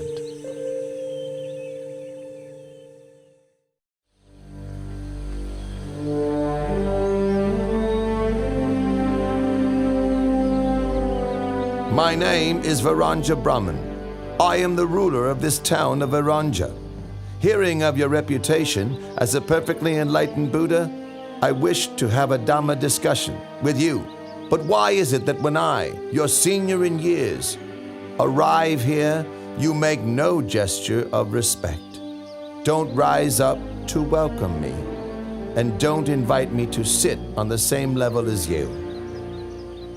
Varanja Brahmin, in this world or in any other world, I have not yet met anyone superior in Dhamma to me, to whom I should make a gesture of respect, stand up to welcome, or offer my seat.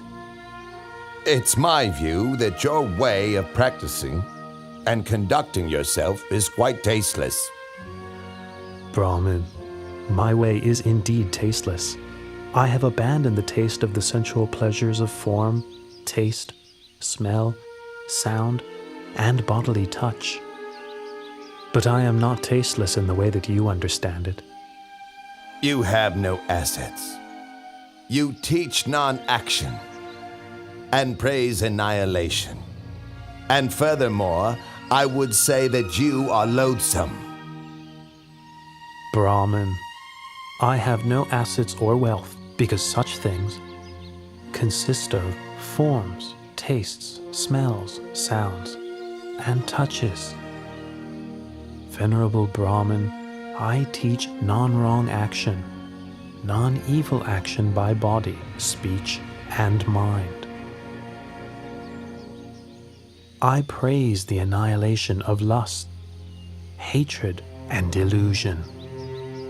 Brahmin, loathsome is bodily misconduct, verbal misconduct, mental misconduct. I loathe all that is evil and unwholesome. But I am not at all loathsome in the way that you believe. You teach eradication, destruction. You teach non-arising and non-birth. Brahman, I teach the Dhamma for the eradication of lust, hatred, and delusion, and for the eradication of all unwholesome states. I teach the destruction of bodily misconduct, verbal misconduct, and mental misconduct, because these are things which are worthy of destruction. I have attained the state of non-arising and non-birth by abandoning the causes of birth and becoming. I speak only the truth in response to your comments. The truth is not as you understand it to be. Pay attention, Venerable Varanja Brahmin, and I will teach you the Dhamma. Sending your mind outside and seeking faults in others is a cause for suffering. Reflecting internally, developing awareness of one's own mind, is the path. Nirodha, the end of suffering, is its fruit.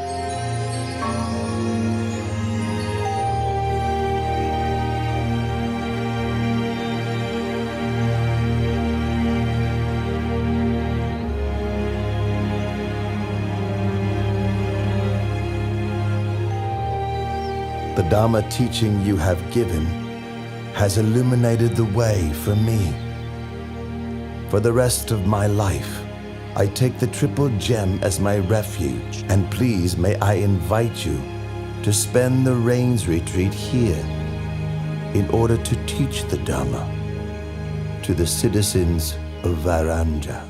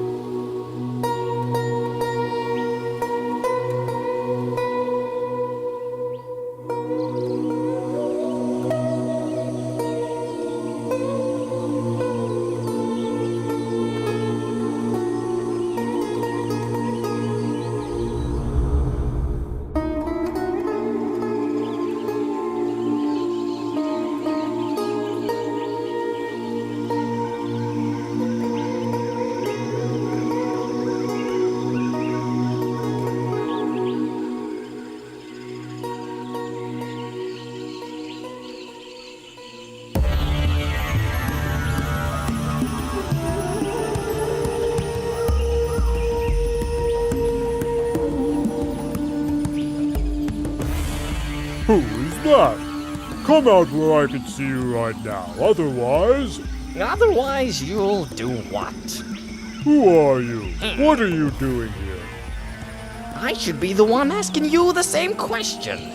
I am the Lord of Monkeys, and I have been living in Rocky Tavana Forest for a long time. And you, what are you doing here? I am Palilayaka, the Lord of the Elephants. I got fed up with all the busyness and problems of my entourage and left to spend some time alone. Yes, your entourage sounds just every bit as irritating as mine. You say you are the Lord of the Elephants, but then why are you wandering around spying on a human? This one is not like other human beings. He bears the marks of a great man.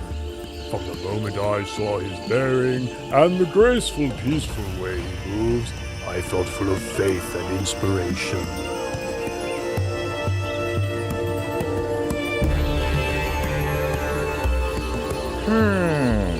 Well, if that's the case, let's go and ask him some questions.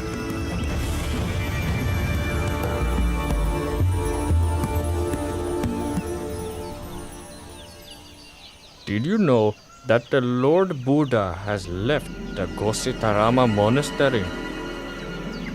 Well, he is probably gone to give teachings in another city. Not at all.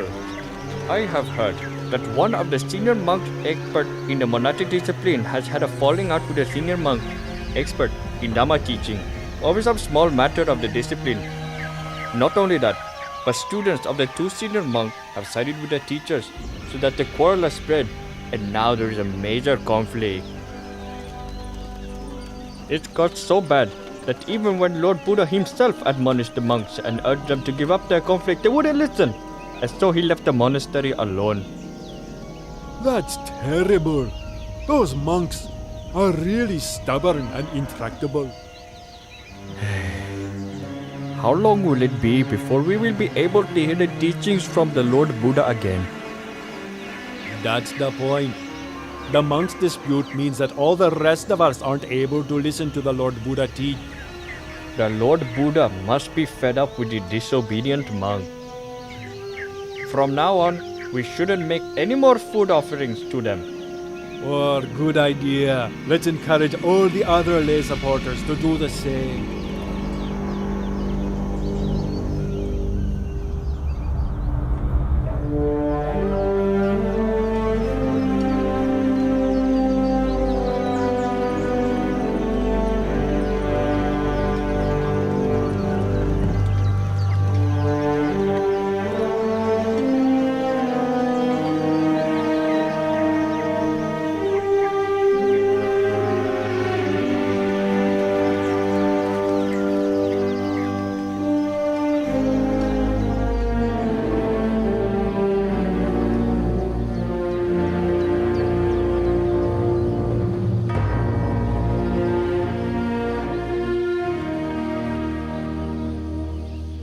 We've been coming back from alms round with empty bowls for many days now.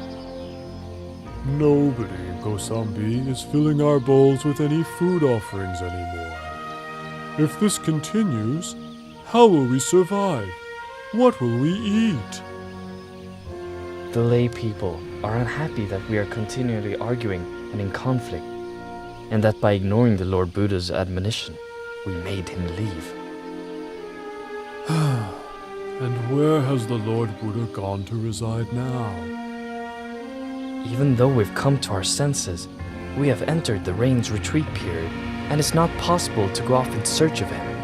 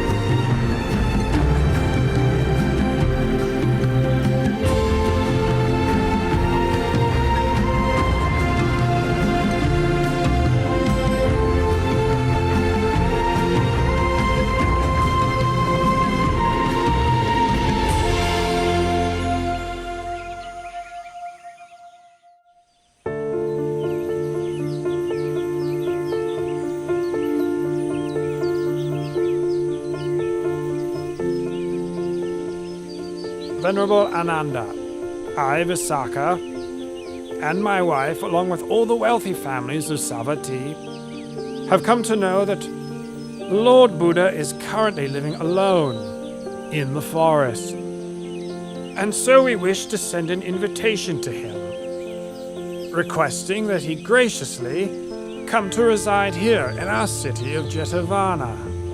The people of this city will offer food to the Lord every day, in order that we may be able to listen to his teaching. Please, would you assist us in this? Do not worry, Anathapindaka. I will see to it myself. The rains retreat has ended now, so I will take 500 monks with me to Rakitivana Forest to invite the Lord Buddha to come and reside here. You may put your minds at ease. Oh, it is our great good fortune to be able to pay respects to the Lord Buddha again and to listen to his teachings.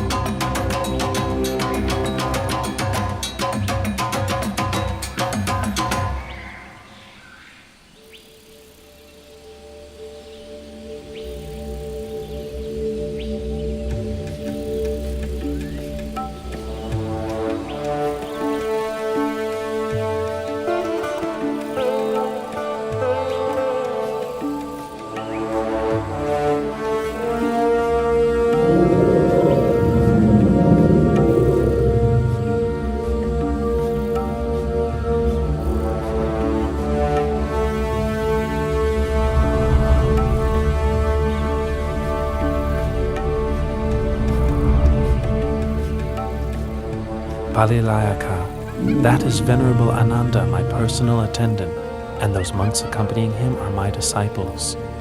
Allow them to approach.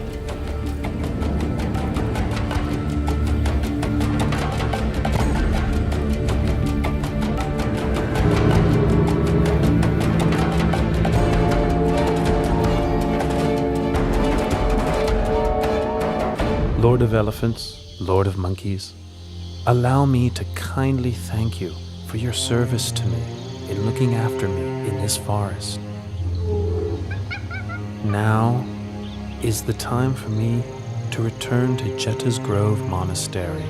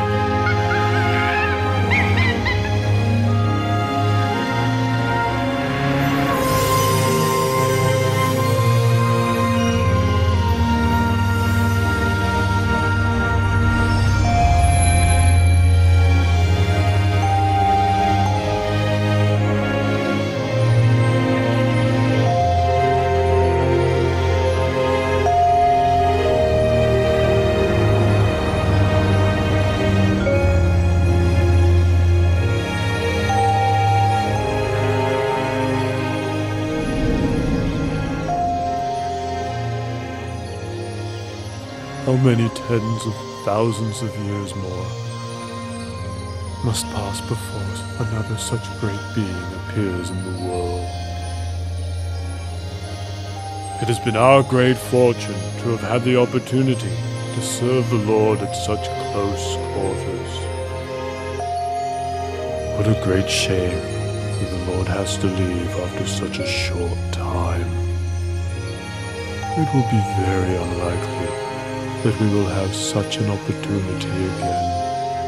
We will probably never see the Lord again.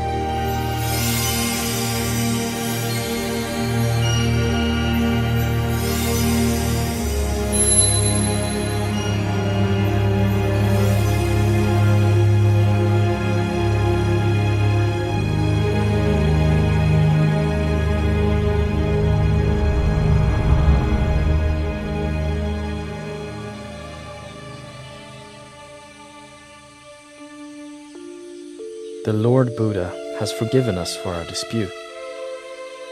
It was good that we saw our fault and swiftly made our way from Kosambi to pay our respects to the Lord Buddha in Jedda's Grove. You're right. The Lord is going to give us a Dharma talk. Pay attention. Know this, monks.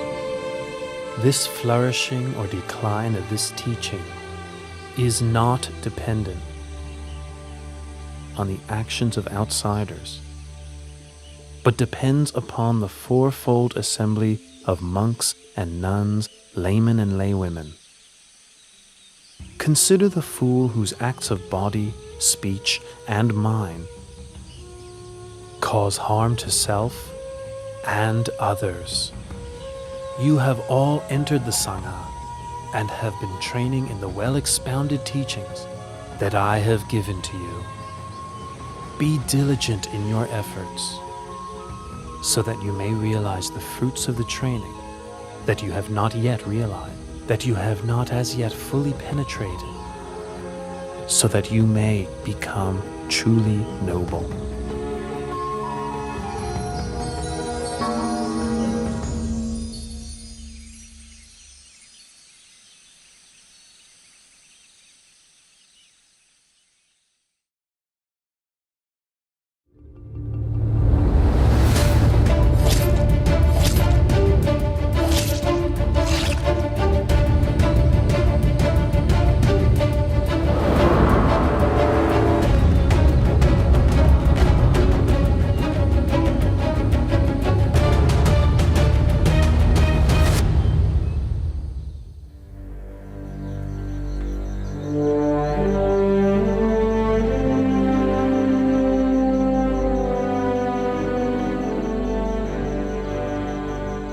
In a short time, Angulimala will commit matricide. He will kill his own mother. This is a very heavy karma, which prevents one from attaining to the path, fruit, and nibbana. But this outlaw does not kill with malicious intent. He does so out of ignorance. This being the case, he should still be able to attain to the Dharma. I'll help him to escape from the deadly snare of his own foolish mistake.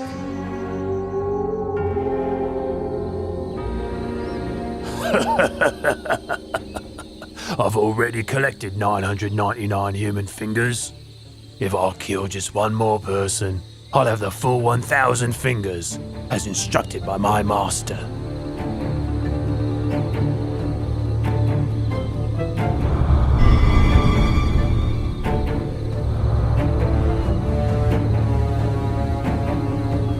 There is a recluse walking alone. He's about to meet his doom.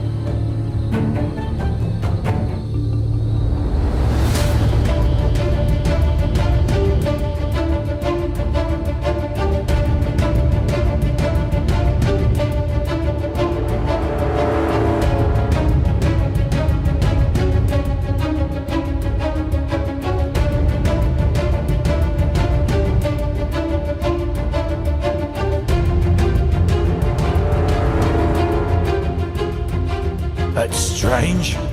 The summoner ahead just keeps on walking. But I'm running to exhaustion and still can't catch him.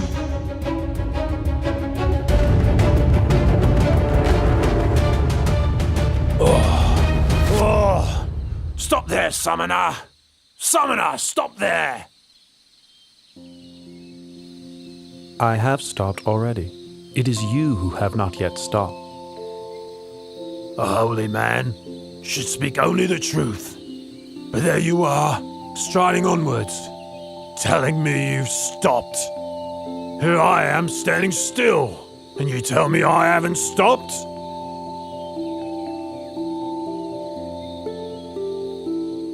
Ahimsaka, I have stopped. Stopped killing, stopped harming, stopped pursuing wrong livelihood, stopped all kinds of misconduct. It is you who have not yet stopped. Not stopped killing, not stopped harming, not stopped pursuing wrong livelihood, not given up misconduct. You're still grasping your sword. How can you say you've already stopped?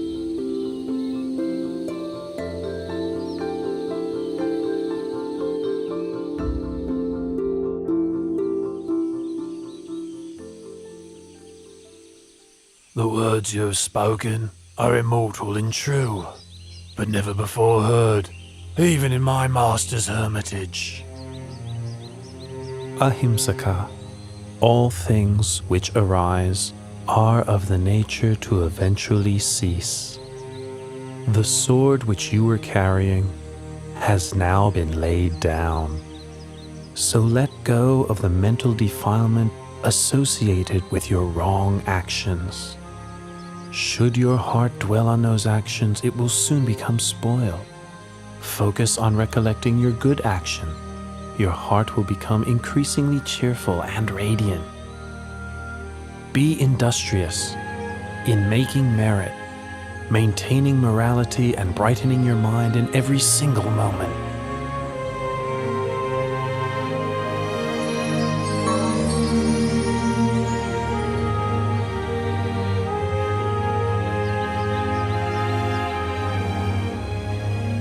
From now on, I devote myself wholly to Buddhism.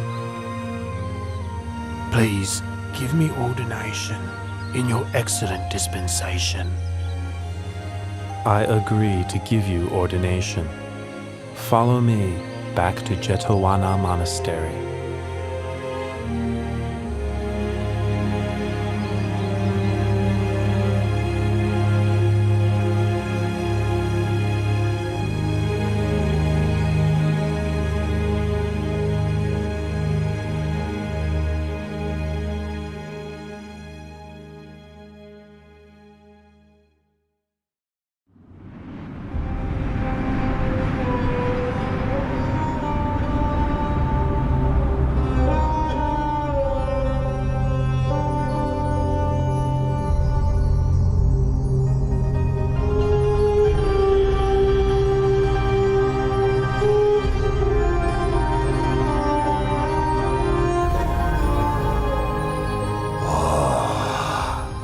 These poor human beings, thinking their good and evil deeds make any difference, when in fact all things are already fixed, dependent on my will.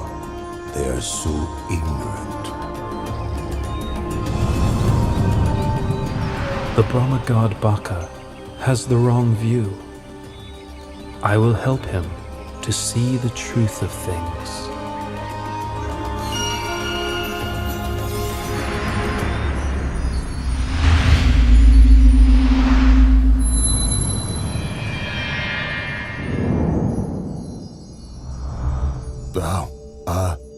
Lord Buddha, please sit down. Has the Lord Buddha some important reason for coming to see me? Or would this be more of a social call? Baka, I am aware of your thoughts and beliefs. Knows my thoughts and my beliefs. Well, never mind. I've never concealed them. They are the truth. On heaven and in the human realm, everything that exists in this universe is all fixed and eternal, all created by me. There is nothing on earth or in the sky, in the sun, in the moon, and the stars of which I do not have omniscient knowledge. Nothing is hidden from me. Baka, are you sure that you are the creator and master of all things? Are you sure that you alone know all things and that nothing is hidden from you? Absolutely. In that case, why don't you use your powers to create a magic body and hide in a place you believe nobody else can find? Then I will look for you. Ha ha ha ha! Yes, sure. I can do that. Try to find me if you can.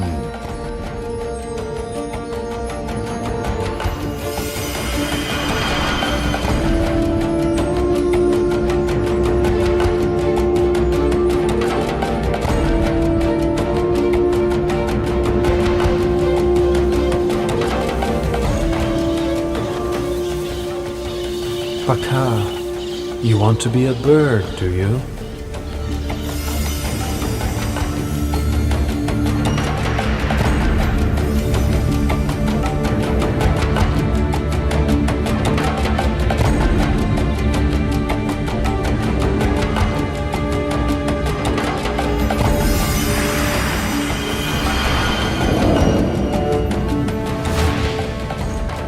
Baka, so you want to be a bee. Is that why you're buzzing around the flower pollen?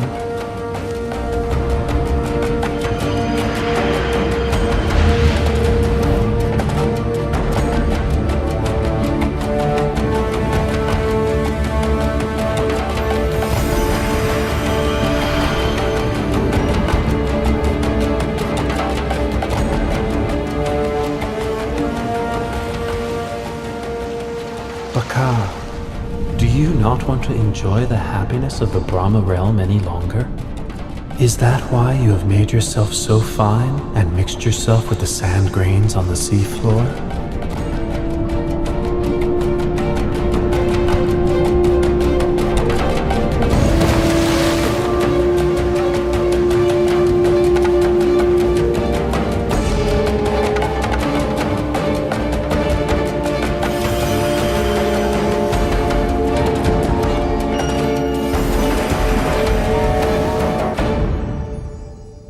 Lord Buddha, I grant that you are capable of finding me. But now it's your turn. If I can find you, then I will admit that you are the omniscient one. One more all-seeing than me.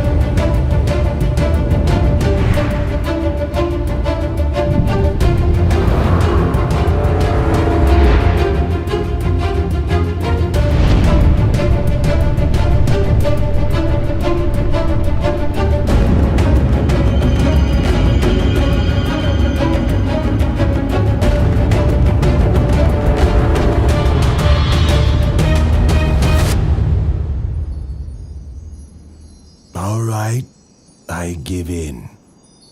Whatever world system, whatever universe you've concealed yourself in, please show yourself. Baka, I did not conceal myself in any world system or universe. All the time that you were searching for me, I was walking up and down above your head.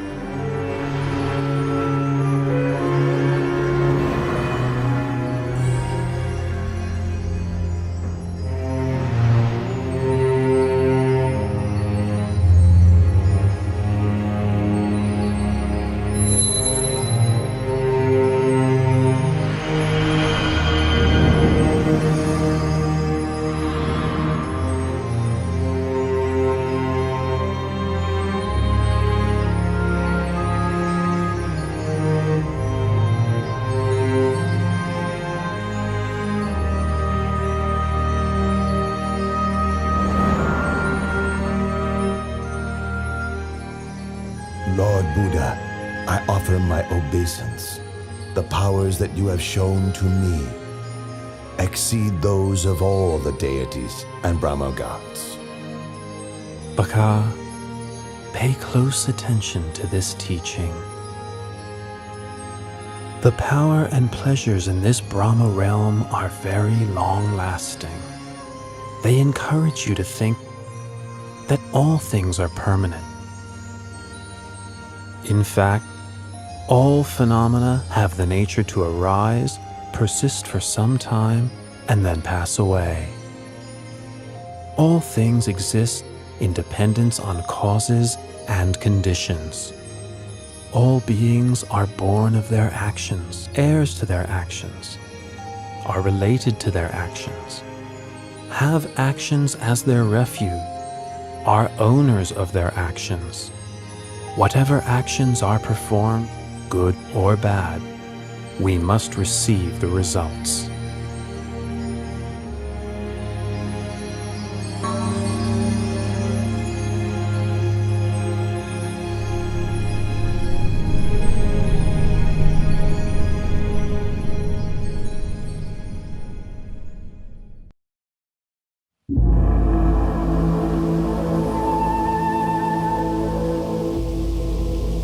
Lord, I can see you are seriously ill.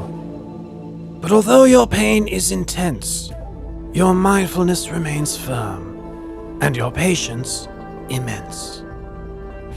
You subdue your symptoms by practicing the 4 methods for success.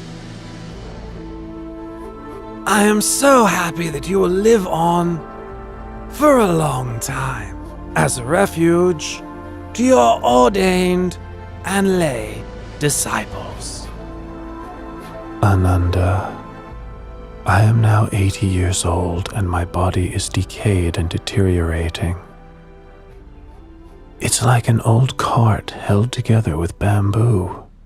It can be used to carry a load for only a short while longer, but it's not a lasting solution. Only through concentration of mind can I hold this body upright and keep on walking. As for you, you must take refuge unto yourself. In the end, there can be no other refuge.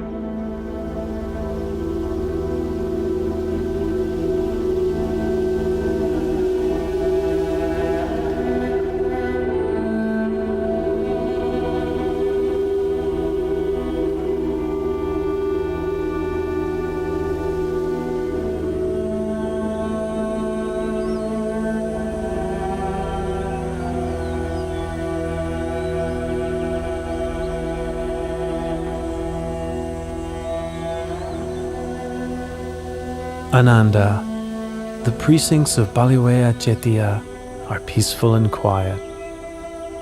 Should anyone develop the 4 methods for success and have the wish to extend his life for a very long period, he will surely succeed in what he wishes.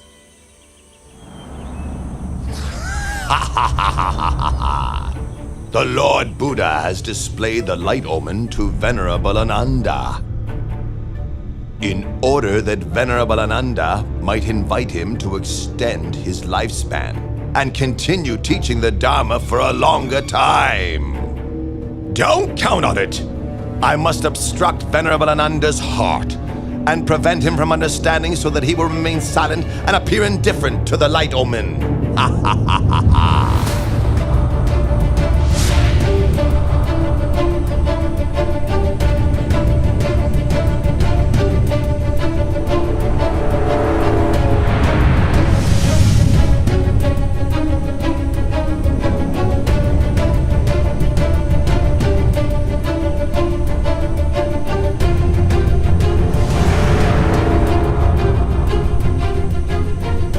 The Buddha has spoken to Venerable Ananda 3 times, and each time I've obstructed the message, leaving Venerable Ananda silent. Ha ha ha ha! Ananda, go and find a peaceful place and develop your meditation.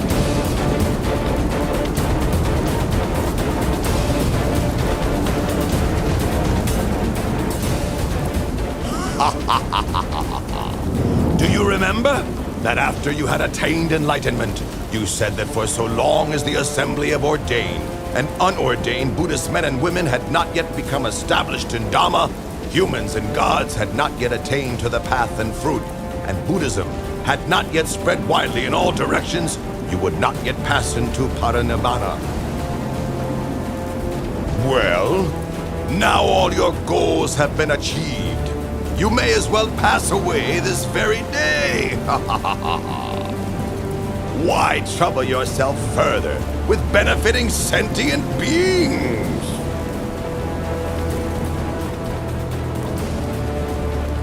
Mara, no need to get heated up with worries and speculations. In 3 months' time, I will enter Parinibbana. Be sure, then, to keep your promise.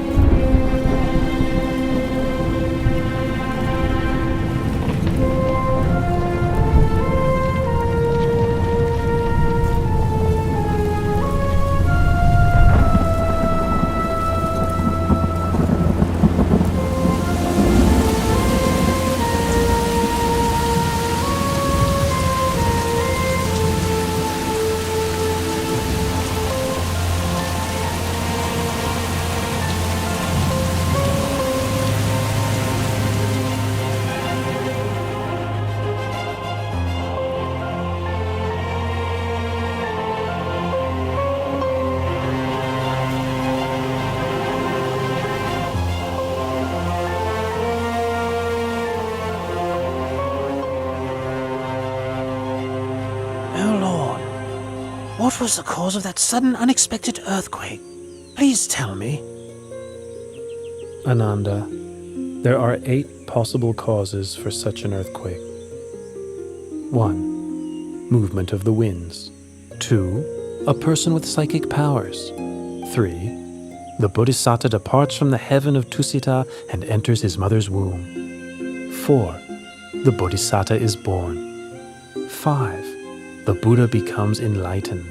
6. The Buddha gives the first teaching, setting the wheel of Dharma in motion. 7. The Lord Buddha lets go of the life principle. And 8. The Lord Buddha passes away.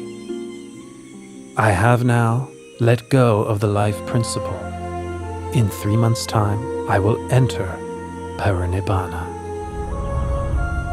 This is the cause for the earthquake which just occurred. Oh, Lord Buddha, please live on to the end of this eon to teach the deities and humans. Lord Buddha, please live on to the end of this eon to teach the deities and humans.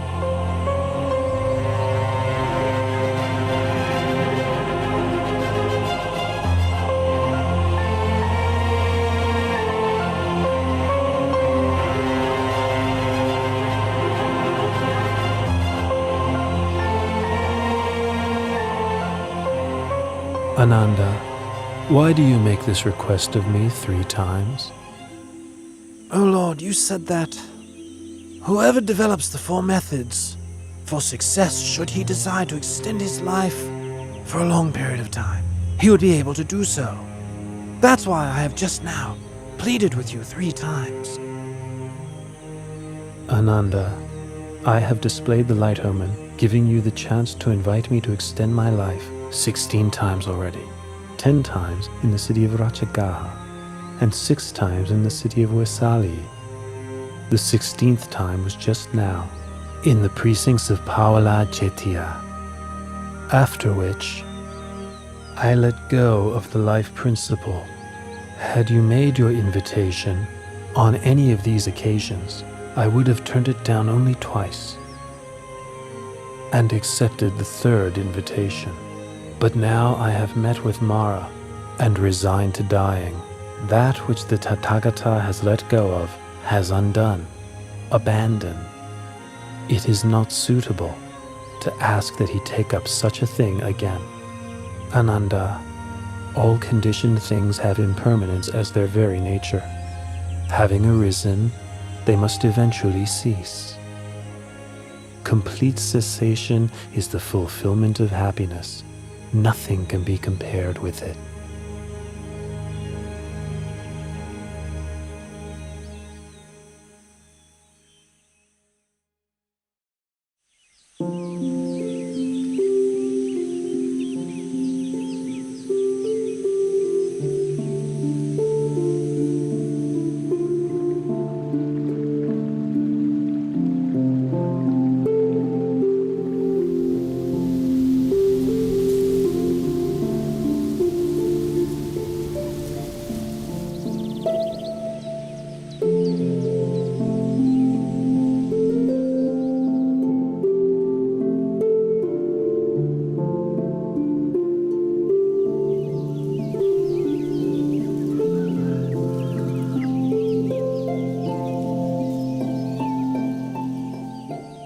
A wise person should lift his mind out of longing for sensual pleasures. Give up this snare of Mara, using mindfulness for restraint. A wise person is able to control himself, able to attain victory over himself. Lord Buddha, in addition to coming to stay in my mango grove, you have also given me a Dhamma discourse. You have shown such kindness to me, Junda, the goldsmith's son. Tomorrow morning, please accept my invitation to receive alms food at my house.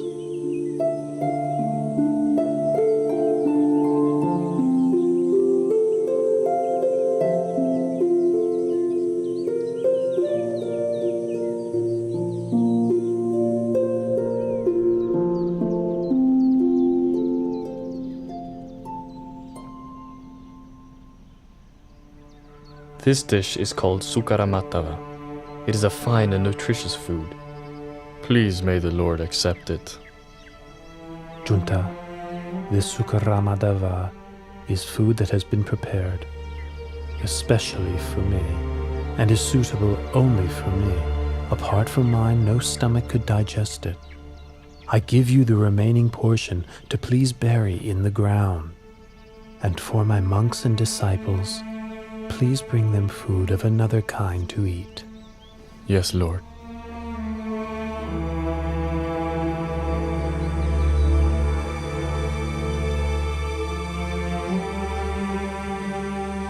Ananda, my disease is now getting worse again. We must quickly travel to the town of Kusinara. It is there that I will pass into Parinibbana.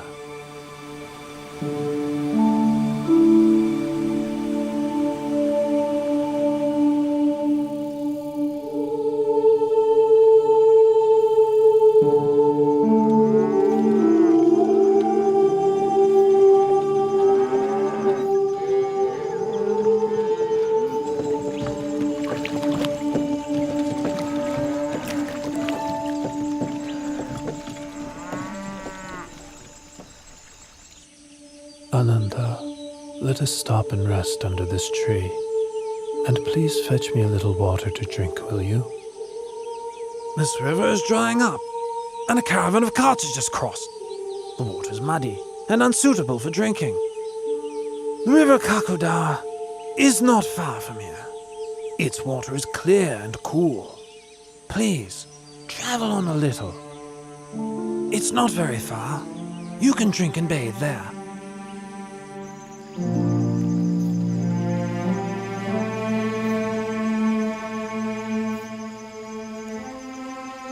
Even though I advised the Buddha that the water is muddy and murky, he still says he will drink it.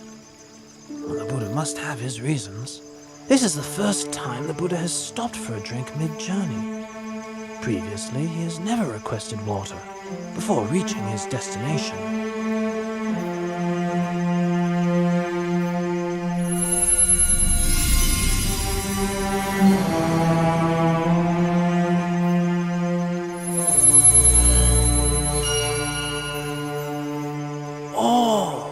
How great is the Buddha's power!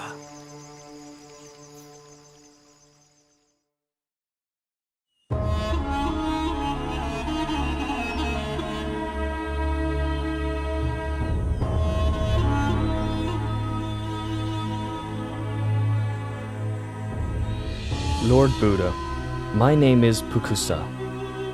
I am a son of the king of the Mala dynasty and a disciple of the late Alara the Hermit. I am traveling from the city of Kusinara to Pava. What great fortune it is to meet you. I had made the determination in my heart that I may have the opportunity, just once, to hear the Buddha's teaching. Listen, Pukusa. This heart is luminous, but it is obscured by incoming defilements. The uninstructed worldling isn't aware of this truth, and so doesn't train his mind. But the well-instructed noble disciple is clearly aware of this truth, and so trains his mind. Pukusa, I know of nothing which can change as rapidly as the mind. You should therefore maintain your focus on the mind. Recollect the virtues of the Buddha, Dhamma, and Sangha. Recollect your own well-practiced morality. And recall to mind those sacrifices that you have made for others. Reflect on the heavenly beings. Come to various happy states through cultivating generosity, morality, and mental development. When reflecting on these things, your heart will be free from lust, hatred, and delusion. You will therefore experience an understanding of Dhamma and the delight that comes with understanding Dhamma. The experience of delight gives rise to rapture. With the experience of rapture, the body becomes tranquil. The tranquility of the body gives rise to happiness. With happiness, the mind becomes firm and stable. This is called peace, non-suffering. The mind is ready to enter the stream of Dhamma.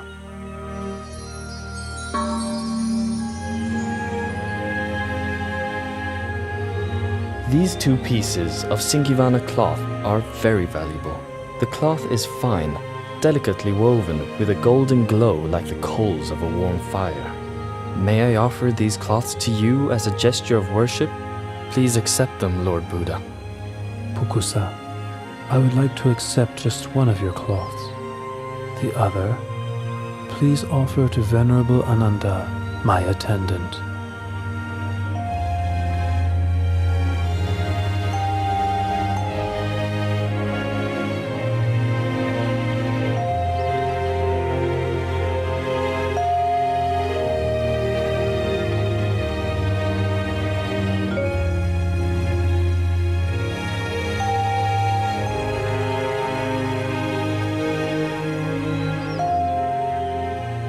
Lord, these Singivana cloths are of great value. Please accept them both, and wear one as a lower robe and one as an upper robe.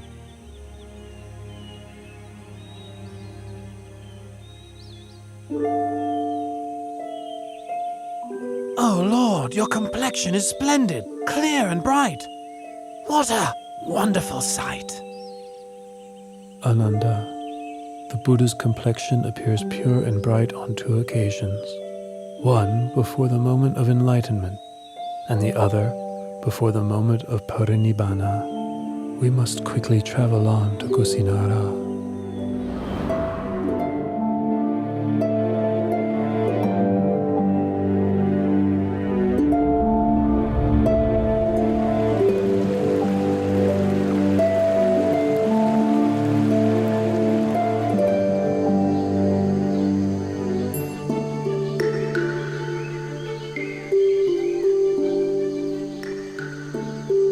Junta gave me my last meal, but unless I make the matter clear, people may think that his alms food was the cause for my passing away.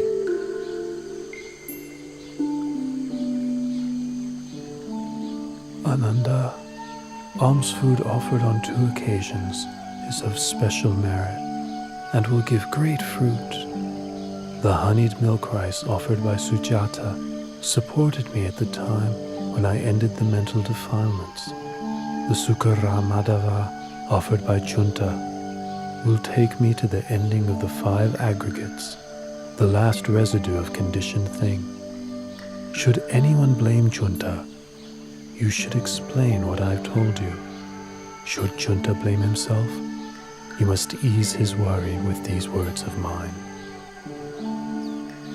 The food which Junta offered to me was the final meal that sustained me.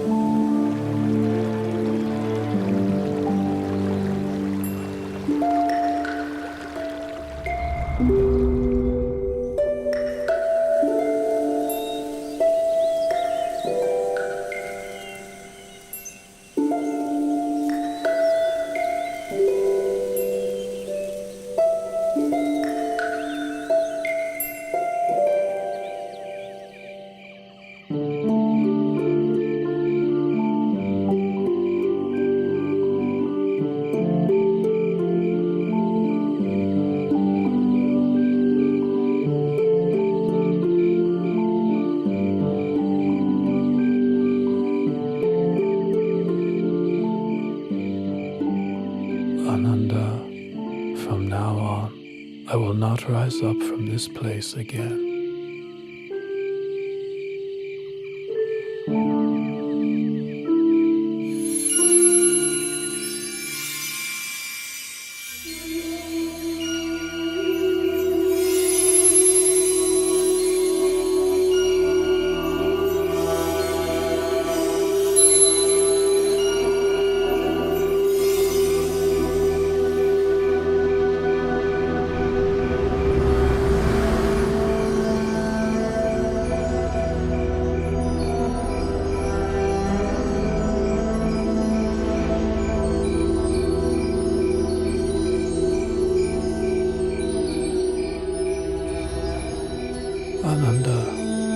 If in the future someone should offer material things of great value as tribute to me, no matter how great the value of such thing, such a tribute would not be the highest homage. Ananda, whoever should practice according to the Dhamma which is rightly taught by me, such a person pays the highest homage. Ananda, I will pass into Parinibbana tonight. Lord Buddha, please don't pass away in a small town as Kusinara. Please travel on to a large city, such as Savatthi, Kosambi, or Varanasi. These cities have large numbers of noble, Brahmins, and householders who have great faith in you and the lessons you have given them. Ananda, do not fault Kusinara for being such a small town.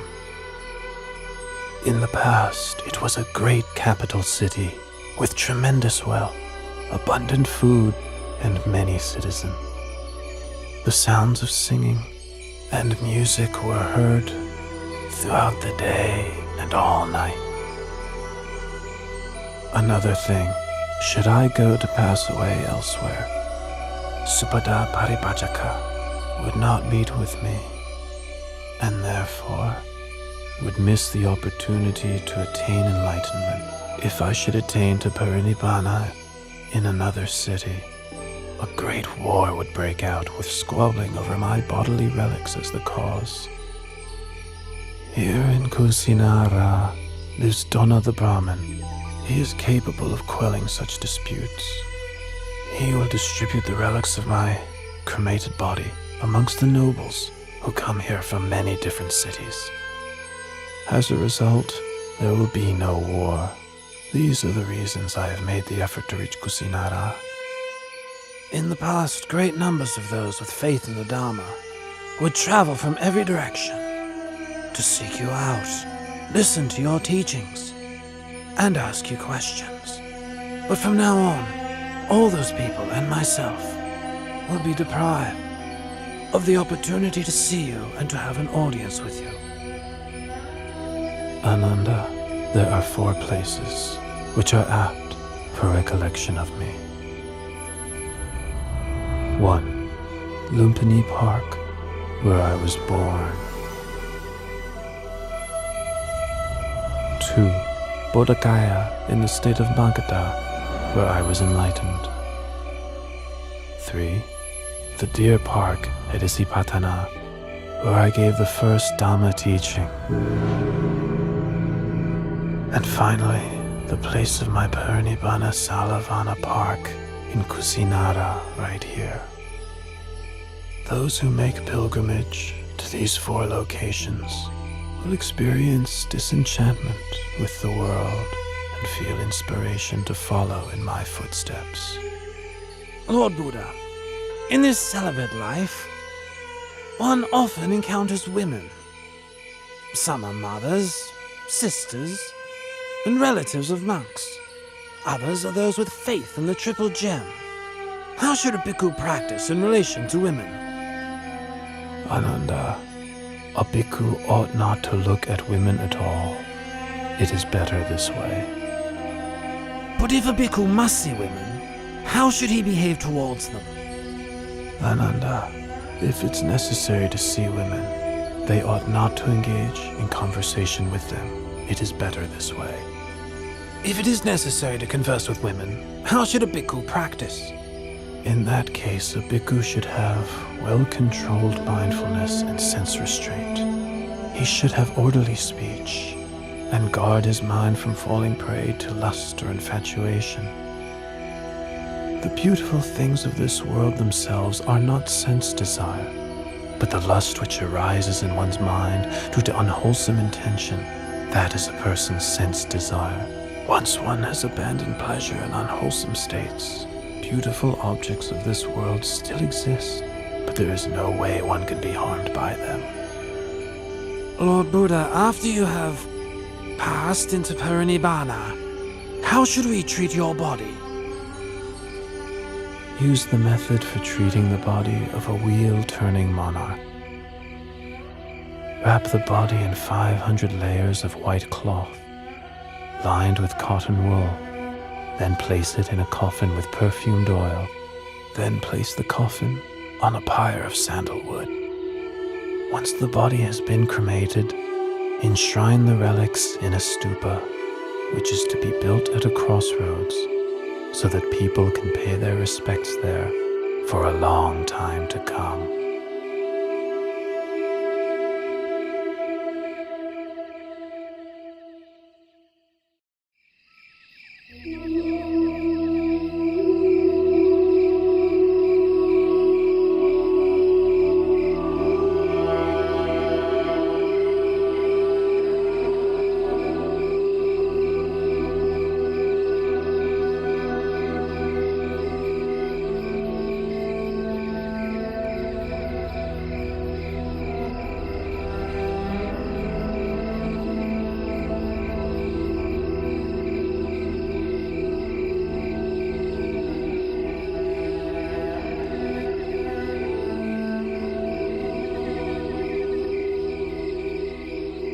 Supata is intent on having audience with the Buddha.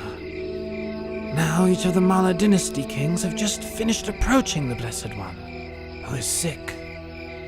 If I allow any more guests, it'll be a great burden on him.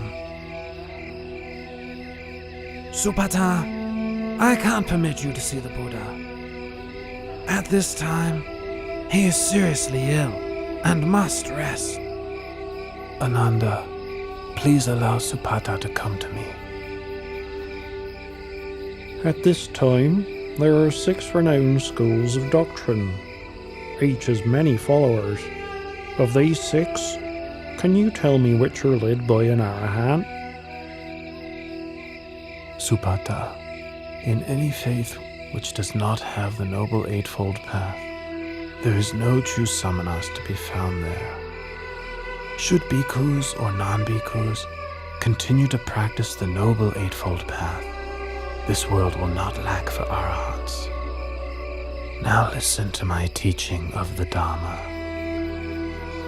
This heart is luminous, shining like the moon, but it is subject to incoming defilements.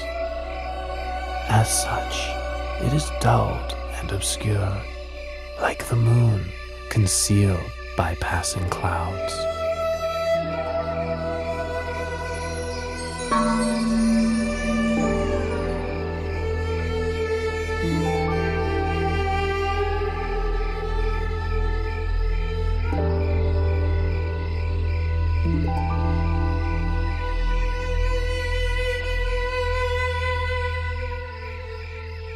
Lord Buddha, teacher of the most excellent Dharma, you make right that which I've wrongly seen for so very long. Please may I take ordination in the Buddha's dispensation?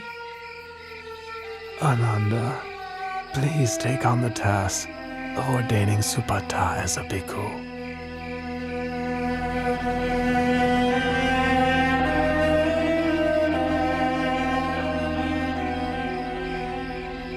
Supata, consider the hair of the head, hair of the body, nails, teeth, and skin, as well as all materiality and immateriality, according to the truth. Such things are changing, decaying, impermanent, suffering and not self, not a being, not a person, not I, not mine, not myself, not him, not his, not himself.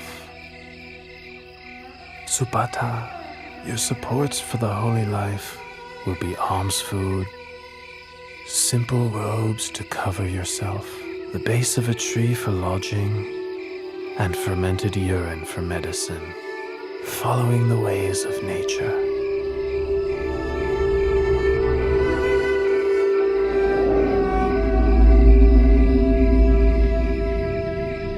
Having received instruction from the Buddha, Subhada went off alone and practiced contemplation until attaining to arahantship that very night. Venerable Subhada is considered to be the last disciple who attained to enlightenment while the Buddha was still alive. Loyal bhikkhus, when I have passed away, the 84,000 teaching of Dhamma Vinaya will be your teacher. Don't think to yourselves, now that the Buddha has passed away, we'll have no teacher.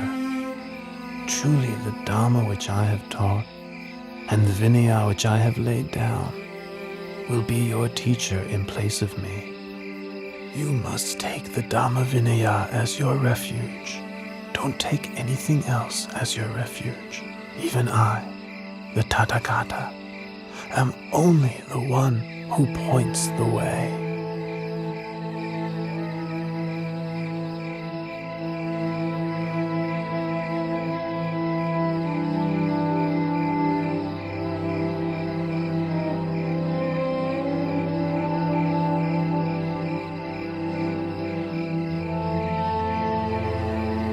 Lord Buddha is about to abandon me and enter Parinibbana. With all my effort attending to and following the Buddha, I have still not attained to arahantship as the other monks have. Venerable Ananda, I've been sent here to find you. The Buddha wants to see you. Ananda, come and sit close by.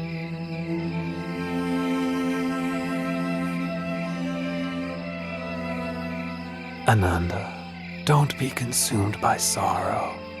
It's natural for all conditioned things not to last. All that arises must decay, break apart, and pass away. You have traveled with and cared for me for a long time. Now you must make efforts towards your own liberation. In no long time, you will be fully enlightened.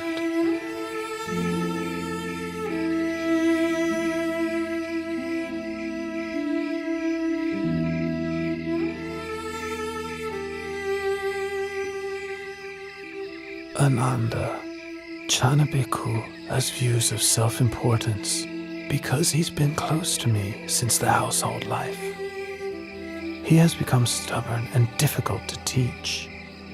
Once I have passed away, he will become even more stubborn and disrespectful, refusing to take instruction from any monk. You must give him the Brahma penalty. How do we impose the Brahma penalty? All the monks must refrain from speaking to, instructing, and admonishing Chana. Having received this punishment, Chana will realize his fault and change his ways. Finally, he will attain to arahantship. Loyal bhikkhus, for as long as the Sangha meets regularly together, in harmony, with respect for the disciplinary rules, and with humility towards the senior monks, careful not to fall under the influence of craving, content to live in the forest, and wishing happiness to all that come to live and practice. For as long as the Sangha is not preoccupied with work, not prone to indulging in talk, not given to excessive sleeping, not socializing without good cause, not given to indulging unwholesome desires, not falling under the power of evil intentions, not consorting with bad people, not giving up effort in practice, but striving for the attainment of higher dhammas. For so long there will be no decline for the Sangha, but only development and growth.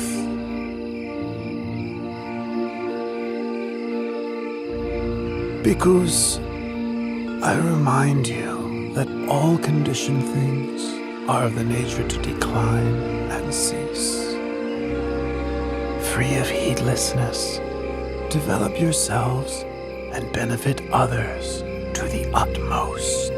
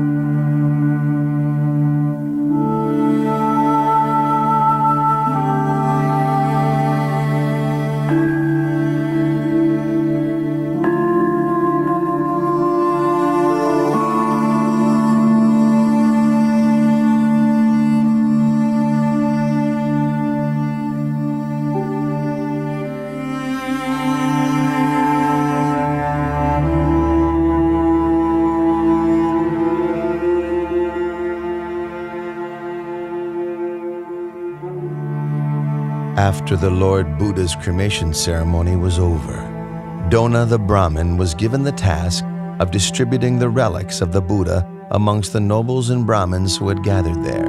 In each of the 8 states represented, a stupa, or chediya, was built for enshrining the relics, so that people could pay their respects to the remains of the Buddha. 1. King Ajatasattu of Magadha built a stupa in Rajagaha. 2. The Likhavis built a stupa in Vesali. 3. The Sakayan royalty built a stupa in Kapilavatu. 4. The Mauryan royalty built a stupa in the city of Al-Kapa. 5. The Kolean royalty built a stupa at Ramagama. 6. The Mala royalty built a stupa in the city of Pava. 7. The Mala royalty of Kusinara built a stupa in Kusinara.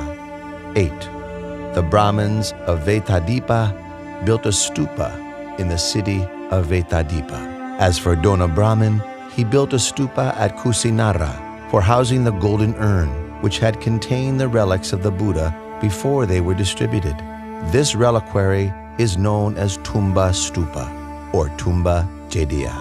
3 months after the Buddha laid down the khandhas and attained parinibbana, Venerable Maha Kassapa led the Sangha in the first rehearsal of the Dhamma Vinaya at the cave of Satapana on Mount Vebhara outside of Rajagaha, with King Ajatasattu as the royal host. After the duration of 7 months, the first rehearsal of the Dhamma Vinaya came to its conclusion.